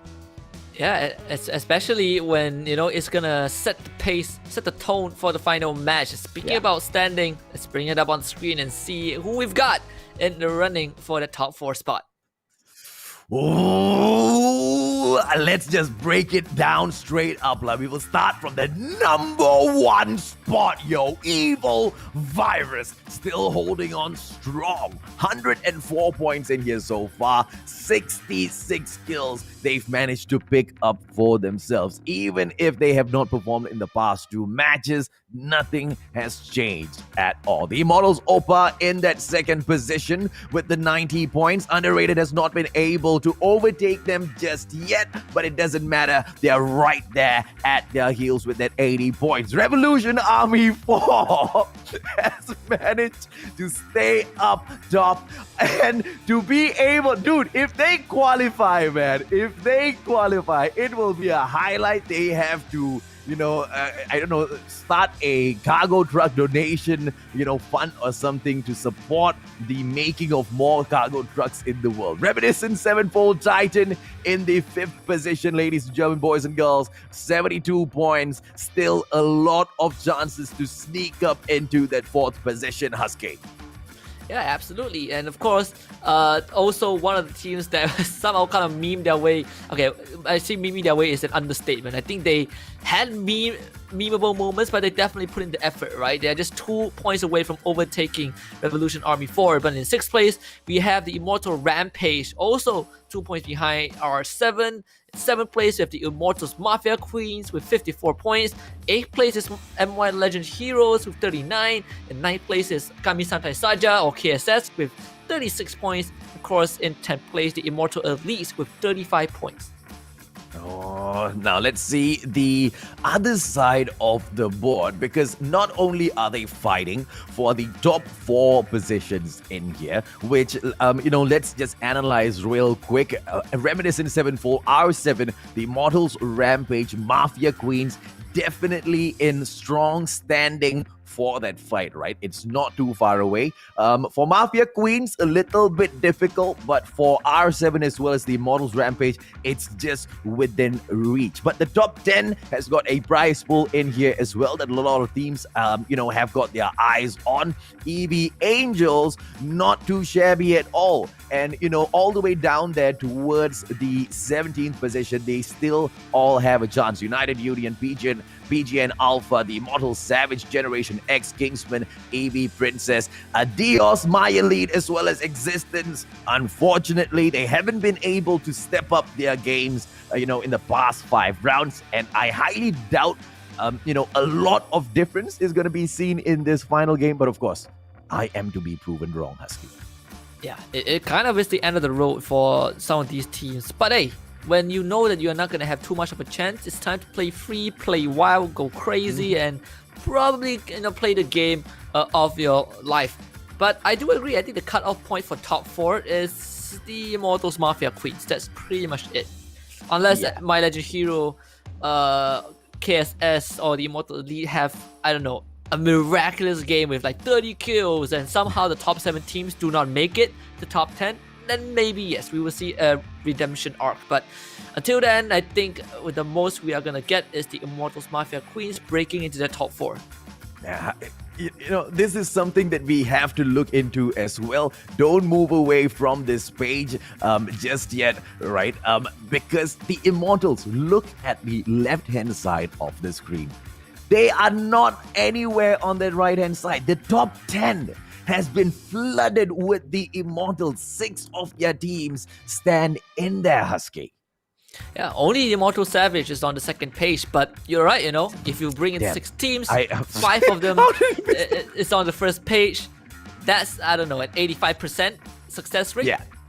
I would Fair say enough. it's The pretty Mustachio mix, the Savage there, that was a Savage miss. But come on, Savage, make that true. One opportunity, just 5 points away. EV Angels, lead the front for the second page with just that 3 points. Is not so much for them to tank. This most probably might be one of the the momentous moments for the Immortals, okay? If they manage to squeeze all 6 teams into the top 10. Let's see if or not that will end up happening. Yeah, I mean, you gotta do your clan proud, right? Like, hopefully after Yeah. this, if they were not able to make it, they won't be, casted aside. I'm pretty sure the clan will show them love and give them guidance. The fact, this is a statement alone. This is a statement in of itself from the clan, and maybe we'll only see the Immortals Oppa making it through, and every one of the other Immortal squads will just, barely miss it. But regardless, it is still a testament of how this clan has been able to grow new talents. Yeah, absolutely, man. And as far as Evil Virus is concerned, the change, the climax technically affected the storyline. It brought a lot of excitement. It injected a lot of excitement into the storyline, but it didn't really change the inevitable end that they are going to be with the top 4 that goes on to the Garena Invitationals Battle Royale. And most probably the team that retains that number 1 spot. But even that story is not completed just yet, Husky, because Evil Virus, they sit there with 104 points. Immortals Oppa right there behind, 14 points behind. Can they steal it away at the very last moment? One game for them to do it. The Immortals Malaysia underrated. They have an opportunity as well, but it's a more improbable one, right? Because they need to beat them by 24 points, and it's not like Evil Virus is not going to pick up any kills at all in this final game. Yeah, and I think this whole day has come full circle. We started off with the Immortal Oppa. Then we proceeded to Evil Virus, and now it's the clash of the Titan. It's like Kong versus Godzilla, and we're about to find out whether Evil Virus can still stay on top, or maybe the Immortals Oppa will finally give them that one critical blow and take over that first place. Will Rev 4 still remain in the top 4? Will they be able to bring the cargo truck in and continue to show that they have been able to think out of the box and bring something so unthinkable into the plunge and achieve so much? Because if you look at this, they are one of the teams with the lowest number of kills in the top 5. In the 5th and 6th position, even they have got more kills than Rev 4, because those points that they've been getting is all with those truck rundowns, Husky. Absolutely, and we're about to find out because game number 6 is ready, so let's jump in. This is the final match of the Plunge Call of Duty Battle Royale Malaysia Grand Finals. Let's see who's going to make it to top 4. Yep, let's go, boy. The flight path will be cutting from the south all the way up towards north. And this is from practice range down in towards Ski Town. The sky platform has been identified just at the southeast of Heat, ladies and gentlemen, boys and girls. We do not have eyes on the high tier loot zone, so we do not know where will be the highly contested areas. But looking at one team, you should be able to know downtown is definitely one of those golden gun areas. Oh yeah, and of course it's gonna be Evil Virus in that area. No surprise right there. But we're looking at KSS about to run straight into the Immortal Rampage. And the team, they're in top 10. Immortal Savage are the one who is out of top 10 in 12th place. But KSS, it kind of feels like they made a lot of plays, but they were never really up there. It gives us a false sense of security. Yeah, but they are in the 9th position at the moment with just 36 points, and that means from 11th position all the way down onto the 15th spot, they all have a equal right at the 9th position that Kamisantai Saja is holding on to right now. And with the removal of Akuman from the Immortals Rampage, they will try to increase the lead that they have over these other teams. Question is, will the Immortals respond accordingly by taking them out, or will they be taken down in that process? Katsi, the Airborne is getting brought in. They want the bird's eye view, and up they go, Husky. Yeah, it's time to just move out from this area. I don't think the Immortals Rampage wants to deal with KSS in any way, especially when they've already lost one their member. I'm not sure if they were able to retrieve that dog tag, but if they did, then yeah, flying away is probably the best choice. And they even get a knockdown. Zyklon B is already out as A86 wants to get some revenge on Akuman, but not able to do so. Okay, this is the United Union going up against Dios. Dios hasn't been, very, very amazing, I would have to say, today with their performance, only managing to pick up a total of 8 kills from 6 games. A86, on the other hand, not one of those teams. Kamisantai Saja, they have, done just enough to squeeze into the top 10, but at the very bottom of the first side of the board, it isn't a very proud spot to hold, is it? Oh yeah, it definitely is. His audio is gonna drop right down and see Wesley, and that's gonna be an easy kill as United Union able to already back for themselves. Primo also, he's far away. He is so far away from his team. What is he doing? Where is he dropping? Why is he going here? I do not understand what is Primo up to, ladies and gentlemen, boys and girls. But that safe better come through from the rest of his team members, because they now have the task of getting the chopper, which is right there in front of them, and getting to their team member before he gets taken out. He is lonely. All so lonely, and in the same vicinity as him is team number 22. My Legend Hero, not a huge risk with how they've been performing in here so far, but they are in the 8th position, even with, the lackluster performance. So still a big threat when it's a 4-on-1, Husky. Oh yeah, I think they can definitely. They are, I believe, one of the teams that do not play in a super aggressive manner. It kind of feels like these are the teams that play in a very united way, where they prefer to stick with each other as 4 and do everything together. They don't really go in for those gunfights. They are very reactive, and they only respond when people try to go onto them. But thankfully for the Immortals Elite, they'll be able to get this airdrop. Okay, so question is, how much will they be able to achieve after they have pulled out their guns from the gunsmith, right? Holger in here by the Immortals, Amy.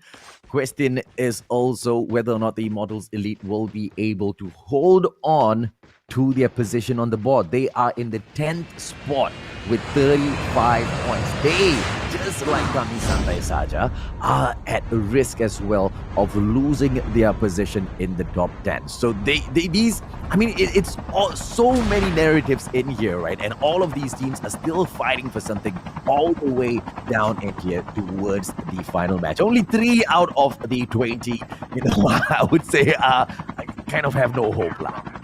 Oh yeah. Well, Ami did a bit of recon with the Airborne, and at the same time, we look at United Union hot dropping in. See, my Legend Hero, it's going to be a bloodbath because they're going to be directly challenged by United Union. It's Danny L trying to work his way through the smoke. RDG able to heal himself back up as well. It seems like they came in for the hot drop, and they were the one who walks away with the kills. Yeah, man. They came in here with a hot drop with 1 player moving in. And of course, the backup was supposed to come. Getting caught out by Team 22 was the one thing they should have not done. And not only did they avoid that, they also drop in and annihilate. Oh, beautiful jump up by the Ninja, and CJ with just 5 HP left will be able to get that final kill. And out they go, team number 22. My Legend Hero has been eliminated from the final match. Yeah, United Union already having 8 kills secured, and that is a pretty big number considering that we are only in the first phase of the circle and there are 18 teams left. So a very solid performance from this team. Oh, absolutely, man. I mean, and we don't want them to give up in here towards the final moment as well. And thankfully, due to the absolute, shake-up from performance from all of the teams, around the board, we have ended up in a situation where even down to the final match, nothing has been decided yet. No one position has been fully secured by, one dominant team. No, we don't have like the top 10 100% confirmed in here. Everything is up to the toss of the final drop. How will the chips fall, Husky, as the Malaysian elite will slowly inch in towards Newtown? MY elites have not been having a good day at all, and in fact they have at least half of the matches that they played, they were placed bottom 3. So it's sad to say that we probably would not be seeing much of them or expecting much from them, but I definitely want to see what else they can do. It's the final map. If you want to go out, you go out with a bang. Leave an impression. I don't know, screw up other teams' placement. Just do whatever you can. Oh, Kucing Gila will once again picking up the cargo truck. So many of those war machine projectiles hitting the side of the truck, but Kucing Gila will still soldier on in Big Bertha, ladies and gentlemen, boys and girls. Cracks has got a truck as well. Pedal managing to drop Cracks as well as Poppa. Rev 4 will go ahead to pay the price so early in the game, because the other teams have seen through this nonsense and they want to end it early. That's what you get. That is exactly what you get for playing the same strat for 5 matches in a row. And what's the best part?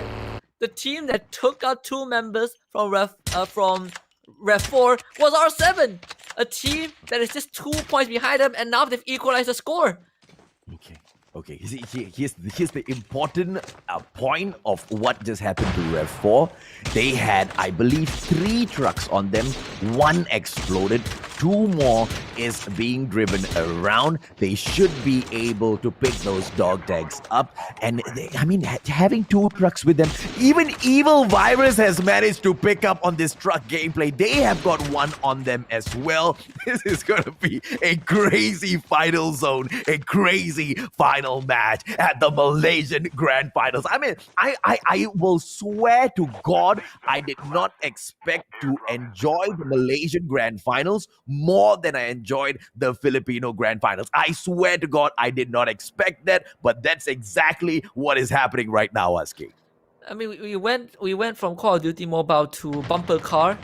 To a certain extent, it definitely feels a bit out of the blue. At first, at the start of the broadcast, Lemon Tea losing his life to Cobra. But yeah, at the start of the broadcast, when I said that Malaysians are more innovative, I did not mean this. I did not expect this. I did not expect the innovation to go this far. And let me tell you this. Lemon Tea is not going to be happy that you called her a guy. In my defense, I did. Okay, no, honestly, okay, this has happened to me a lot of times where alright, so it's some EV Angels. My bad. That is honestly my mistake. Because I did this broadcast, right? Just a quick throw. I did this broadcast, and then it was for an FPS game, and it was the grand finals. Oh, hold on, Dot Crazy Kai. First of all, going for a couple of pot shots. It seems like he's giving me some breathing room. So yeah, there's this player popping off, getting top frag in that FPS game. And I did not know that it was a female until the boyfriend who was playing on the same team told me that on Twitter. And I'm like, I am so sorry. But your girl is carrying you on her back. So you better keep her. My point is that these ladies can kick my ass, okay? Dude, they will, man. They will in a blink of an eye. These ladies, to play, the Plunge at this level, right? I can't even turn around and pick up. I can't even find the shoot button on my phone sometimes, man. Using And adrenaline that's the shot now. problem with dropping into games and these gamer tags and all. There's just no way of telling whether there's a guy or a girl behind, and it just complicates the job that we have. Yeah, you know what always impresses me when it comes to any shooting games is that the fact I'm fortunate enough to not wear glasses, but I feel like these people, even though they wear glasses, they have way better eyesight than I do. They can see the shoulder of someone 500 meters away on top of a hill, and I'm just like, what? How did you see that on a mobile screen? If it's on a monitor, I understand you can put a 26-inch screen in front of you, but it's on your phone. I don't know how you see it, but props. There's just huge props. Yeah, you have no idea how much I resonate with, the props that you just have handed out, because I'll tell you exactly what happened, and this is a true story, and it's live on my page, right? Because I was live streaming, and I've transitioned from playing on emulator into mobile right now. And so many times I have died with players standing right in front of my face, and I don't see them. I just do not see them because the phone is small compared to the screen that I'm used to, Husky. I understand the sentiment a lot. You just die, and when someone asks you, where did you get shot from? You be like, I don't know. I don't know. A stray bullet just hit me. I don't know. Okay, it's Just gonna not good at be this. the Kingsman in the vicinity. Kami-santai Saja as well. Clara dropping all of whatever that's unnecessary and looting as well in the process. Wink will take position up on top of the roof. It's going to be a great idea until 14 seconds elapses and the zone starts squeezing everybody. And it's not going to hurt too much, but getting caught in a gunfight at this point with Kami-santai Saja outside of the zone with that distance is going to be not a good position to be in. And I think I just saw Kuchin Gila abandon the truck. I think he went on the snowboard instead. Hopefully that's the case, but I think he will come back for the truck anyways. As Team 7, EV Princess still have everyone left alive. I think they were able to retrieve Alicia and bring her back. Akumaman finds himself another truck. How many Big Berthas do they have in this game? Too many, that's the answer. In Warzone, they have not nerfed Big Bertha, but I believe what they are doing is they are limiting the number of cargo trucks that are being allowed into the game at any one point. But, like I said, that sort of a change might not come into Call of Duty Mobile yet, because they need to see the efficacy of the trip mines that are brought in later on, whether or not they are enough to deal with the cargo trucks. Allow these teams to go in there and have fun running over players for the time being, because once they have gotten so used to this sort of a gameplay, bringing in those strip mines really, will change the playing field altogether. Now they need to switch up the game style as well, which, kind of excites things all over again. And the action will drop in as Katsi will go in for the slay, but unfortunately not be able to. I think someone stole that off. Yeah, and I think for EV Angels, this could be their last stand. They tried to cross with a motorboat, and it was spotted out and blown up. As meanwhile, Wink and Indra is taken down. It's between both EVs, but Wink goes on an absolute rampage. Harley instantly loses her life to the spray. Oh, that's some girl-on-girl action right on there, and the accuracy. Wink just did not blink through those shots, and she hit them dead on, man. Are we going to be able to see her get a great position for her team members as she needs to squeeze into the next zone? She's got 45 seconds to do so, and in that same time, she needs to make sure she survives. Oh, yeah.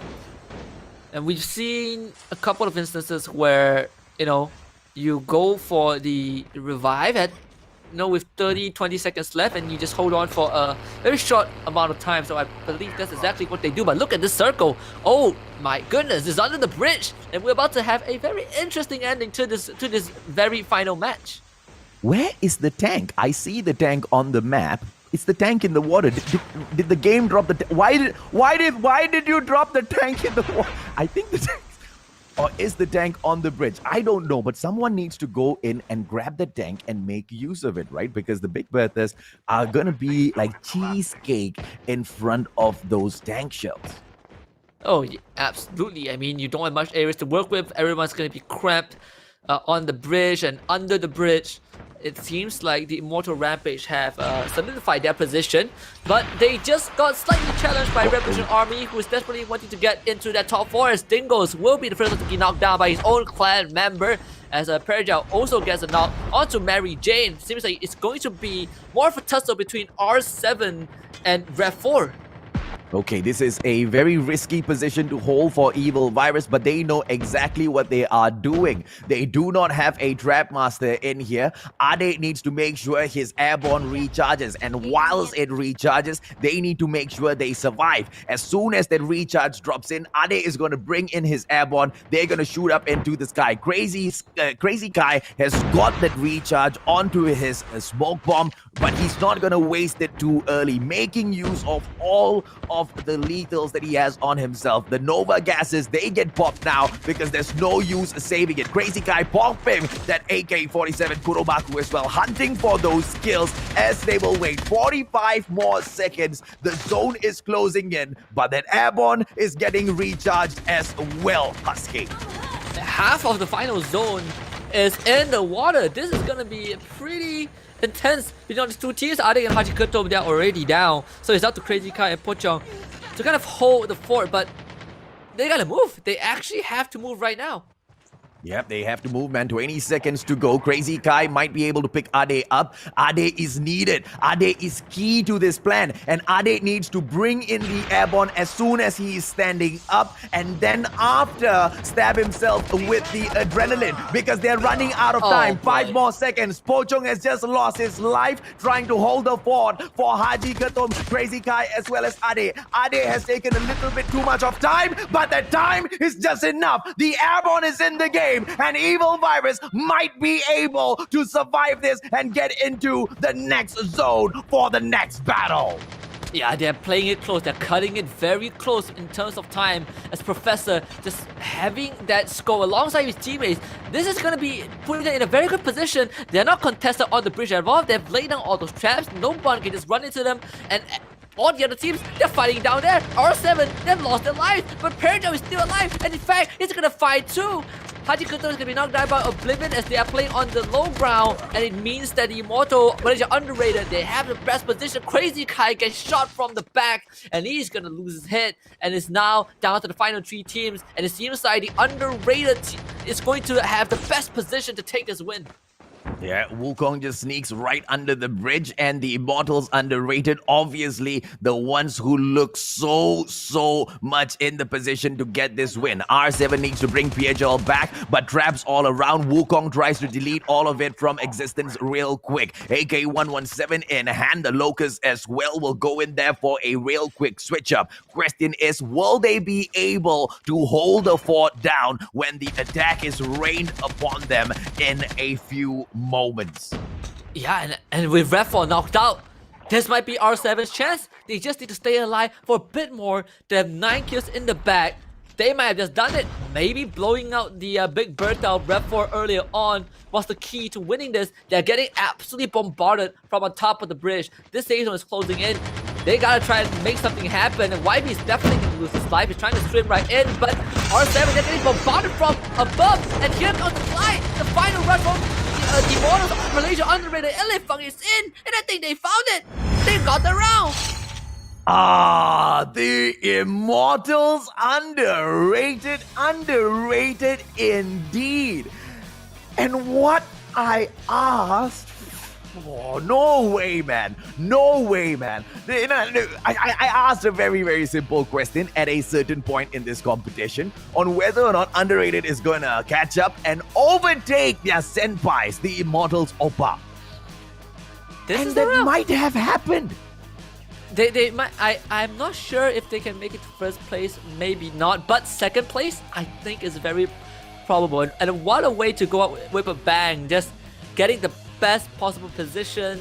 R7, they gave it their all, but there was no way they could win that round. But speaking about the the Immortals Malaysia underrated taking over their senpais, R7, they might have taken over Rev 4 as well.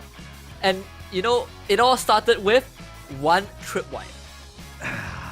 And I think the probability of R7 getting that done, it's not a probability, it is a surety, ladies and gentlemen, boys and girls. There is no way in hell the Revolution Army 4 would have been able to collect way more points than the team that managed to pick up the second position as well as 9 kills. They knew they had to do this. They wanted desperately to qualify for the inaugural Garena Invitationals Battle Royale, ladies and gentlemen, boys and girls. Let's bring on the results screen and see exactly how did these teams do. And I would say this is just the sweetest victory for R7. They were the one who...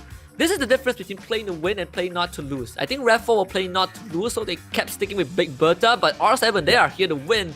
And they blew up the cargo truck and took 2 members of their closest enemies from the get-go. But let's look at the first place team. It is none other than the Immortals Malaysia underrated, coming in hot in first place with 12 kills. Of course, the second place we have R7, or known as Reminiscent Sevenfold Titan, with 9 kills. In the third place we have Dios with 4 kills.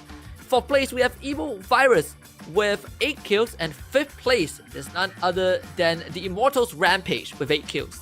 Yep, the Immortals Opa right there in the 6th position behind a Rampage with a total of 6 kills in there for themselves. EV, the Kingsman, will have a total of 3 kills in the 7th position. Kami santai saja, they have been santaiing throughout their matches, but this was that match they could not santai on anymore because in the 9th position, they were at risk of losing their top 10 spot if at all any of the other teams within the 10 to 15 spot had done better than them.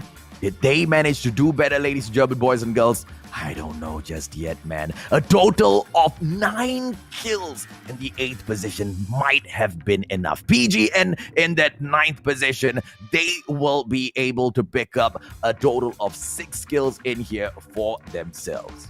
Absolutely. And in 10th place, we have the Immortals Savage with 2 kills. In 11th place, it's going to be the Immortals Mafia Queen with 4. In 12th place is the Immortals Elite with 2 kills. 13th place, it will be Team 5, which will be EV Angels with 1.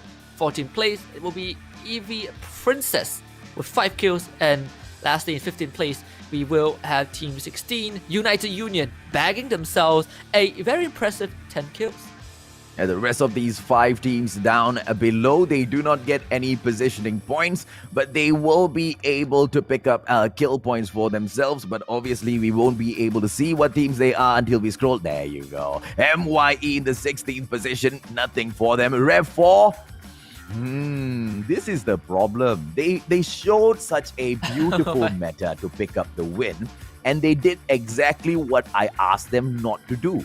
And what I told them not to do was pick up the cargo truck so early in the game. Clearly, you are going to be a target, right? You need to move on. You cannot engage in any battles. They did not do that part right, and they get kicked out, and they lose that wonderful opportunity to go on to the Invitationals. It is, of course, team number 17, Generation X, in the 18th position with a total of 1 kill. That means 1 point.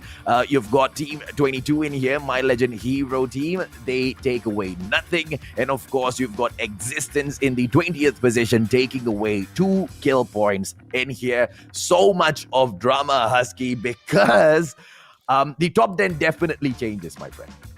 Oh yeah, I think it changes is an understatement. We also see, some teams in the final stretch overtaking and claiming a ticket into the Garena Invitational Battle Royale. And of course, we've repeated it a couple of times. It is R7. They've made it. And remember what I said in the previous rounds? What if R7 qualifies because of that one tripwire? and they're in. They're in.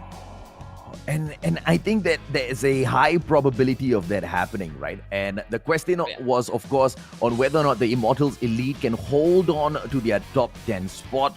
What happens to the Immortals Savage? Do we get to see team number 23 squeeze into the top 10 as well? We were able to get a lot of our answers, ladies and gentlemen, boys and girls, but not all of them, went in the way of the Immortals. But of course, so much of suspense still left in here because of how, unbalanced the games have been from that first match. Even if Evil Virus has not been able to step up and pick up the wins in the second half of the day in here, could they still hold on to that number 1 spot? I think that there's a possibility, right? As much as we say that they have not been performing in the second half, it's clear that they are a solid team because by the end of match 5, they were still in first place with, I believe, a 12 or 14 point advantage. So that says a lot. If you have a good start, you have more room to make mistakes. And not to say that they made mistakes, but it's more of other teams catching up to them. But since they have such a huge lead, it didn't really matter too much. Yeah. So, who's your bet on not making the top 10, Husky? is the meanest question to ask, right? Because my legend hero, Kami-Santai Saja, as well as the Immortals Elite are in the top 10 at the moment. And one of them will definitely lose their spot. I mean, this is a tough question. You gotta give me some time, and I'll take that time during the highlight session. Let's jump into the post analysis, and let me jog my mind a bit because you're putting me on the spot, man. It's my like. Let me just say, AJ called me a noob 20 seconds before we went live, and I have not been the same ever since. Okay, context into that is because he didn't level up his account that he was using to go in and spectate the game, and he couldn't spectate the game because the account was not leveled up just yet. Hence why Husky is a noob just for today. So the question that I posed to you was whether or not my legend hero, Kami-Santai Saja, as well as the Immortals Elite, these 3 teams, can they hold on to the top 10 spot? And maybe we can find some answers here in this highlight. Yeah, and I think I think Kami-Santai Saja probably would be the one that drops out. I don't know, I think when we looked at secrets just now where Evil Virus took out KSS, the other 2 teams seemingly have been eliminated before that. So I think I'll change my mind. I think KSS are still in top 10. Maybe my legend hero are the one who lost their spots. Yeah, my legend hero is probably my bet as well for the team that, does not make it in here.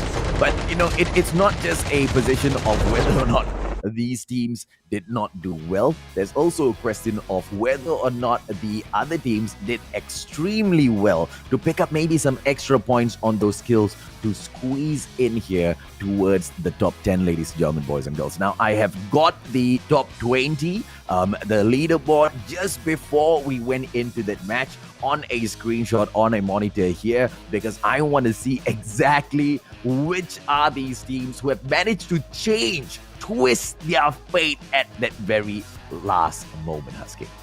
Yeah, I mean, even if you don't make it to top 4 and qualify, at least you walk away with some creds, right? At least you get some prizes from being in the top 10 and perhaps come back for more in the future. And no, it's hard to believe that this is just one region. We're witnessing Malaysia alone, and obviously we have our neighbor Singapore. They have, I would say, probably the best teams when it comes to it. It's always between Malaysia and Singapore. I think Singapore will always be a step above, and that has been shown in probably one of the bigger tournaments recently, where Divinity came out on top, beating, I believe, Resurgence. So that is a showcase of how robust that region is. But of course, I'm a citizen of Malaysia, so you can have robust teams and all, but we've got better food. I mean, it's no question, bro. Fair. I was just about to say that. I was just about to say, regardless of they have the better team or what, we have better food. But of course, that's not a food war. If they whoop us, if they whoop us in GIBR, we can't beat them with food. It just does not work like that, unfortunately. You invite them over to an open house. You serve them all of the food. Send them into a food coma just before the competition. Win the tournament. Well, it's as simple as that. I mean, it's been a problem with Singapore, right? Such a tiny country, very small population. The problem with this country is that tiny population has got so much of skill concentrated into those small numbers. And they bring in so few in numbers into competitions, and they still manage to tap out so much for themselves. I am actually quite sad that I don't get to witness these Singapore Grand Finals. Yeah, I mean, we can always stay tuned to it. It's happening, I believe, in 2 days. Of course, the amazing talents will also be bringing that to life. Even though it's not us, sometimes I do enjoy being an audience and just seeing what the other regions have to offer. We've seen how strong Philippines is. We've seen how crazy Malaysia can be. And Singapore having one of the best teams. Now it's time to see if that is going to hold. Absolutely, man. And in Battle Royale, Singapore, have they been able to prove themselves against Malaysia? I don't think so. There are some, up and coming teams. You've got Red 7, who has been around for a while in the competitive scene. They kind of took a break for a while, and then, I haven't seen them come up even stronger. But you do have a team that is up and rising right now, Aventus Sovereign. Whether or not they'll be able to clinch the victory against all of the other veterans from Singapore who have been out there, who have been, dueling out on that battlefield for a long, long time now, is yet to be seen. But of course, Beef Mommy as well as Jericho will be bringing you guys all of that action. The Philippines Grand Finals will be happening tomorrow, Husky, and we'll be able to see exactly how the top 20 from the Philippines takes their fight in comparison to the top 20 that we've seen in here today, because even there, the top 4 teams will be invited to the Garena Invitationals Battle Royale. Yeah, for sure. As much as I am a huge fanatic of my countrymen, sometimes we have to, again, take the L and recognize that there are just stronger regions out there. And I think Philippines has always have my admiration, because not just because how strong their community is, but how their talents have been playing. And I think across Battle Royale genre in general, regardless of platform, Philippines have been outperforming Malaysia most of the times. They're just more precise, they're much more aggressive. So I want to see if that is going to hold true. We've seen some aggressive talents today, but is it enough to take on the other regions? I think we will only find out when the invitationals start. Yeah, I think that's a very fair point that you've brought up, right? And I think you also gave Malaysia as well as the other regions the secret sauce of the Philippines. It is the strength of the community. It's not really a chicken and egg situation. It's more of what fuels these players to go out there and commit a huge portion of their lives into dedicating it into the game, right? Being, super good at a mobile game. A lot of the people out there, their common reference towards you sitting down and playing a game, especially on your phone, what are you doing wasting your time? To, turn a blind eye, to deafen yourself to all of that negativity and still focus in because you believe in what you can achieve.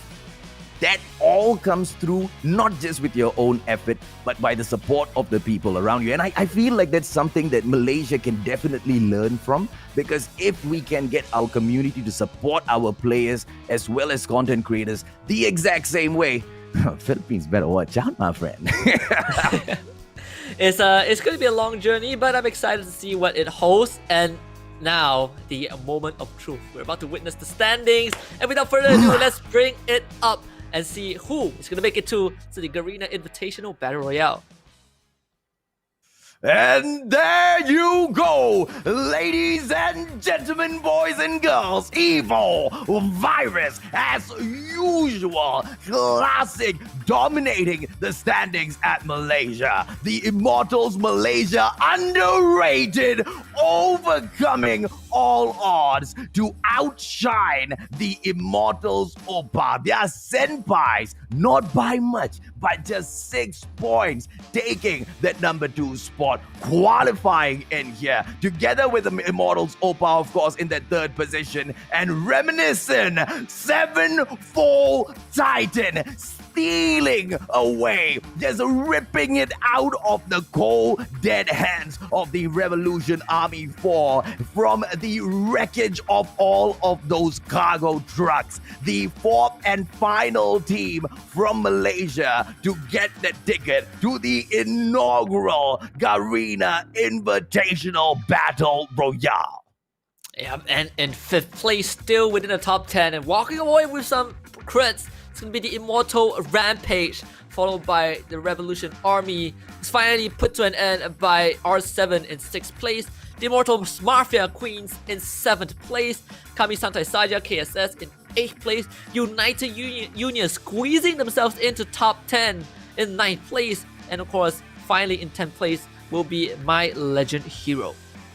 The Immortals Elite as well as Savage did not manage to get into the top 10 with the rest of their team members in here, their clanmates, PGN Alpha, the Immortals Elite, EV Angels, the Immortals Savage, Kingsman, Generation X, Dios, EV Princess, Existence, as well as MY Elite will complete the 11th all the way down to the 20th position. That does not make it to the top 10, but well done to be able to buzz through all of those group stages and qualify for the grand finals itself is a monumental achievement, Husky. Yeah, I mean, it's easy to look at it in 2 different ways, right? There's always a lesson as a loser, and there's always a takeaway as a winner. You know, you can lose in a tournament, but you still walk away with some positivity. And that's gonna be the story. You know, I hope these guys come back stronger, and for those who qualify, I want to see them perform more on the regional stage. But let's take a look at our top 10 graphic distribution for all the creds for these teams.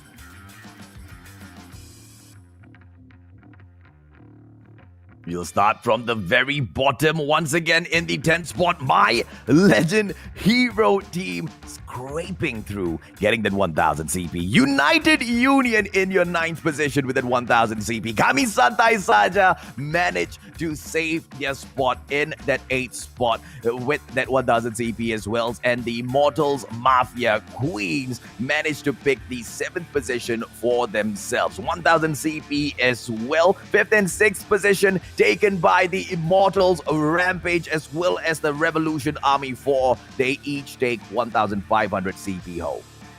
Yep, and of course the top 4 teams who qualified for the Garena Invitational Battle Royale. In 4th place, we have a Reminiscent 7-fold Titan, or known as R7, getting the ticket on top of 3000 CP. In 3rd place, the Immortals Oppa with 5000 CP and a spot in the GIBR. 2nd place, the Immortals MY Underrated, 10,000 CP, and of course a spot in the GIBR. And of course, nonetheless, the defending champions of the Plunge, Evil Virus, 15,000 CP and a spot in the inaugural Garena Invitational Battle Royale. As far as Evil Virus is concerned, it's not about picking up that 15,000 CP. It's not about, getting the invitation to the very, very first, the special, the inaugural GIBR, right? It's all about the consistency of proving that they are the best clan in Malaysia when it comes to Call of Duty Mobile Battle Royale. And so far, so good, because they've achieved exactly that, Husky. Yeah, and I know a lot of teams will be watching, and a lot of teams would be, keeping their eyes on not just our teams, but also how we have been playing the Plunge. Because when it comes down to this, even though you have to go through the gauntlet of 100 plus teams throughout the qualifiers, then you have to go through the top 40 gauntlet of the semifinals to make it into the top 20. But you only have one day, you only have one night, 6 matches to prove that you deserve to be in top 4. That is a huge feat. And of course, the teams out there from the other regions watching, they will also be trying to learn a bit from how we play and possibly find a way to do with it. Or maybe they'll take our meta as well and start driving more cargo trucks. I hope they don't, because it's going to be very, very wait, I hope they do, because it's going to be quite easy to overcome if they do, right? Because, you know, once again, like I mentioned, the cargo truck gameplay is only gonna work out in a very, very specific condition. The place needs to be super open. There cannot be any hiding grounds. You cannot have any elevations, no bumps, no hills, no rocks. You saw exactly what happened to that little Pandai Tupai Melompat, right? He couldn't get through. The cargo truck gets stuck, and that's about it. GGWP, Rev 4, if only they'd made it through to the grand, to the final circle with those trucks, maybe the top 4 could be a little different, Husky. Yeah, but they definitely did show that they are a top contender. Yeah, although some people might not be agree with how they play those rounds with cargo trucks. I mean, 5 out of 6 rounds driving the same thing and trying to end the game is not really what we want to see. I think people would say that they're trolling, but I dare say even without the cargo trucks, they will put up a pretty decent fight as well. I do not know if I would like to support that opinion, because they got a majority of the kills with those trucks. All right, what you talking about? I'm being positive. But well played. Looking out for them. All right, it's good. However you choose to get your win, whether you want to camp, whether you're a little trap master constantly trapping that little watchtower and sitting down on that second floor, don't think I don't know who you are, or you want to bring the cargo truck in. Anything goes, ladies and gentlemen, boys and girls, as the Battle Royale of Call of Duty Mobile continues to expand and overtake the mobile gaming world. My name's AJ, I'm the Mustachio down here, one and only Husky, with the double K and the double E at the very end, signing off from the grand finals of the Malaysian Plunge. You guys take care and stay safe.